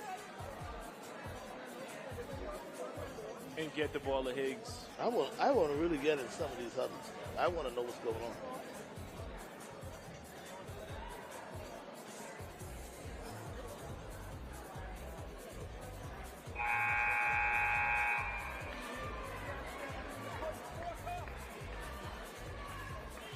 Now we're 19 seconds on the clock, 19.7 to be exact, with 19 seconds on the clock, 52 to 50. He loses with a 2-point lead. Folks, it don't get much more exciting than this. One possession can make the difference. See if Providence can get the score. Now the Providence with a gift. Now they're setting it up. Butler's in the corner by herself. Oh, good inside move to the big forward, and she's fouled. And who else but Harrison getting to the line? And now this is going to be big. Harrison, she looked confident though. I think she's just walking it off and trying not to be nervous. And Harrison now. The first free throw is going to be pivotal. I always would say anybody could knock the second one down. It's that first one. In this situation, you want both right now. Yes, you want both, but you want to start with the first one. You got to knock down the first one. Honestly, you would rather make the first one and miss the second one the other way around. Because if you miss it, you could try to get a rebound. But if you make it, teams inbounding it. First free throw is good. It's clutch. Now, oh yeah, she looked a little confident there. That swagger going. Second free throw on the way. Violation. Oh, that's good. Oh, you can't call no violation now. So now here's the basketball. Oh, we got a tie ball game. So who has this in? The nifty point guard, Higgs. Higgs with a two-pointer. Oh. No good. Rebound. Doesn't get it off in time. She didn't get it off in time. And you probably, you got some bonus basketball coming up. Well, according to the clock, they said, oh, yes, we got bonus.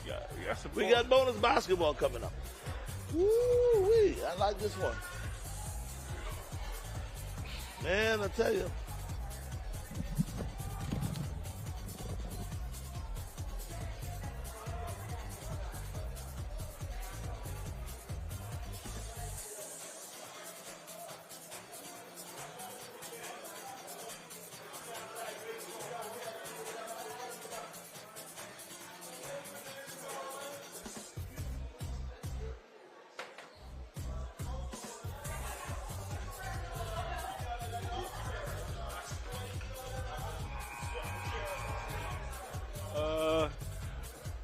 Brittany Harrison with the clutch free throws at the end of the game to give New Providence the tie. Now they have a chance to go win against Eleuthera.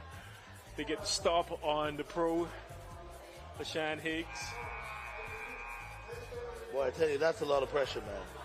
I know it. Had she missed one of those, they probably would have been in problem. I mean, she was knocking them down all night, though. She's 4 for 4 from the line, so that's right in line with what she was doing. So big clutch free throws from the national team. Big. And New Providence is in it. They have a chance to win.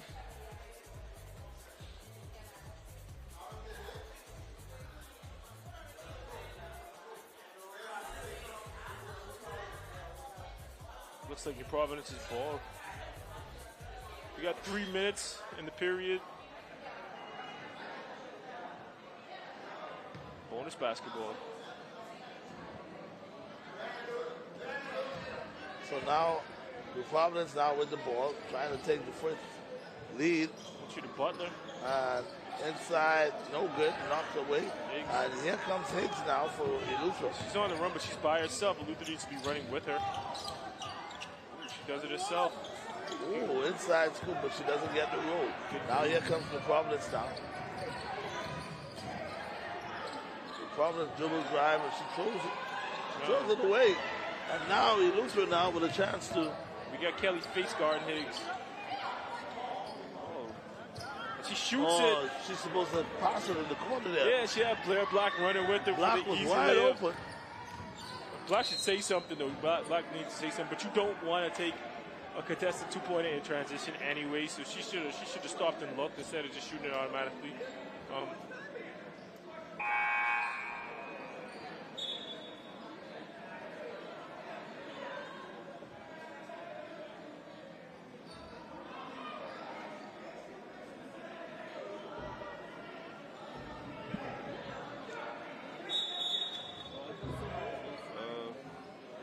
Moultrie has 18 for the Providence. 10 rebounds. Chantel Roll inbounding it. Felicia Kelly with the midi. She's been unlucky all game. Higgs on the run. Strong take. Higgs is fouled. Right down Kelly's go to back. the line. And it's right down Kelly's back.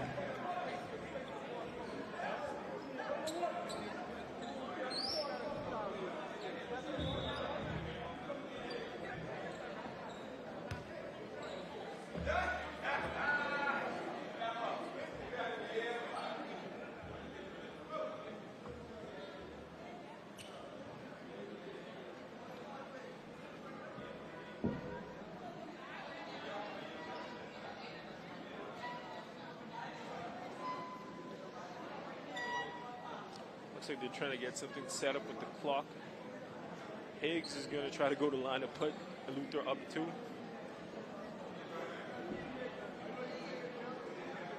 Higgs has 28 in the game.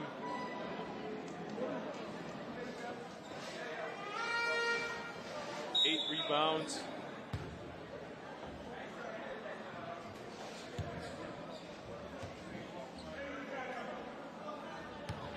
She's going to try to get 30.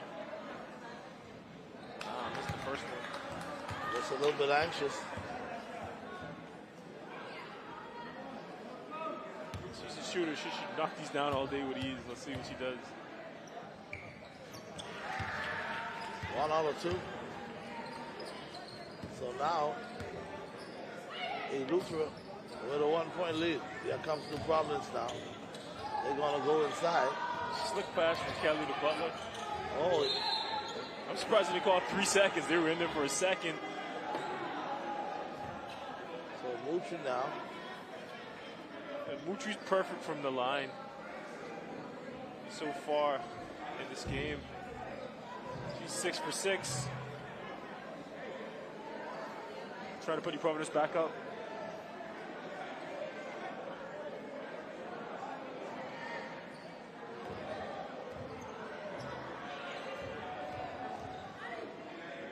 Mutri now with the first free throw. Oh, she missed it. Right on time. She misses her first free throw of the game. I jinxed her.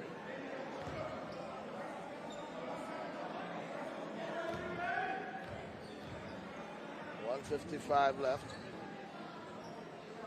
Second free throw, and she makes it. Now we got another tie ball game. So now here is Higgs now. She has Moultrie on her. Now the trap comes. Straight double out. Take the ball out of her hand in the corner.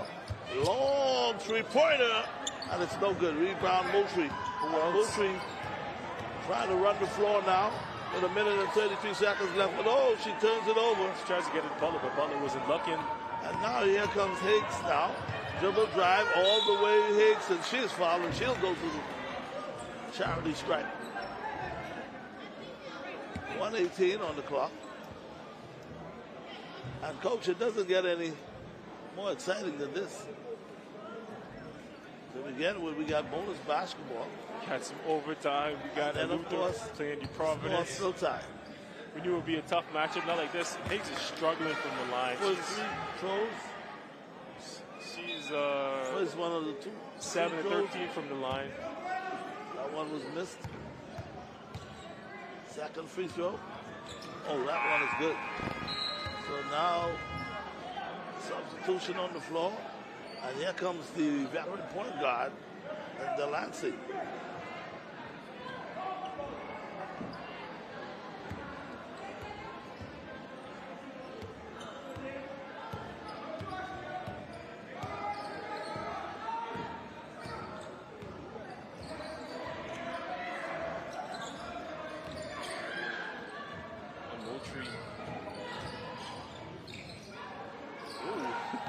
That's an adventure. Kelly needs to shoot it. Ooh, almost able to hit it. And Luther with the ball, and it was taken. Back out on top. And boy, I tell you, drawing the foul right there is Kelly. Kelly barrels in the paint, gets the foul. She's been getting to the line all night. She hasn't been making them so much. Wilson is saying, "Who that on? Not me."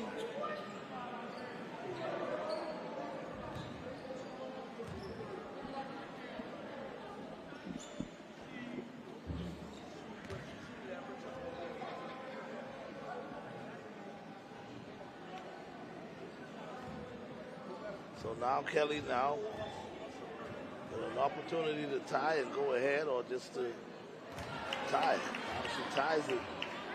Kelly's 4 for 5 for the night. She not a great shooting net. She has been able to convert at the line, so she should be able to put the Providence up with this one.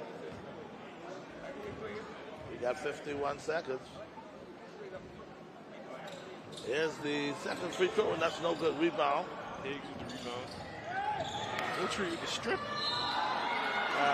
Something happened out there. They're going to call foul, and Moultrie will probably go to the line. Moultrie is all over this court. Yeah, she's going to be live.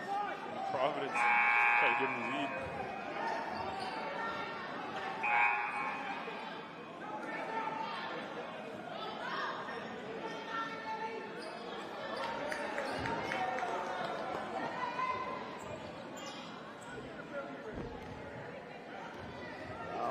Now with a chance to put up the Providence a point. She's been living from the line all day, so this is what she's been doing.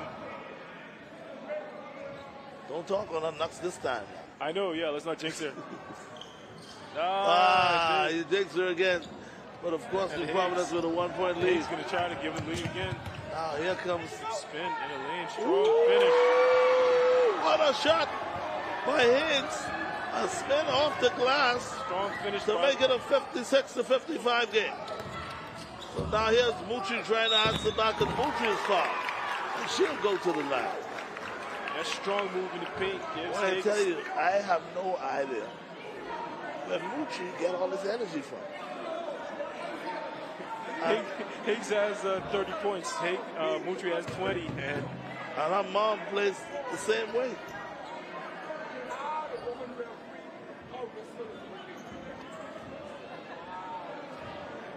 She don't even look exhausted. Free throw on the way. That's good. Coach, don't say nothing, Coach. Don't say nothing. So now we got a 56 ball game, 56 apiece. Don't say nothing, Coach. Don't say nothing. I'm not saying. Don't say nothing, Coach.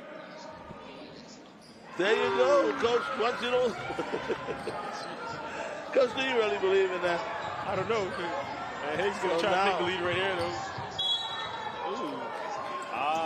She passes it off. Foul on the ground. Said, Ashley. He's going to have a chance to hold the ball for one more shot.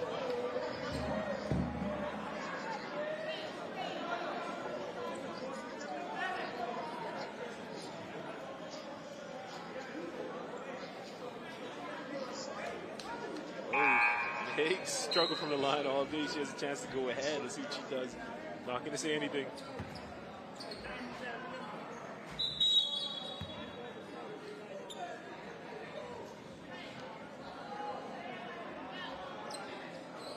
Boy, Higgs is living up to all of the expectation.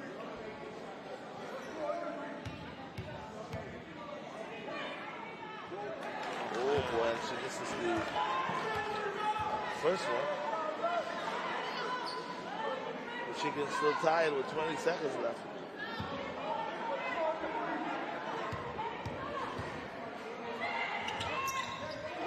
And now we got another tie ball game, Coach. 57-57.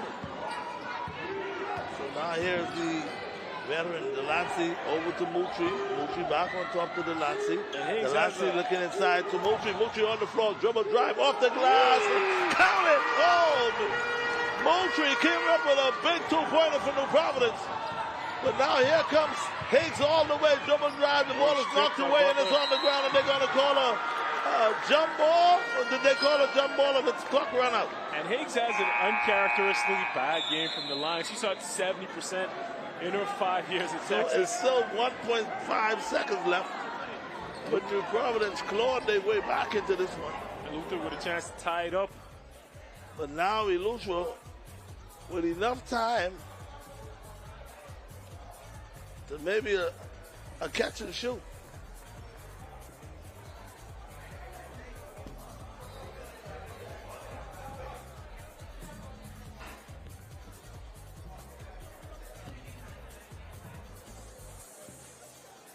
Yeah, Higgs is a career 62% free throw shooter at Texas. She had a rough time tonight from the game. She still has 31 points. Too bad. They needed about 33 to be able to tie. So we'll see what they do. They need a 3 right now. See if they draw something up. Well, actually, they don't necessarily need a 3. They could go for the tie as well. Let's see what they do. It needs to be a quick shot, though, whatever they do. If you had a good lob play, that would be great right now, but I think they want to... A lob with an alley-oop? Yeah. I wouldn't want to see that. Good lob at the rim. And then a slam dunk? I don't think there's enough time to dunk it. That's the thing. You got to touch it in. So we'll see what they do.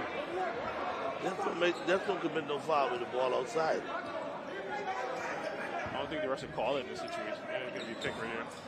Hicks goes too quick, though. She went way too quick. Oh, Hicks with a good fire. Holy macaroni and cheese with some potato bread and corn salad. Man, I tell you, Hicks went through the pick, and she just threw it up, and before it landed, it went through the nets. Oh, my goodness, folks, you got to see it to believe it. And what a stunning play for Elutra. Hicks came up with the big shot to take us into double overtime. Somehow, I don't think that's how they drew it up, but I'm sure they'll take the twos. Higgs with the clutch shot to send us into double overtime. Oh, my goodness. Mamba only mentality. In the Bahamas games. She has 33 points. Only in basketball. And here, only at the Donald Davis Gym, Coach. Oh, my goodness. She has 33 points, and she is not ready to go home yet. Man, she is pumped. She is pumped. I don't know if the problem was getting set to pick up all that stuff and say, let's go. That was game, because 1.0 seconds, and they never gave up. So, boy, I tell the boss, put in for overtime. We're going to be here for a while. And honestly, if I'm the defense and they have to hit a shot over 2 defenders without outstretched hands to beat me, I'll take it. Those it are really odds was I'll a take. tough shot. Those are odds I'll take, but she makes them anyway. I cannot blame the defense of the Providence for that shot. That's those kind of shots where you say you don't want to foul them and put them on the line, and you don't want to foul them if they hit the shot. So you play good defense. Both defensive players, their hands were stretched out. Great defense. And somehow or the other, she worked her way through them, and she just let it fly. Great defense, better offense. I don't know how that pass even got through there. You know what? I heard about this young lady all the way in Texas. And now we're beginning to see how good she really is. We've seen her for 5 years in Texas. She had a redshirt year. She was giving them buckets. So, giving them buckets here in the Bahamas. I've never seen her play in person. I've seen her on TV. And she is living up to the hype. Boy, I tell you. This is what the Bahamas game is all about, man. Ooh, man, I tell you. So now we got to call the boss and put in for some overtime. Because this one going down to the wire. We'll probably be here till Friday. 59-59. Nobody wants to go home. God, I hope not. And Donnie, you could look at the expression on his face. He said, man, I thought that was over. I can guarantee you he's going to be saying that. I figured we'd have done it. But boy, I tell you. They know Higgs is going to be a tough matchup for them. She's going to give them everything they can handle. And so I don't think he was anticipating this, though. Coach, it doesn't get more exciting than this one. We're seeing basketball at its best. Now, I don't know what's going to happen in the men's side with this game that we got coming up with Mike Howell and New Providence. But, boy, this one here now, we're in a dogfight. 59-59, and nobody's leaving. Yes, we are. Hopefully nobody's leaving. The gym is packed and nobody's leaving. Get this resolved. They're packing it in.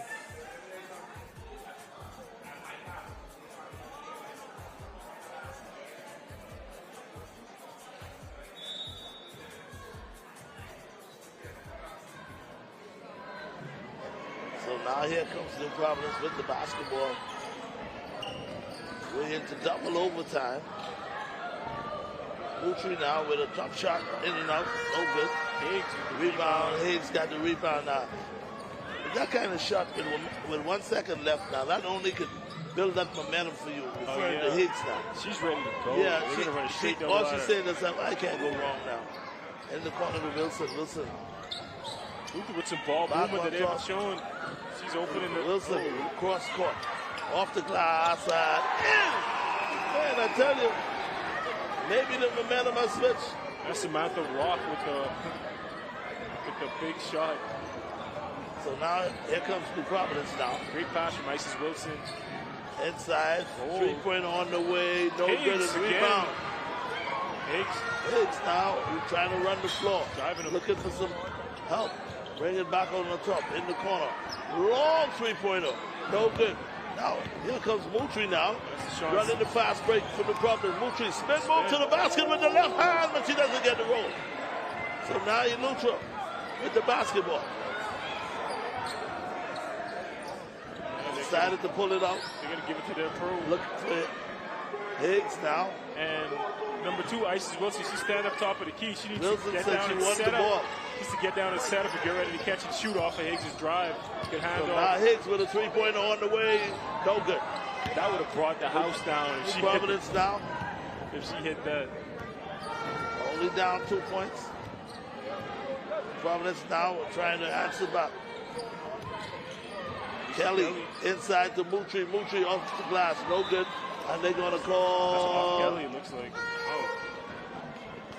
Elusive basketball. Yeah, so that was off Kelly. She touched it over there. So, folks, we're in the double overtime here. Kelly still face guarding Higgs. Higgs needs to take it for a ride. Higgs needs to run down the paint, go off those 2 big screens, and take it for a ride. So now Wilson. We should go back doors open. Give it to Higgs. Back in the corner. They're going to trap her in the corner. They're going to call a foul. You never want to reach in on a trap. If you trap a player and they pick up the ball, you got them where you want them. There's no need to reach. You shadow the ball. You try to tip the pass on the way out. You can tie him up, but don't swipe at it. Yeah, don't swipe at it. You already did your job. But you did your job. Yeah. Whoever's behind you, they should be locking up, ready to get that steal, or you tip it.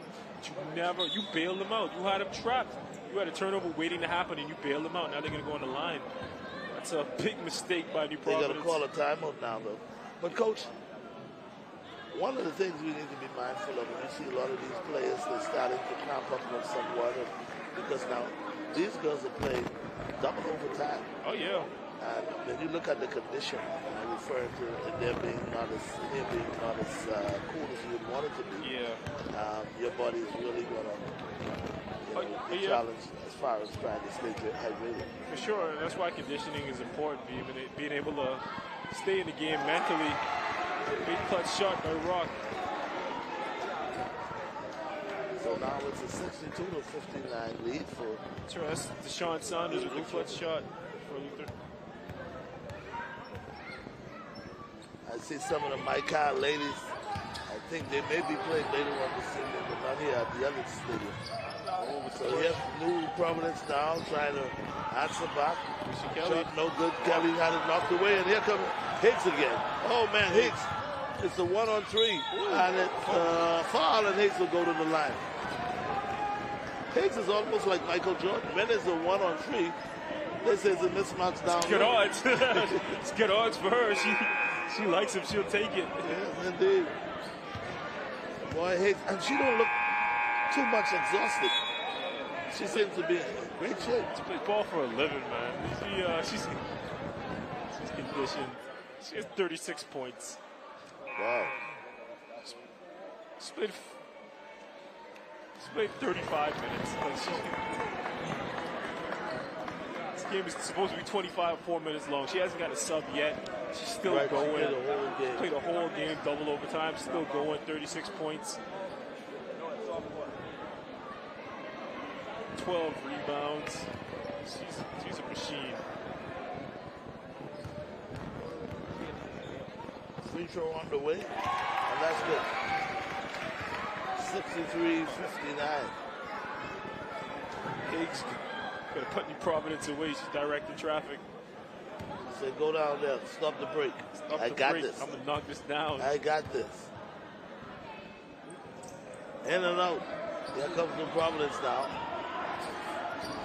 Down 63-59, and Kelly all the way, no good. Ball knocked around and rebound. Higgs with a 13th Higgs rebound. again with a rebound, and oh man, I see the coaches on the bench from Eleuthera. They're pumped. They are pumped. And Higgs sealing the victory.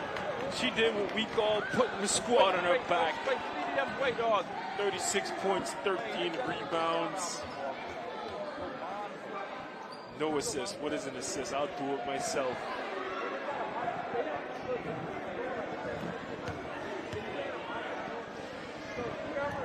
Higgs going to try to put New Providence away right now.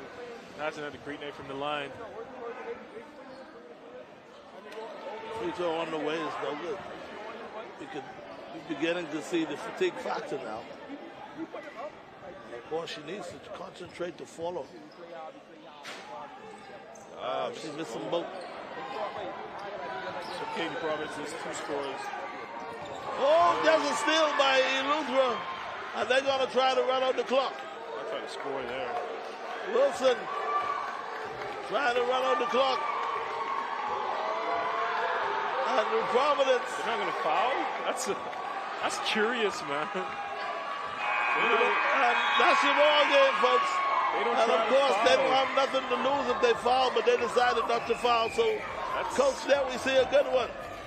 That's curious. Eleuthera 63-59 over New Providence. Let's get LaShawn Higgs in there. I want to talk to her.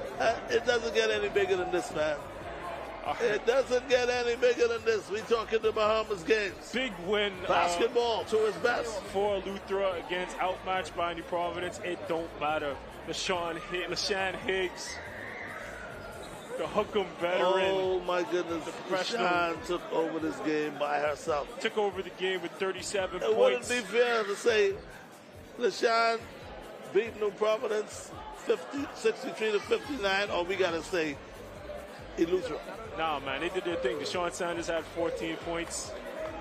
He chipped in with 4 rebounds. Isis Wilson ran the offense. Didn't shoot great, but she ran the offense. She had 5 assists. Samantha Rock had some valuable minutes. Aubrey Carey. For New Providence, Antonisha Moultrie, their best player, with 24 points.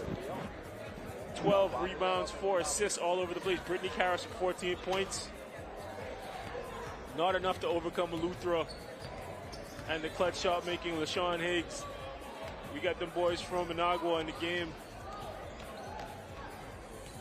And there we have Eleuthera's coach coming up right now.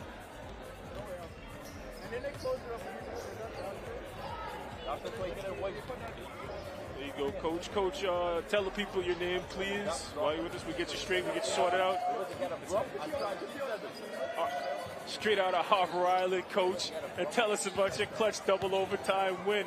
With that shot by LaShawn Higgs at the end of was that second regulation, what did that do for your team? Yeah, that did a lot because I drew up a play for the come to the ball from the opposite side, and then it really worked. I thank God it worked. Yeah. I just say I don't think it didn't look like you guys drew it up that way. You want to come? Come on. Is that your daughter? Yeah, it's good to support. Sorry, my gotcha. Sorry, buddy. Sorry for that, Coach. What kind of chance you think you guys had against New Providence? You have LaShawn Higgs and some other players. How do you feel coming in the game against New Providence? They were very confident because they watched them play and they know that we were really balanced, and we could have stand a chance winning against them because New Providence always be the favorite. And Eleuthera is a big Long Island. So what So your players, your ladies, how much experience do they have playing together as a whole? We haven't practiced together at all as much full squad. Yeah. We ain't practiced too much together. Yeah. And I brought some of my whole girls back, and they got in best shape as they could. Yeah. Well, it worked. You can come up with a big win against New Providence, Coach. Yeah, that was a tough one. Coach Marvin Higgs. Yeah. Big win against Eleuthera. Your boy Kevin. Congratulations Johnson. on your win, Coach. We'll see you later in the tournament. All right, thank you. All right. And we're going to try to get LaShawn Higgs in there. Coach Marvin Higgs. Big win against New Providence. Up next, we got the Mike Al Flamingos. We got the big boys from Managua playing against the New Providence Buccaneers. try to get LaShawn Higgs in there. That's all right, though. That's all right. You got the win. We got the Hook'em legend with us, LaShawn Higgs. Camera. Yeah, you looking at the camera. That's okay. Whatever feels natural. We got LaShawn Higgs. All right, I'm gonna keep it honest, right? Because I watched you play for like 5 years in Texas. I always wanted to meet you, so glad to meet you. Nice to meet you too. I'm Tage Adderley. Nice to meet you. Big fan of yours. Thank you. I've never seen you play in person, and I'm so happy that you came in for the Bahamas games to represent Eleuthera. What's it like to come down there and play in New Providence in front of all these people who might have watched you on TV like me but didn't get a chance? Well, I was very excited because I've never been to a Bahama games, and I was told how impactful and how exciting it is. And I just, love to play against the Family Islands, against Nassau, against Freeport, meet new people, and just have fun. And I was tired of you because I was double overtime. You did not sub out, and you do not seem tired. You're not even breathing hard. So what's that like to play in that big game? Chicken, get out of here, man. Get out of here, chicken.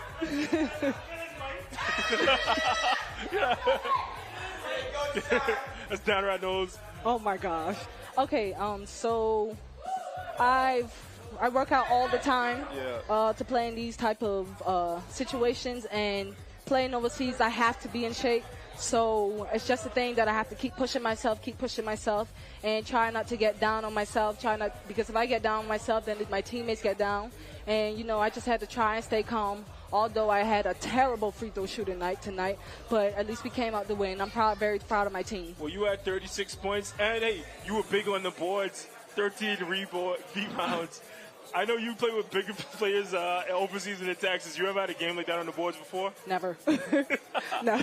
Well, maybe a couple, but it was like a while ago. Yeah. Well, I was glad to finally meet you. Congratulations on the win. I think I follow you on Instagram. Thank you. LaShawn Higgs. Can we go hook 'em? Hook 'em horns. Hook 'em horns. Bahamas, maybe I'll make my free throws next game. She'll try to make better free throws. LaShawn Higgs, we're going to break right now in the Bahamas game with D.W. Davis.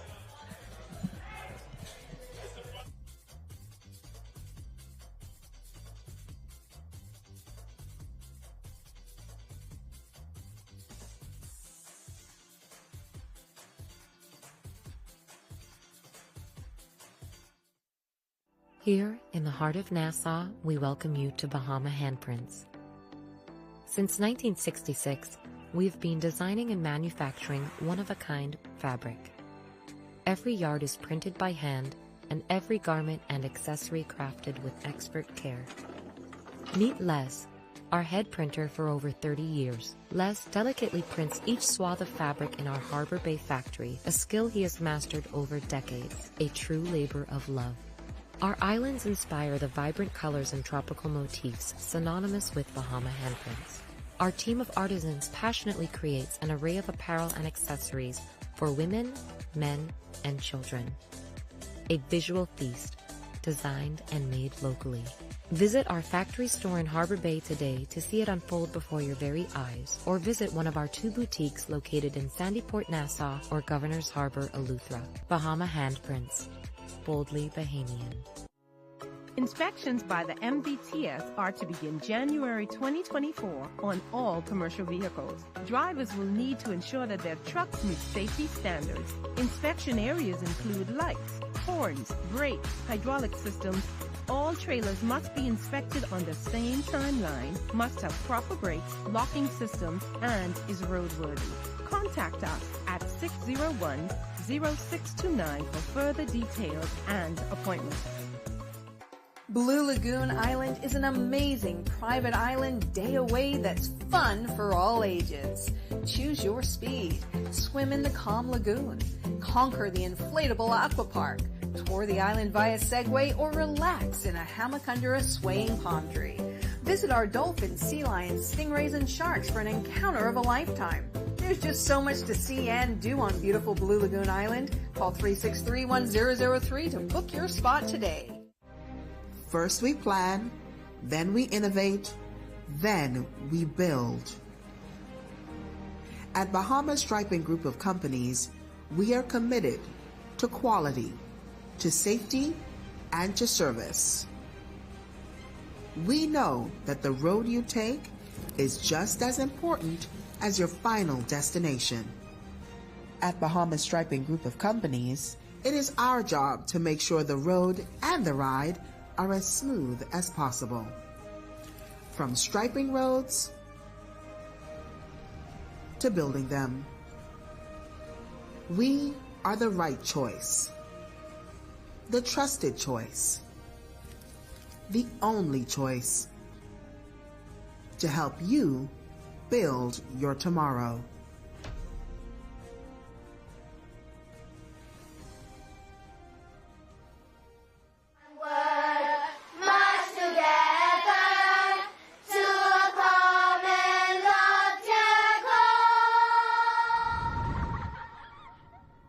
Grammy, what's a common loftier goal?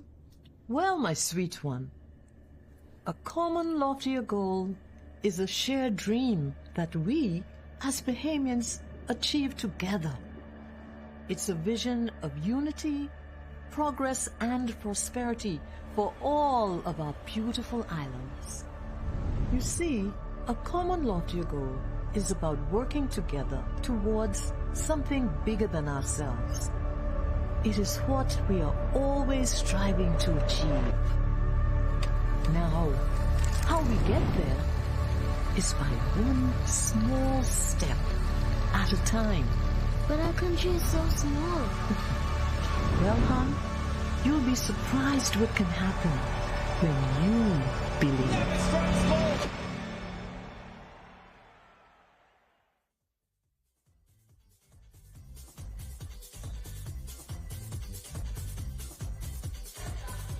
And we're back at the Bahamas games at the D.W. Davis Gymnasium. We just had an overtime thriller, Eleuthera overcoming New Providence on a 37-point effort from LaShawn Higgs, the Hook'em legend. I'm Tage. That's Showtime with me. We got a big game coming up, New Providence against Michael. And boy, I've been hearing so many good things about this New Providence team, Coach. And I'm so glad now that I can watch them live, not hearing about how much they blow teams out. So this should be a good one. And New Providence got the big blowout against Long Island. I don't think it's going to go that way against Michael. Michael got the big boys. They got the shooters. They got guys who play professional, who played in college, who know how to play. And they're going to try to give it all they got against Michael, against New Providence. Well, I'll tell you what, when we talk about the athleticism, you can give it to Michael. But when you look at experience and what New Providence going to bring to the table, I don't think Michael's going to be in a good position. Well, I think they're going to find themselves in a little bit of problems. That's the thing about playing. We can find out right now. We're off to the court. This New Providence getting huddled up.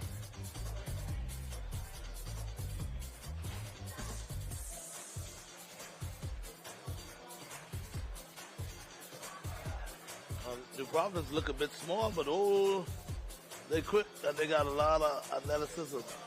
It's funny, you think New Providence would have the size advantage over Michael, but they eat different down there in Nagua. And in Nagua, they eat different down there. That's a different breed right there. I worked out with these guys when I used to play. Them boys different. I think it was Torrington Cox, the seasoned professional.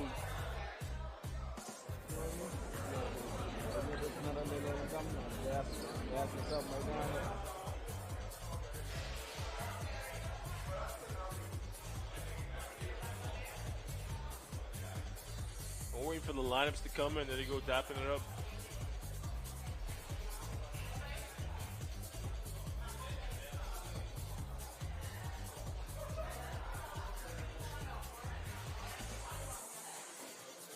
There we got the venerable Michael Furley Bain in for New Providence. We got Kemsey Silvestri, guy coached at UB.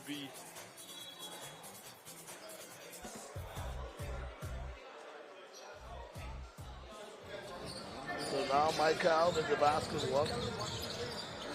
Early start, jump shot on the way, and that's good from the nifty point guard. I'm waiting for the lines to come in now. It's not a shot you want to take, but you'll take it. Michael's playing a 3-2 up top. You got to get out on Kimsey with the rebound.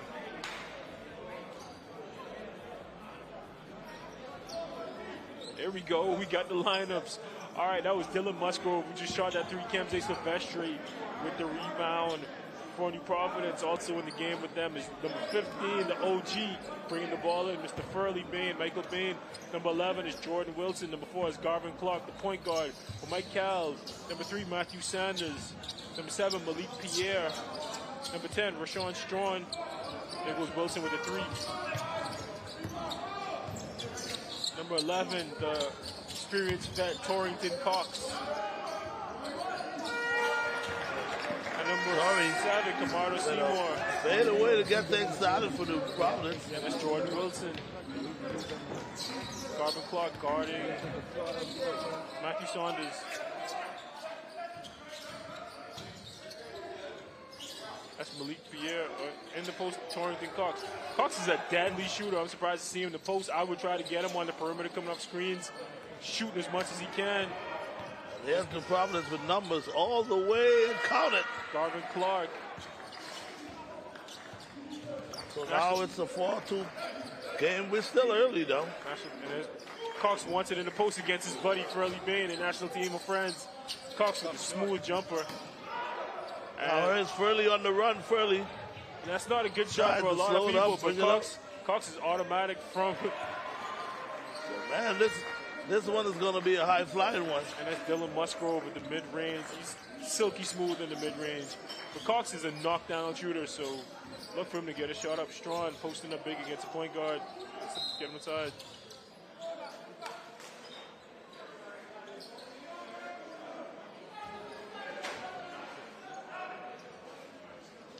We got Michael Bain guarding Torrington Cox. Like I said, we all used to work out together. They played on national teams together. Bain knows exactly the type of shots Cox wants to get. He's an August best player. He knows what he wants to do, and he's going to try to counter strong. Cox big and strong in there, and he's going to go to the line. You don't want to get him going from the line. When you talk about shooters the Bahamas has produced, this man is right up there with Ricardo Pierre. Trust me, he's from Monago. It's the best kept secret. People don't know about it, but I worked out with the guy. I played with him. He's a knockdown shooter. Like, trust me. First free throw on the way, in and out. I'm a jinx. I jinxed him.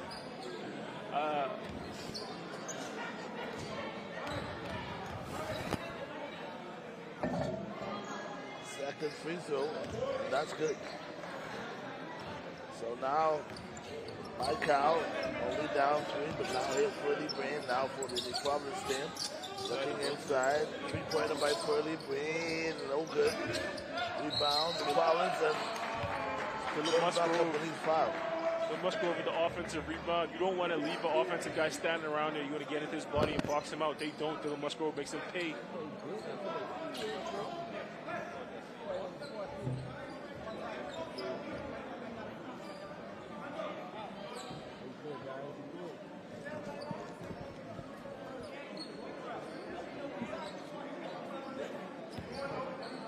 The small guard, Malik Pierre, up for Michael. Let's see what they do.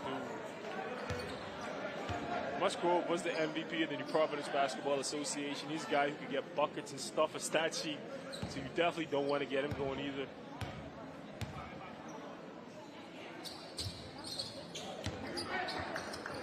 He gets both.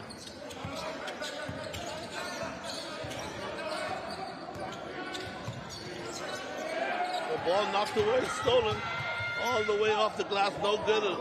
Rebound and trying to put it back up, but it's no good. And on the national team, Clark is a defensive. He's a guy who they put in the game to hound there. Cox wants it in the post. Instead, they shoot it. Cox is a big, strong 6'7" guy. He knows he has a big mismatch against Michael, against Furley. He wants it down there in the post. And it's Kemze. Talk about a guy who eats glass. Silvestre, he's a 6'4", slippery combo guard, but he has big hands. He has quick hands. He'll get in there, snatch a rebound, go up strong, seek out contact. I coached him at UB. He's the best player we ever had. He was high IQ, high energy, attacking all the time. So he's going to see. And he doesn't need players ran for him. He'll sneak in there and do what he needs to do and help the team that way. There is the line. That's Josh Simonet in the game for Michael.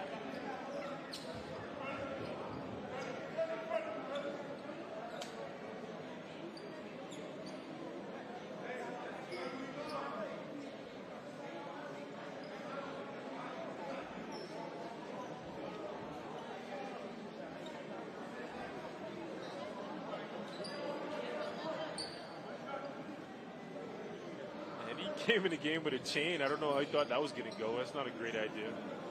You need to get that off. Get out of there. He should be glad Bacchus Roll isn't his coach, because I know what Bacchus Roll would say you try to go in the game with a chain. Or nothing we could say on TV. And the wild drive and the turnover. Comes in the game with a chain, tosses the ball away. Torrington Cox is right there. Get him the ball. Let him shoot it. What are we doing? Let's not overthink it.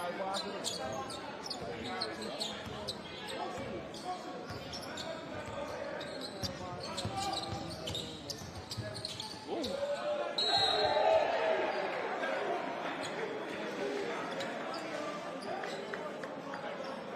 And there we go. We see Kimsey Silvestre being smart, being intelligent, getting in the crease, getting an open spot, getting the ball to Dylan Musgrove. He gets fouled.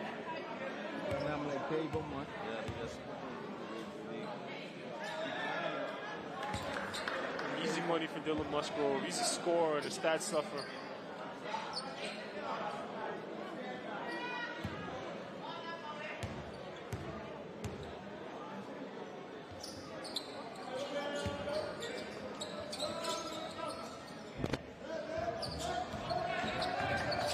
Saunders. He keeps his dribble. Ooh, rejects.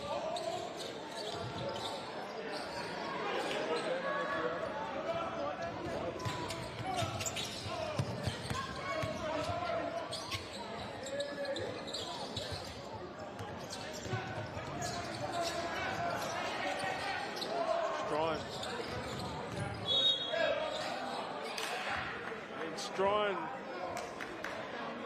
has Simonet open, decides to keep it, gets to and one. And there's a veteran, Torrey Cox, getting everybody going.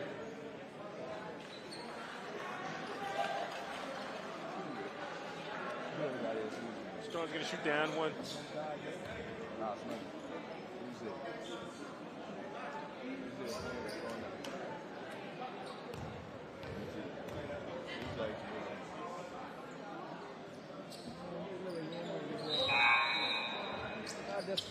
Strong with three the hard way.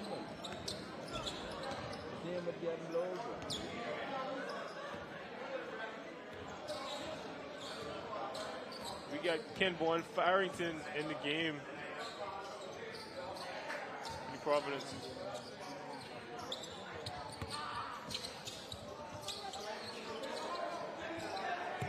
That's Silvestre with the great pass to Richard Lowe. Richard Lowe can't get the rebound.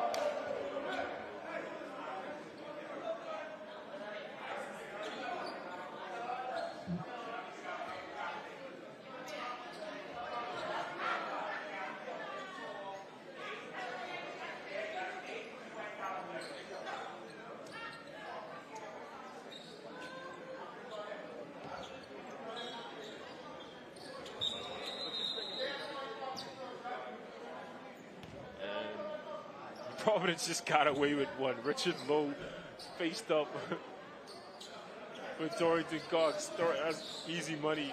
There he goes in the post.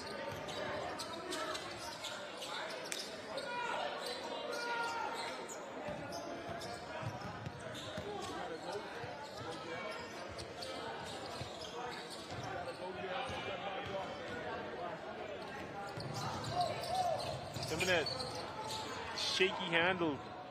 Trent Cox, the brother Torrey Cox, and there's Torrey Cox, and that's easy money for him. Ah, misses.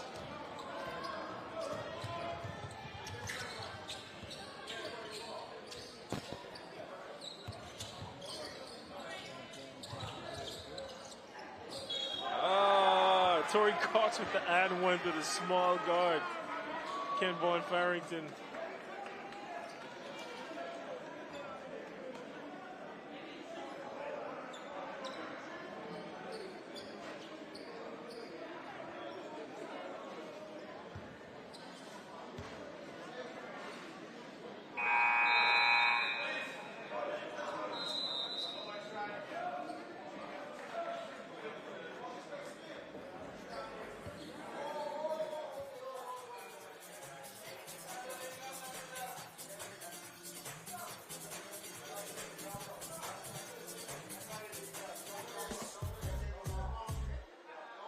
We got a timeout. We got Ricardo Pierre on the bench for Michael.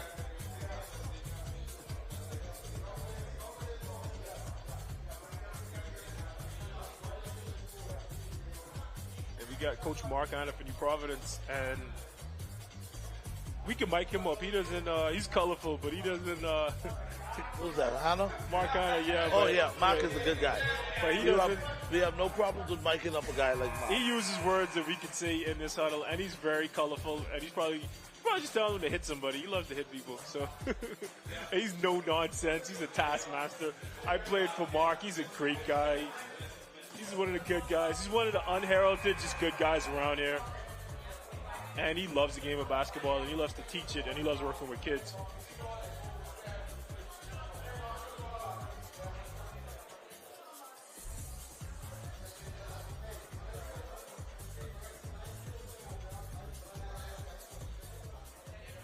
Kenyon Farrington for the and one. Torrey Cox. And I think Cox just took one brilliantly. Yeah, he took one in the eye.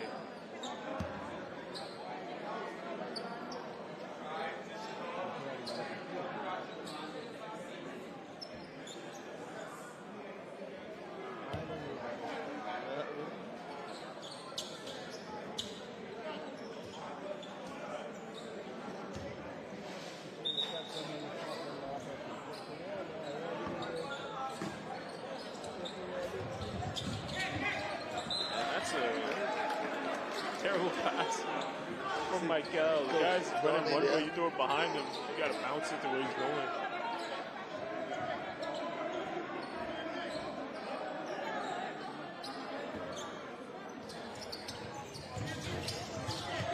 Malik Pierre, pretty sure that's Ricardo Pierre's son, handling the ball. Oh, Michael, strong to the rim.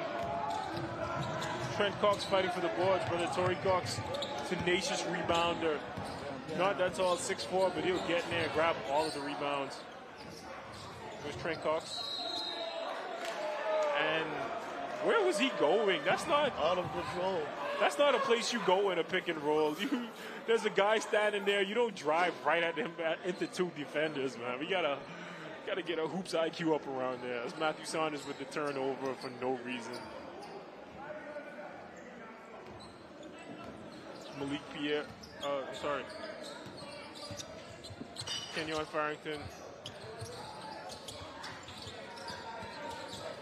Richard Lowe scrapping it out with Trent Cox in there.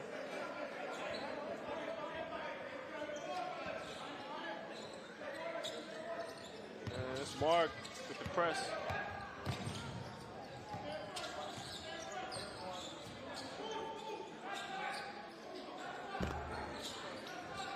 There's Trent Cox.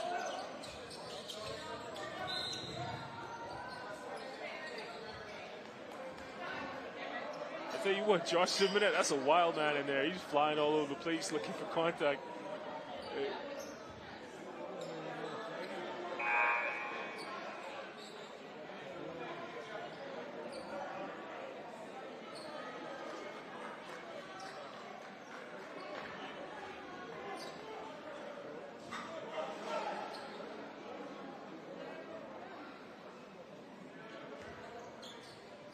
Simonette's going to go to the line.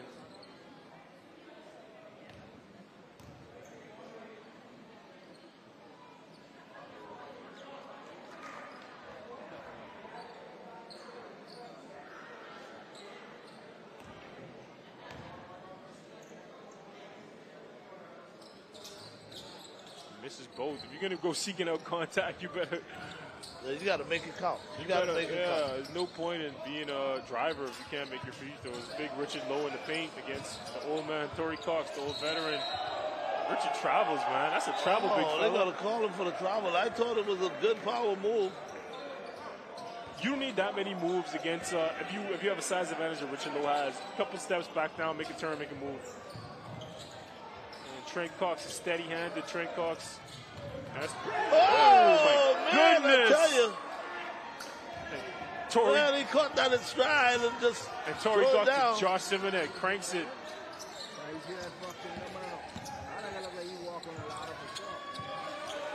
Oh, and it's Wiley. It's Wiley to Brandon Strawn. Two little point guards going at it. Kevon Farrington fouling Matthew Saunders. Farrington did not need to do that. Saunders was going where he was keeping him out of the middle. There's no need to reach in. He rejected the screen. He was kind of on his own down there. Now he puts him on the line.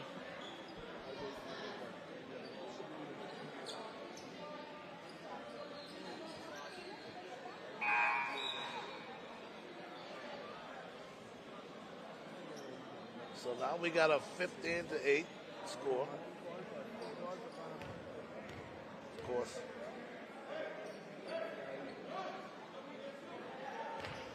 Saunders gets the first one. Mike Kyle only down 6 points now.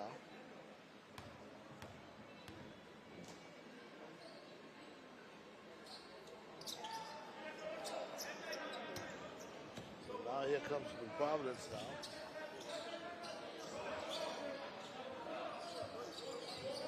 Richard. Low misses it. Sean Strawn. Malik Pierre handling the ball. Oh, that's money. Torrey Cox with the money. You never want to leave that man open anywhere in the court.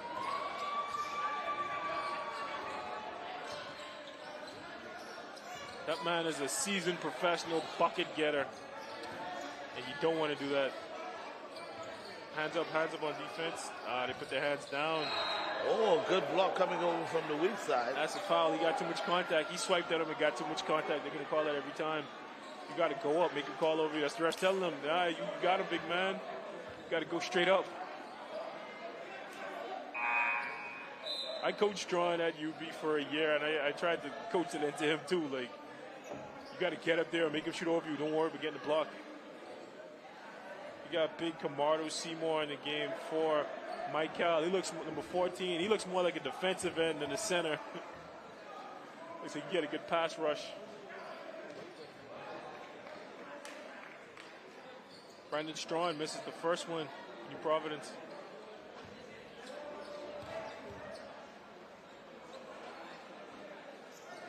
And he breaks the second one. Torrey Cox going to keep it. And he might catch a body. Fumbles instead.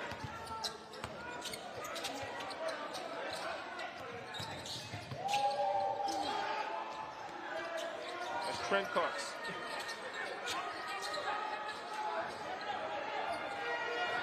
It's Farrington with the push. Oh, good move. Farrington's brother was the high man. Reverse layup. He was the high man for. Oh, big fella, you got to give that up, bro. Farrington's brother was the high man for Columbus House earlier today. Now he's in the game.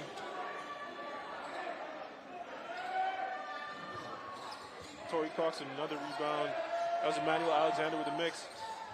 Torrey's brother Trent helps him out.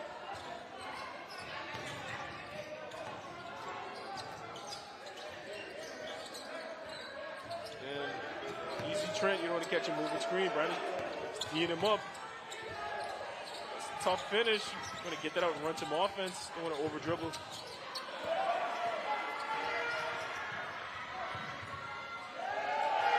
Pierre with the near block.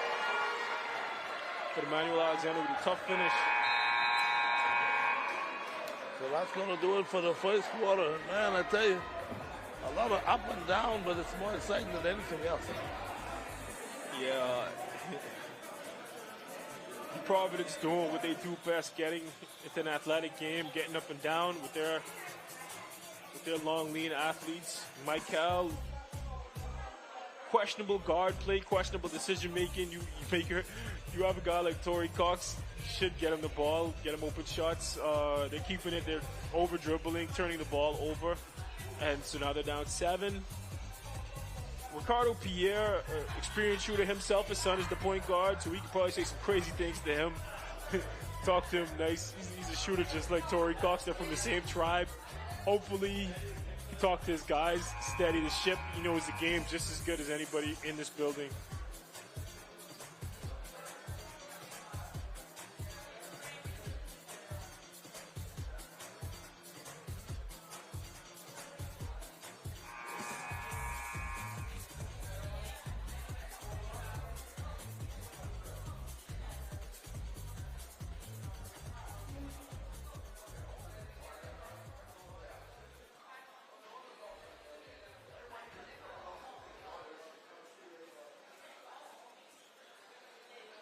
And we're getting ready to go.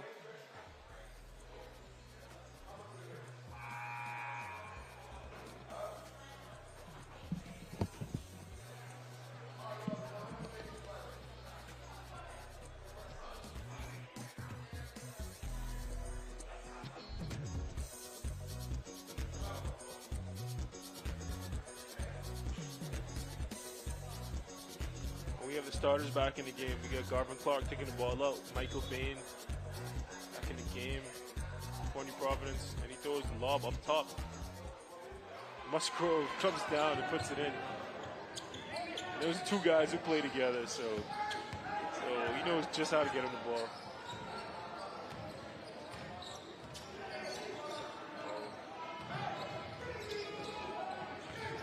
There's Torrey Cox. He got him moving off the ball. Michael Bain helping. He knows he can't leave him open. He knows he can't leave him open. Cox to the easy money for the pro bucket getter, pro shooter. Furley closed him out hard. He knew he didn't want to give up that jumper. Cox capitalizes anyway because he gets buckets. Seymour, the strong rebound.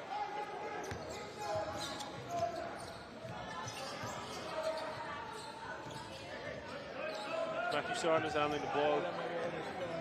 Getting hounded by... That's not a good possession, man. You got to run some offense. You already have Zach Penniman in your face, D'ing you up. You take a shot when you have a certified bucket getter next to you. That's not educated point guard play.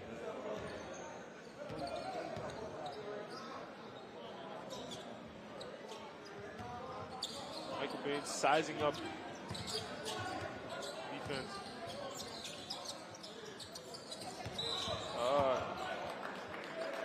Travel on Kemsey. He's a dynamic player, but sometimes he tries to do too much and turns the ball over. He turns it over there.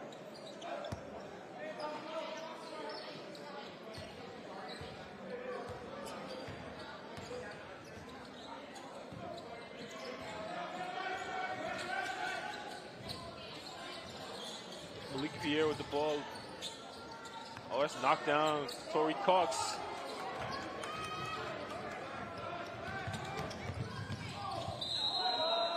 Clark.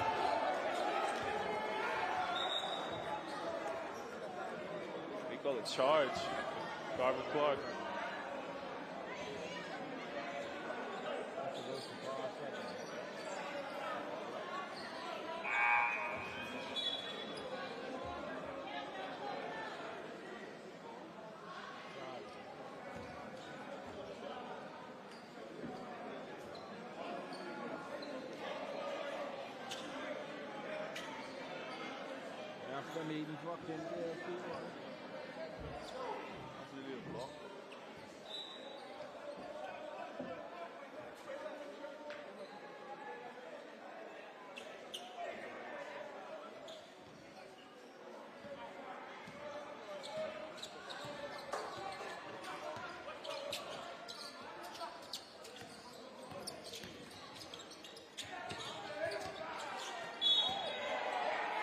That's Josh Simonet with the ill-advised drive to the rim. He has tunnel vision. Sometimes he turns it over. He might dunk on you. Who knows?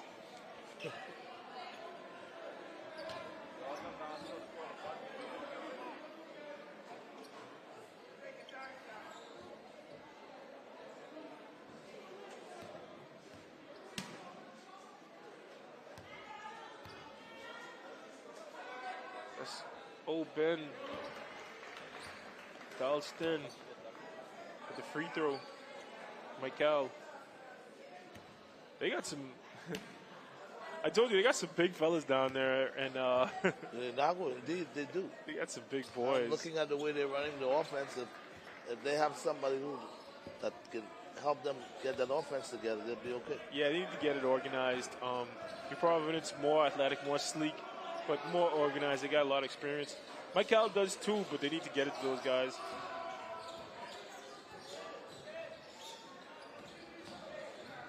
Kemsey. Musgrove tried to dunk that back, but he still got the putback.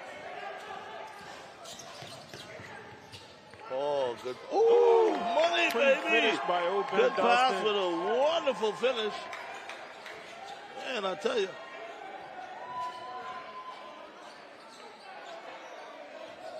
Look like Dylan Musgrove sneaking back door. Oh, keep your hands up. Furley Ben for three. And Furley's not a knockdown three-point shooter. You could live with him taking a contested three-pointer. What you don't want to do is put him to the line. He will make his free throws.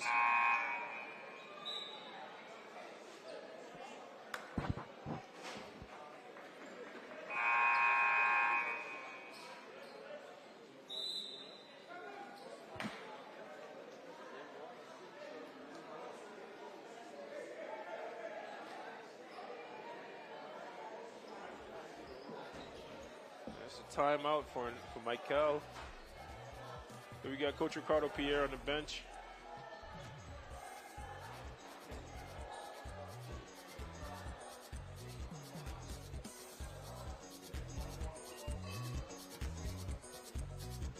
And I'm sure he's there telling them to be smart. We got guys who could get buckets. There's no need to force the action. Especially a guy like Simonet we saw with an explosive finish, but he probably tries to do too much. You'd want to move the ball around more, especially these long guys in his own.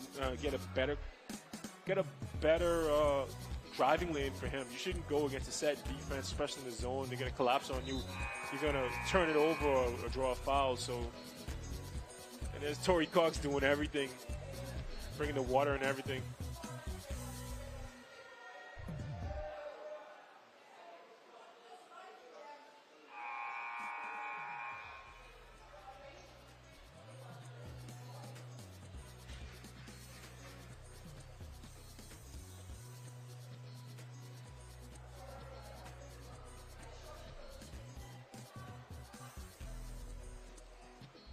Furley, three free throws coming up.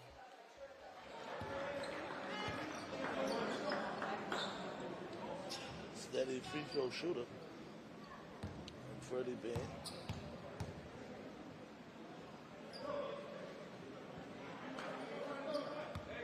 This is the second.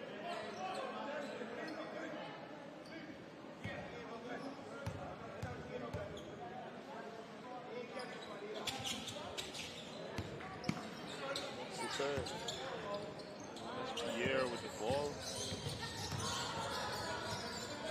Hounded by Garvin Clark up top. That's Torrey.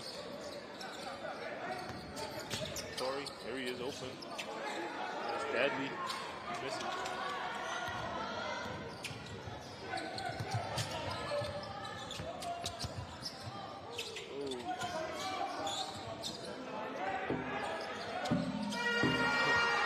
That's a man you don't want to leave open. Dylan Musgrove.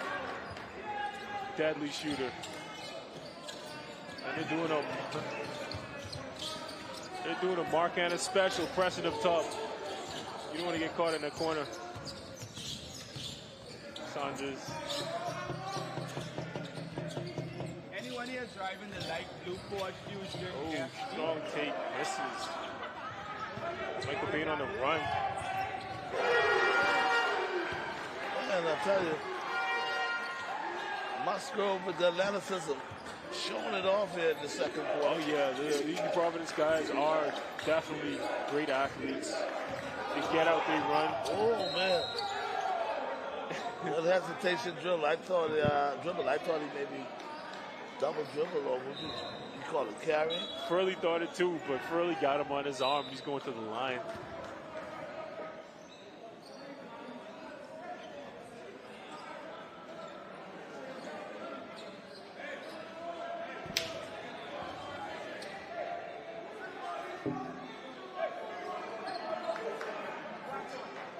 Now New Providence with a 30-18 lead. Here in the second quarter with 4 minutes and 2 seconds left.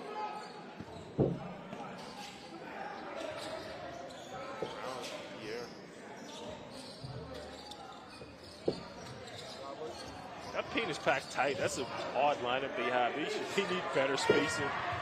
Kemsey. Too easy. Yeah, they run an odd offense in Aguas. The paint is packed way too tight. They need more space. It's like Providence man up.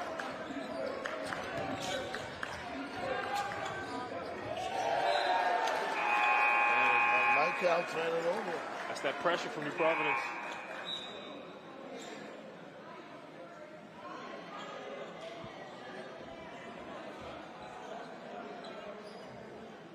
Michael in trouble. I don't know if Faki could help them. Maybe get Ricardo in the game. Maybe his jumper still work. He looks like he's in good shape. I don't know. Him and Cox knocked down some threes, getting back in the game.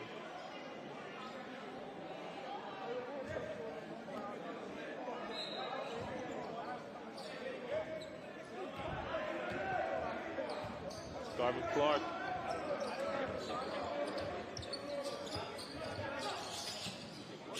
Oh, there's Kemsey Silvestre. He could do that, man. He could do that.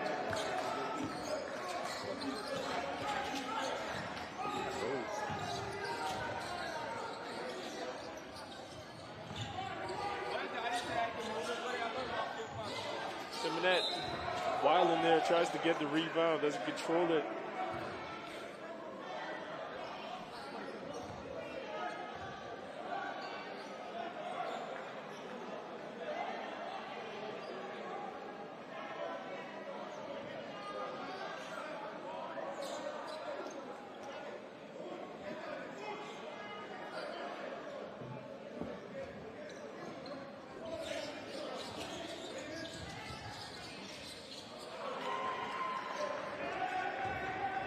I don't know what that play was, but Dallaston gets the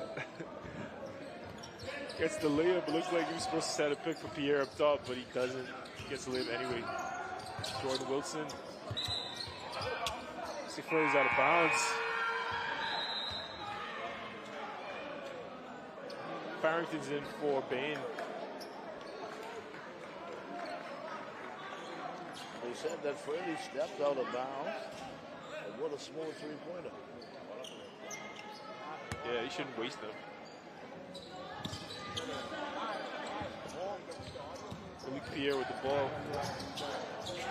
Different player from his dad. Yeah, he's more of a playing guy than that. Garvin Clark. That's me on the break just now. I will probably throw it on the glass. I see the trailer coming. The trailer on the glass. Make it look good. Looks like they're forcing the matchup. They're forcing the matchup with Garvin Clark and Malik Pierre. They want Pierre to get the ball. They think that Clark can hound him defensively and force a turnover. They were right last possession. I don't know what Delson was doing up there. Lucky he didn't get caught for the movement screen. Yeah, it really was a bad pick. Yeah, you don't want to goof off up there because you don't want to take a foul like that far away on offense.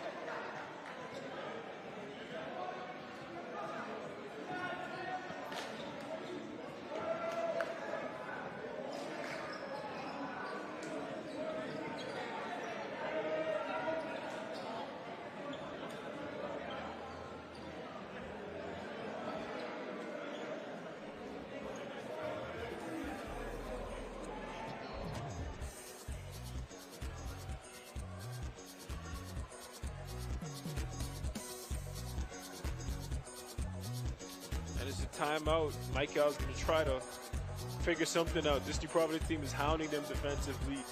And what's so hard about that is they're not even running some kind of zone press. They're straight up man-to-man. Garvin Clark at the point of attack, providing pressure.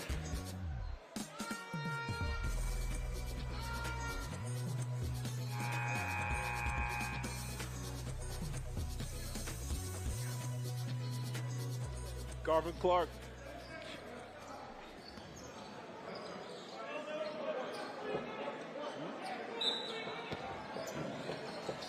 Garvin Clark, sophomore at University of Akron, plays with Sammy Hunter. That's a bad pass. It's a really bad pass. He plays at Akron with Sammy Hunter, defensive specialist, plays on the national team. He's providing all the pressure inside. It's Farrington, sneaky guard. There's Torrey Cox.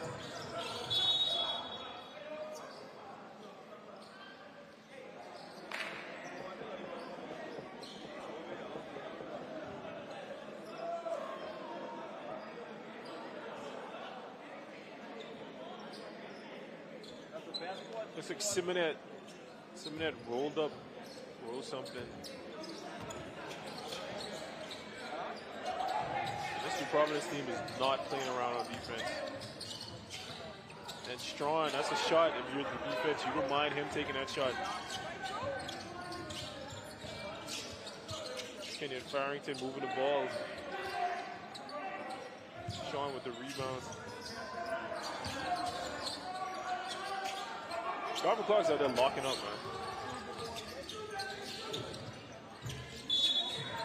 And that's a reach. You got him to pick up the dribble and need to reach. Put pressure on the ball.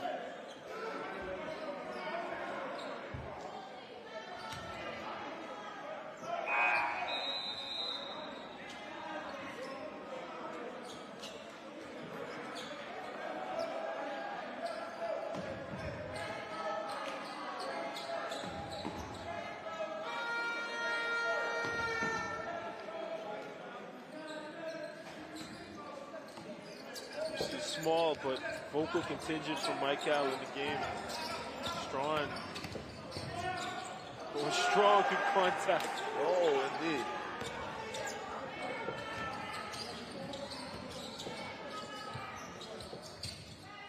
Silvestri skipping against his own. You love to skip against his own. And there we go. Now he has a driving lane off 2 skips.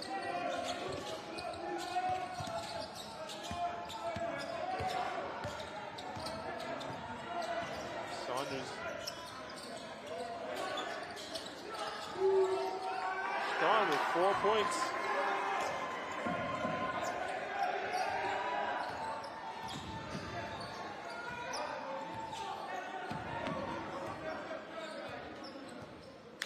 Farrington, here we go. This Kemsey right in the middle of his own. Go again.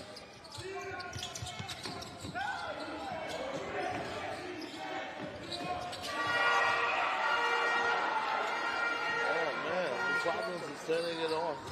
And Silvestri, he saw Brandon Strawn open. Brandon Strawn didn't even know he was open.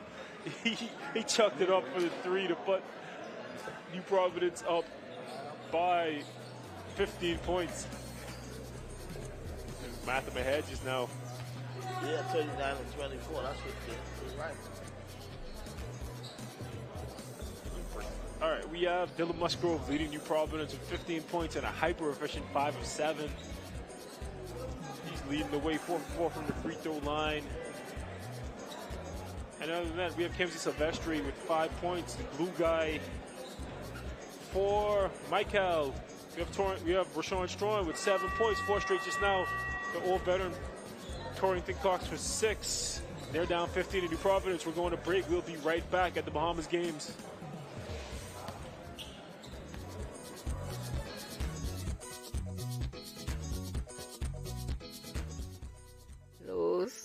Means a lot to me. Seeing my customers smile brighten my day.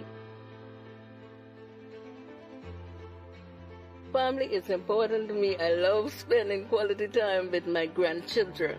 I'm happy to celebrate 70 years with Lowe's. My name is Constance Penn. I've been working with Lowe's for 48 years. I hope and trust that they have another 70 years to come.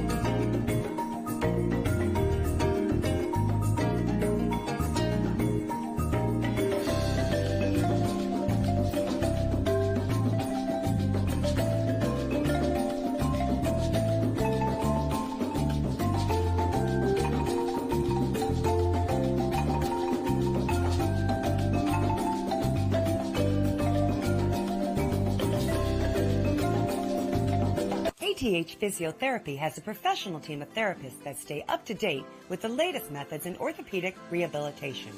Our clinical staff is praised in helping in the recovery of sports injuries, including neck, back, knees, and shoulders, just to name a few. We provide high-quality service in a warm, friendly environment. Insurance is accepted with a doctor's referral. Get back on track with KTH Physiotherapy. Located East Bay Shopping Center, opposite Potter's Key. 394-5161. Catch Janae's annual 20% off back-to-school sale going on this week only. Get up to 20% off on all school items in stock. Yes, 20% off all school items. Shirts, jumpers, skirts, boys' long and short pants, school neckties, PE shorts in a variety of colors, colorful backpacks and lunch bags, character towels, raincoats, and umbrellas. Shop early and don't miss out on this. Janae's Chesapeake Road's annual 20% off back-to-school sale going on this week only. Beat the rush and save. Janae's 20% off annual back-to-school sale going on now. Restrictions apply. March together to a common loftier goal. Grammy, what's a common loftier goal? Well, my sweet one, a common loftier goal is a shared dream that we, as Bahamians, achieve together. It's a vision of unity, progress, and prosperity for all of our beautiful islands.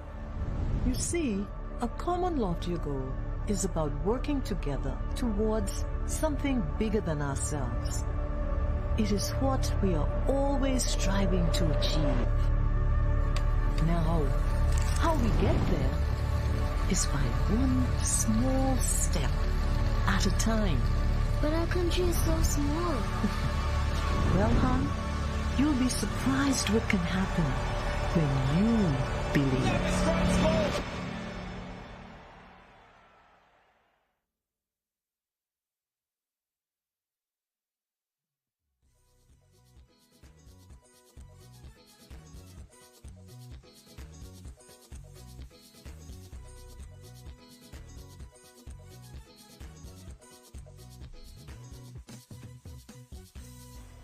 Welcome back, everybody. Ivan Showtime along with Coach. And yes, we're still here at the Donald Davis Gym, bringing you live action right now, New Providence, with a 19-point lead over Michael. And, of course, everybody looking to see what's going to happen as far as who's going to make it into the playoffs rounds. As you know, tomorrow everything will be lined off, and we'll see who will make it into the playoff rounds. I see Coach now. Coach, boy, this is a 19-point lead, Coach. What can we say now about the way that Micah came out, and now Micah find themselves in a 19-point hole deficit? Yeah, we got some shaky guard play from Michael. They haven't been able to get the shots they want at the rim. New Providence has been able to capitalize with their athleticism and their speed. They've been able to get out in transition, run, get some easy buckets. And Dylan Musgrove has made shots from all over. And what we're seeing is just speed versus size. Michael is big inside, but they haven't been able to get the ball to where they wanted. New Providence, long, rangy, long arm, great and great defense from New Providence as well. Oh, absolutely. Mark Hanna, I talked to Furley about it on Tuesday. Mark Hanna loves his presses, and they've been putting the press on Michael's guard, and they're shaking him up. We have Garvin Clark, University of Akron point guard, on the court, national team player on the court, and he's been just by himself. He's a one-man press, and he's given Michael guards hell. And so they're going to try to steady the ship and get the ball to where they need to go in the second half. Let's see how this goes. Okay, well, when we talk about a 19-point lead, that ain't an easy feat. But we'll see what happens in the third quarter.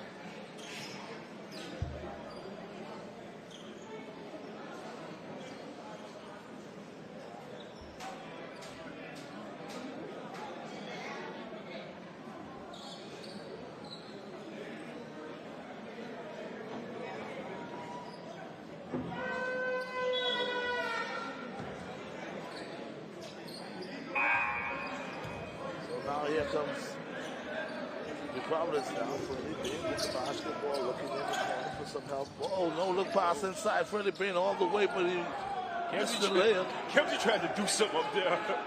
He got that rebound. He tried to put on someone's head. He was up there for a while, but Michael ball. There's Garvin Clark up hounding Pierre, young Malik Pierre.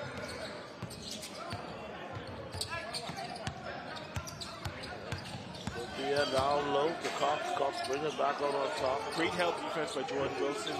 3-pointer on the way, in and out. Cox is a size mismatch with Furley and Cox, and Jordan Wilson helps. And what a nifty pass on the inside. The Providence now 41-24. Dylan Musgrove gets buckets everywhere. He runs the court. He's in the mid-range. He shoots three. He's a bucket getter. And there's Torrey Cox. And that's they leave Cox wide open, but he misses the 3-pointer. Yeah, he didn't stay Here with comes that the one. Providence he now away from that one. With numbers, and they turn it over. Great defense by Saunders, getting back by himself, blowing up the plate. Nothing can send a coach crazy like when you got a short bucket and you decided to turn it over. Here comes Michael now with the basketball. Lefty guy looking around for help. Loses the basketball. Great now defender, and he's going to put on his head. Oh, he tried to. We used to talk to him about he would like to slow down and try to dunk on you or get a spectacular block. We used to have to talk to him about it, like, come on, man, just get the layup, Kemsey. But he's an entertaining, he's a character, and he's an entertaining. He likes to put on a show, and he tried to put that ball on his head just now. So now it's a 41-24 lead. The Providence bucket. Kemsey Silvestri, number 10, University of Bahamas. University of Bahamas brother. Second free throw is also good. Speaking of the University of the Bahamas, how you guys doing as far as being in the league and the Providence Basketball Association? Things kind of fell apart with COVID. We're trying to build up capacity again. So we're getting better. We have to really coach and teach the game of basketball. Malik Pierre, with bucket. Driving inside. He's the son of sharpshooter Pierre from the national team. Yeah, he's the son of Ricardo Pierre, Michael coach. Pierre, yeah. But we have to really teach these guys how to play, and when they're done, like Kemsey Silvestri, who did 4 years with us, we got really smart, really educated basketball minds. Yeah, it was three-pointer by Furley Bain. We got really smart guys who know how to play the game and how to play hard. And like Kemsey, who was our best player, but he could come on this team and he could be a role player. And that's Furley denying Cox because he knows you don't want that man to get open. Oh, man. They try to put that one down too easy.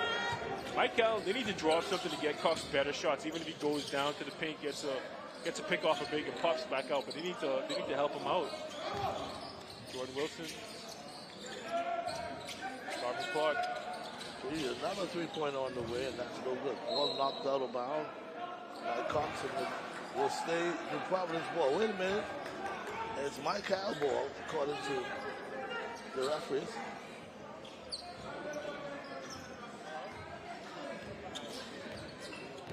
So now here comes Michael now.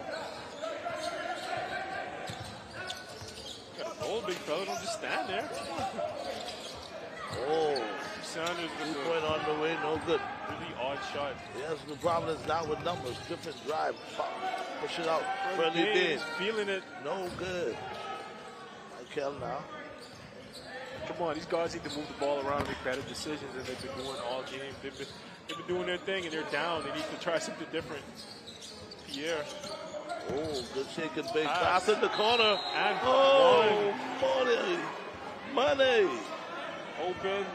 Dallaston with a strong finish inside. Foul by Michael Furley Bain for the and one.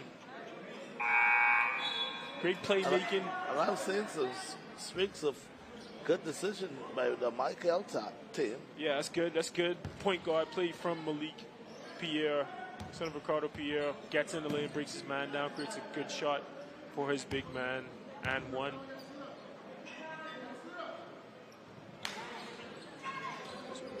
Big Richard Lowe in the game for the Providence.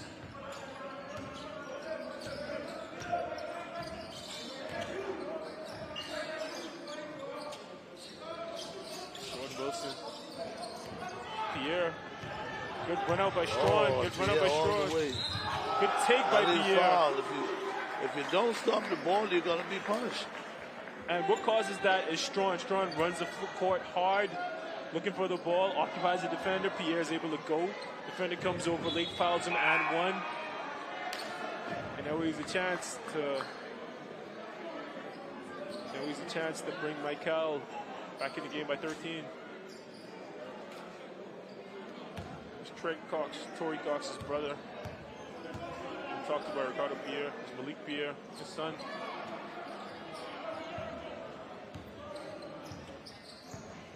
There's two things you got to do as a little guard. You got to make your free throws and you got to take care of the ball.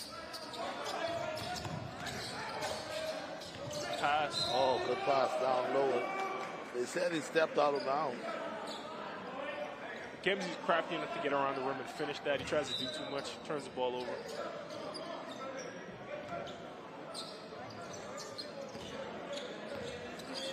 And they're playing Mark Anna's favorite type of defense, pressing defense.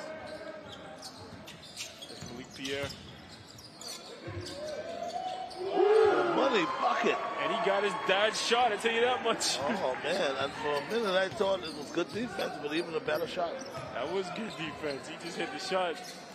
His last name is what? Pierre. Yes. Oh, I remember those days. Pierre for three. I got him when he was a little older, but I played with him, and it was still good. Good decision making. Good playmaking. Boy, from Pierre to Saunders. And now, the Providence doesn't like this. They're going to call a timeout. I don't know what his dad told him on the sideline. He really came alive in the second half, getting buckets, making assists, making good decisions. Malik Pierre getting Michael back in the game. He has 3 assists, 2 rebounds, 9 points. He's come alive. Dylan Musgrove still with 17. Not much else has happened since then. Malik Pierre has been the difference in the game for Michael. Running the engine. Now if he could get Torrington Cox going, Michael has a good chance to come back in the game. So we'll see what they do.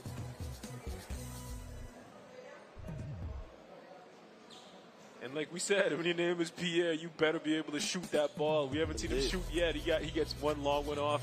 He knocks it down.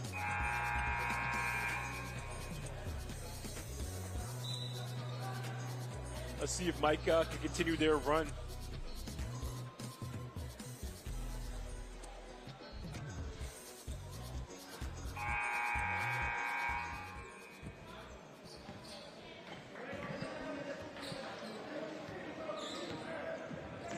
Farrington running the point for Providence. Another long three-pointer by the point guard. And he answers Pierre.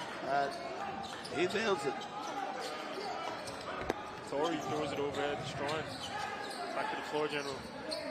A little press by the Providence. And he's handling the pressure. Handling skills. Matthew Saunders with a strong take. He had Strawn under the rim. Strawn has to hold tight. Torrington Cox, the shooter. Well, he had Cox down low, open.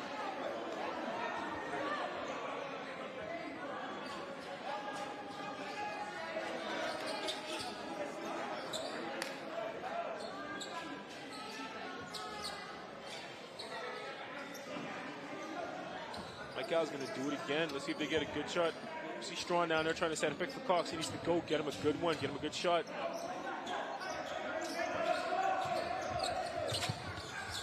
So here comes Michael now. Pierre. Oh, good move.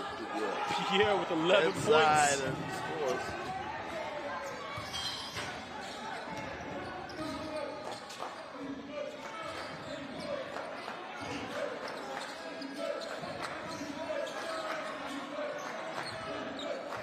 Cox to see if he answers.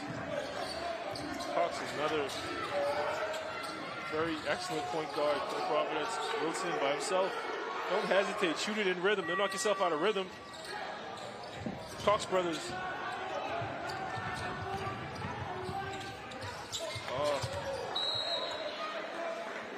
Not a great decision. Strawn did present himself to Cox. You might as well pull that out. Try to get a better shot. You never want to pass to somebody unless they present, unless they show their hands and they come open. Strawn didn't.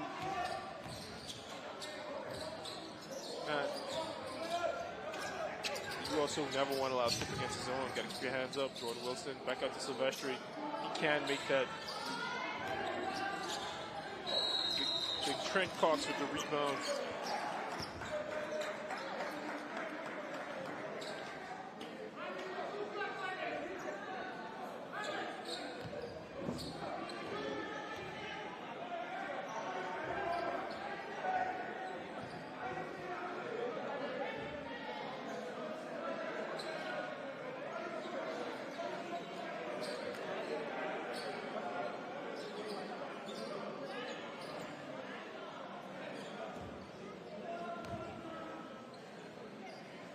Wilson. This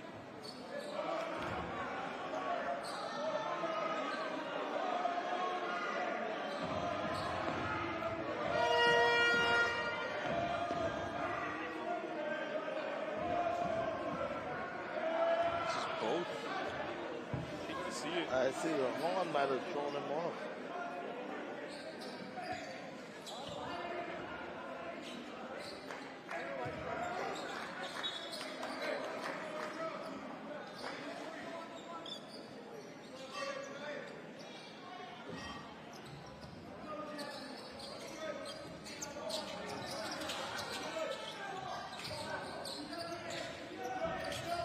Test. Defense might go. He could get on the run.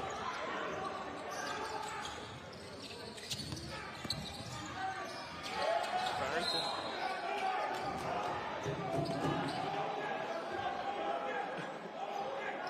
Boy, I tell you. I don't know what they call, but Wilson does not like it. Yeah, Wilson, what was that? You're up 9, big fella. You might as well just take that one. Probably going to say you got to take a look. And when a Markhannes presses, what I would do is set a guard on guard pick, have one guard set a pick for another guard, the other one flash back. They don't do that, they lose the ball.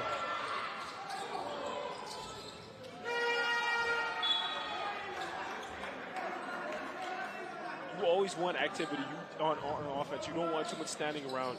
They stand around and nobody gets open and they cause a turnover. Against a press, especially my press, you go pick. One guard come down in their corner, one guard come down the middle. The picking guard usually should flash back to the ball. And somebody should be open. One of them should be open. They don't do that. Malik Pierre loses the ball. So let's get this right.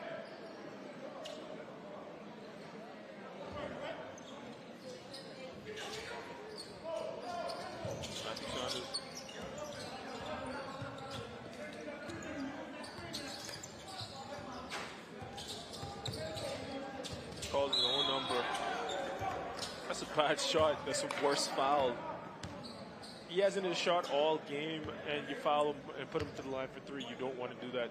Stay in there, contest, go get the rebound. I'm sorry, he's 1 for 11.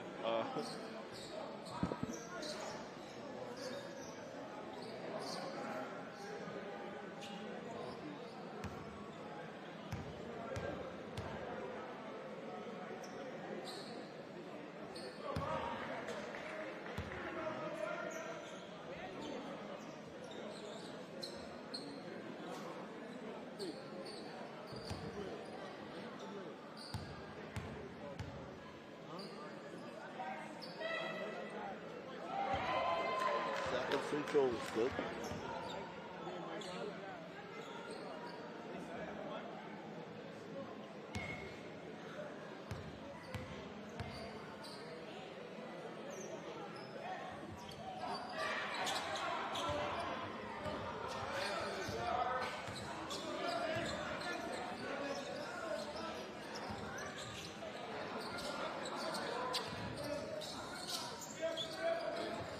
Skipping against his zone. You learned that at UB. You always skip against his zone. Oh, it's going to be a charge. Out of control drive by Emmanuel Alexander. Boy, I tell you. Alexander getting back up off of that one. That wasn't a pretty sight at all.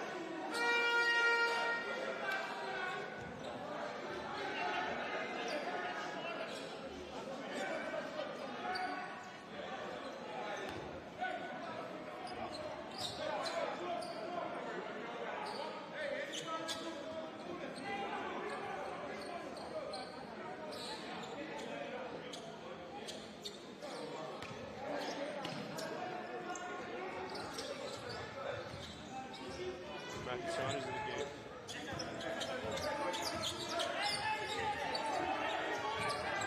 Great defense by Farrington, pounding Saunders. Pass by Pierre. Cox, money. And they need to get the ball to Pierre. Good things happen when he touches the ball. He gets shots for himself and others. Alexander misses. Tory Cox with the rebound. Silvestri. Jordan Wilson battling in there.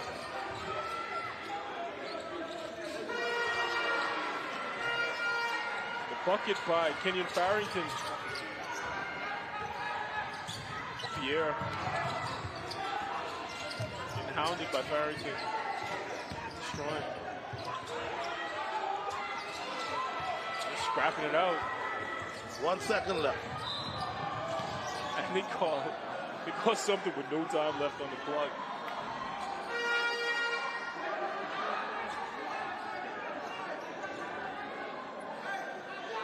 They got to put 0.5 seconds on the clock. That's the end of the third quarter. As Matthew Saunders, he doesn't get a shot off. Michael struggling to get back in this game. New Providence up 55-44.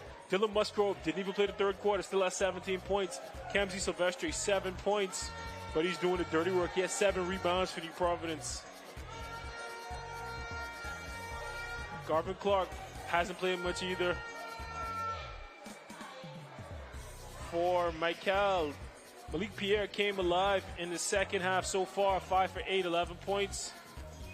5 assists, leading the way, trying to keep them in the game. Tory Cox, 6 points. Rashawn Strawn, 7 points. Matthew Saunders, 6 points. Put on 1 of 11 field goals. He needs to pull that together if Michael wants to have a chance to win this game.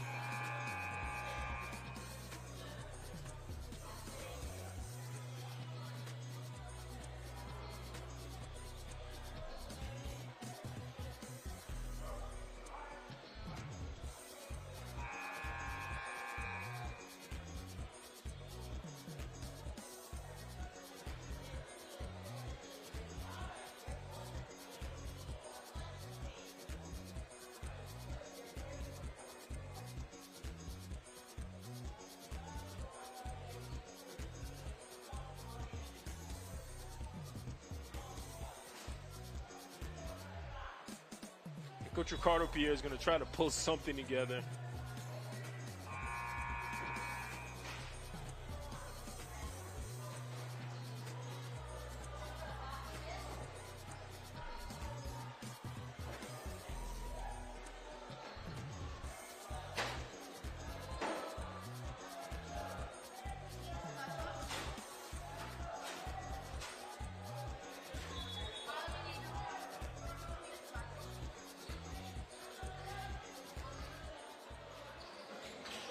Strong with the 3, makes it. And they're making noise in there for Michael. All of Michael might be in them stands right now. Oh, Clark, good defense by Trent Cox. And I don't think I've seen Musgrove miss yet for the game. Great defense by Trent Cox. But Musgrove with the easy shooter's touch. Yeah, we got that good touch.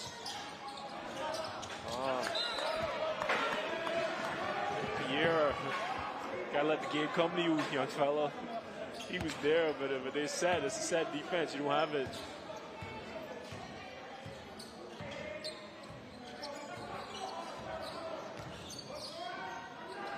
don't want to do that. Oh, Man, you got to. Musgrove was just having his own way. You got to talk on defense. You can't, like, there was an exchange in the back there. Nobody said anything. He popped open. And, like I said, he literally, what's he shooting? He's 7 of 9, so he's missed 2 shots all game. He's not going to miss. You got to give him a hard time, man. You can't just fall asleep in the back there. That's the problem with zone defenses. You got to talk a lot. You got to have a lot of ball pressure if you want to have a chance with the zone defense.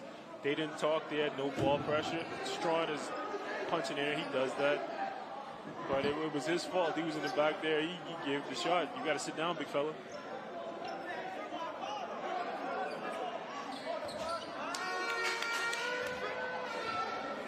So now Michael down 11 now. With just about 7 minutes left. Matthew Saunders going to try to do something. Good defensive talk, man. He shoots another one. He's 1 for 11, 1 for 12 now. Big Richard Lowe with the rebound. Good unselfish ball. Gets Mike Furley to the line. And Furley's still diving to the rim, taking contact, getting to the line. I don't know how he does it. I'm hurt sitting in this chair right now, so kudos to him.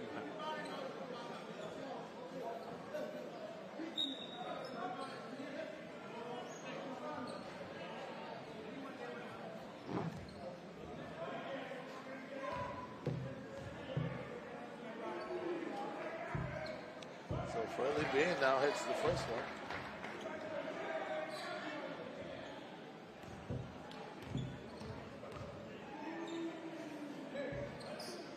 Free throw is on the way, in and out, no good. Rebound, Cox. Now here comes Michael now. Down 10. Trying to make his final push.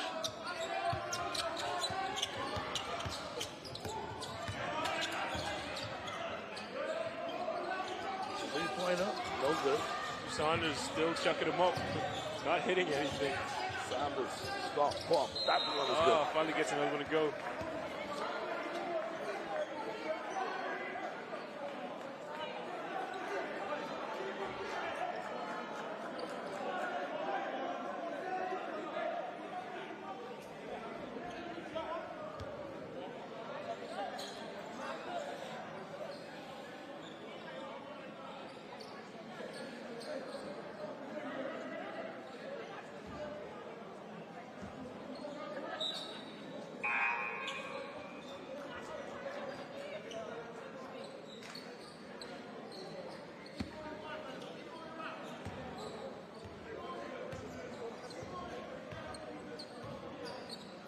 Providence up 11 against Mike Gal.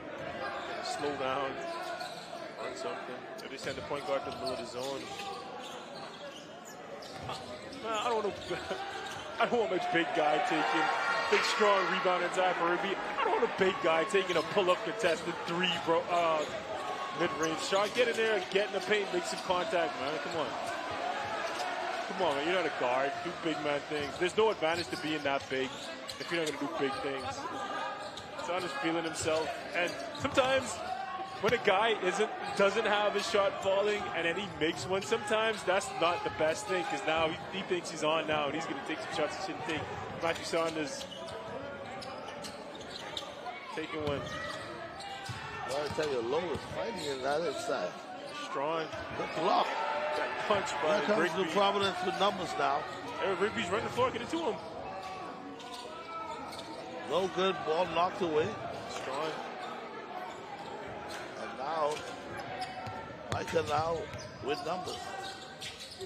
Decided to put Strong finally decided to pass. Pierre, dribble drive off the glass, and that's good. Should have been an and one for Pierre, but he gets a bucket anyway. Man, I tell you, he came up wobbling.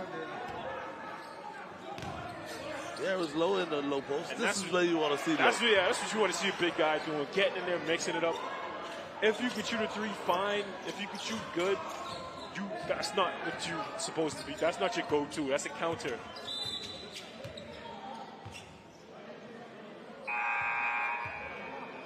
That's your counter punch. That's not your main punch. If you're a big guy, you go to the rim. And then to leave you open outside, you knock it down.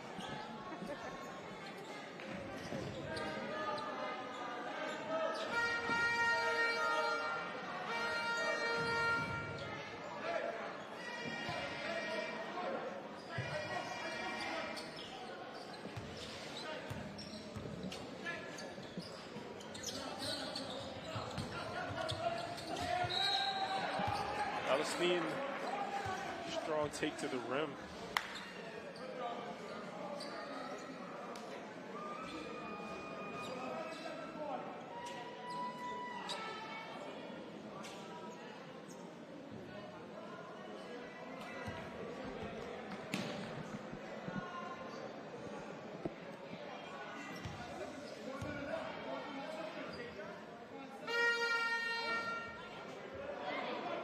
First free throw in and out. And Cox now. Trying to make the second one count. And he does. So now Roosevelt Wiley chicken in the game for New Providence and for Big Richard Lowe. Barrington's going to break down Saunders. And that's the first time. Finally, Musco missed one. That's the first time I see him take a shot where it's like, wait, that's not going in?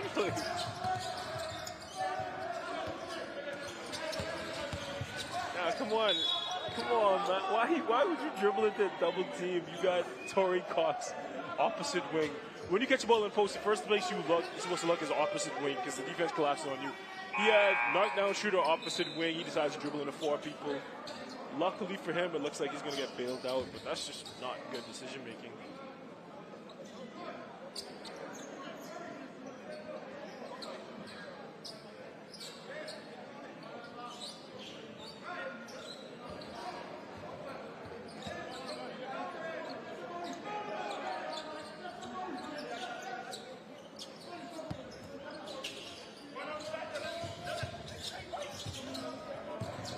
They're open.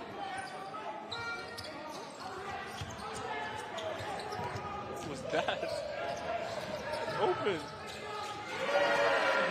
Of course, you probably capitalizing. That's poor decision making by Rashawn Strawn. Leave passing up an open shooter to dribble into traffic. The Providence capitalizes. I don't know what that was.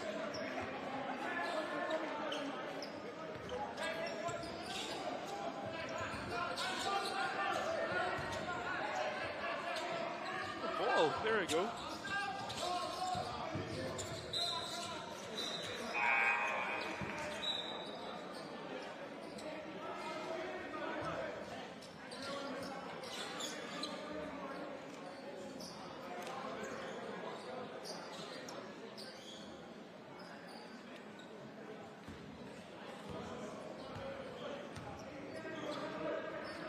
Providence 3 minutes left. They just have to maintain.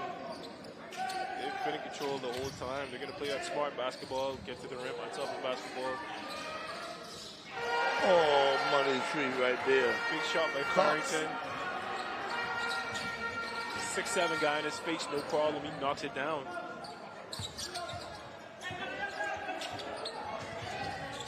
Yeah. That looked good coming off his hand. They say that about good shooters. When they shoot, it even looks good even if they miss. Yeah, that looked good. I thought that was gone. I think, I don't know if his last name was in my head.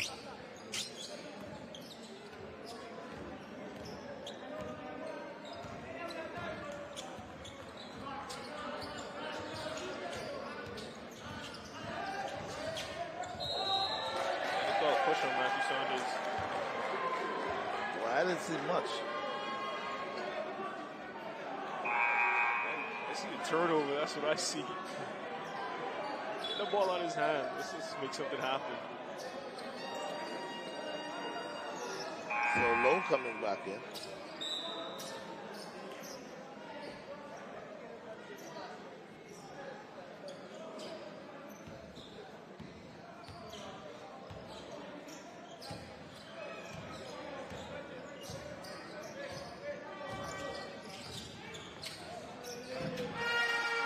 Furley Bain all the way with a finger roll. And Providence is firmly in control of this game.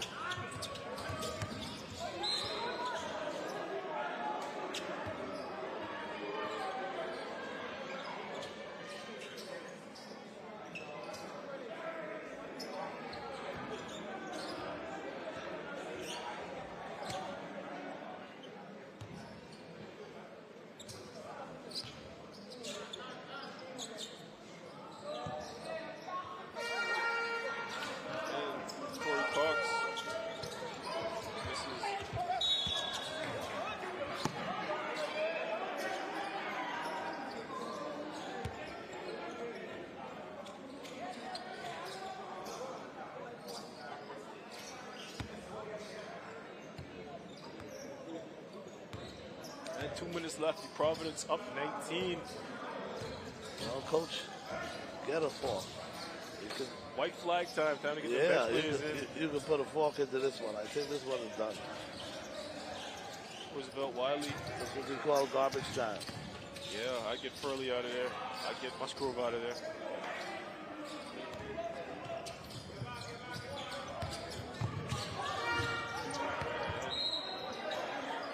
Saunders still not going to stop shooting.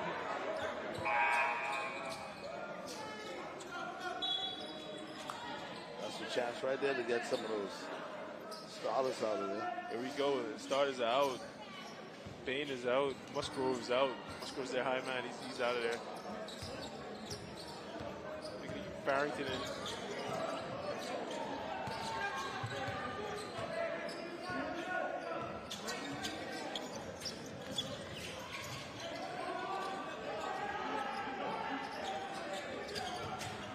Somebody's going to get a thunder dunk. Looks like Michael's best players are in too.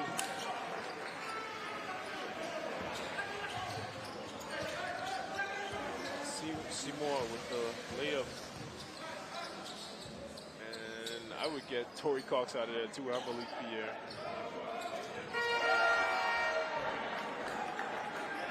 Very quietly, Cox, Barrington, 11 points in the game.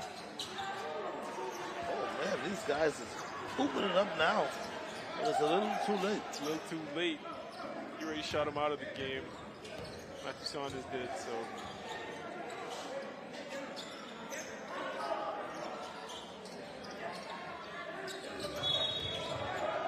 They're gonna say Lowe moved his pivot just now. Yeah, he picked up 1 foot.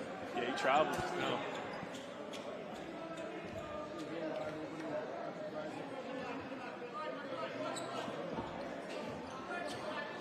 And I guess McCall's gonna get a quick one up, and then we're gonna dribble out the clock. Yeah, this one just about over now. 57-74.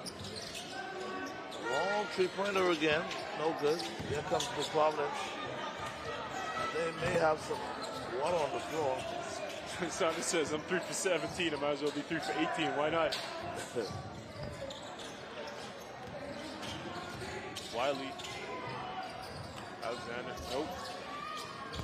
Barrington. Really good guard, Alexander. Ooh. Three-pointer on the way, and it's money. 11 seconds left. Why not? If not, why not? There goes the Providence. Pierre.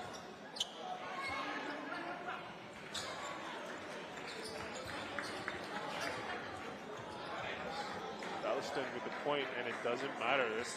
That's your ball game. Providence handles Michael 77 to 59. Dylan Musgrove led the way with 24 points. And Musgrove didn't play most of the third quarter. They didn't need much from anybody else. Kemsey Silvestri had 2 points, 7 rebounds. He was the glue guy. 1 steal. Garvin Clark, he ran the team and applied pressure up top. He had 8 rebounds, 4 assists, only 4 points though. Michael Furley Bain Jr., the old veteran, 8 points. Malik Pierre led the way for Michael with 13 points and 8 assists. little point guard for Michael, but it's not enough. They get ran out of the building by New Providence, 77-57. We're going to try to bring Mark Hanna in here right now to talk with us, New Providence's coach.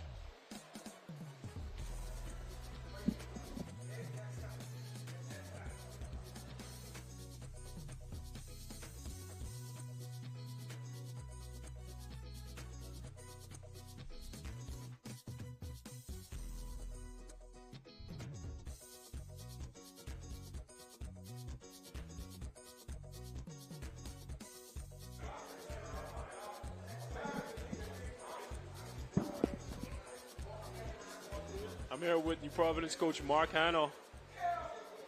I must say, you always look like you're ready to play. Like, I don't think I look, but you are ready to play. Yes, yes.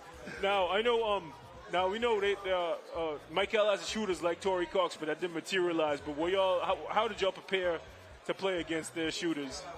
Well, today coming into this game, our game plan was to try to work on some stuff because we know coming to the end of the tournament, getting to the playoff is going to be difficult.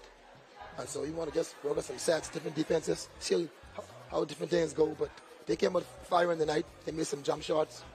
They passed the ball well. They're very good players, and they're well coached. Ricardo Pierre and T. Clark are great basketball players. So we know they was ready to play. They went big on us.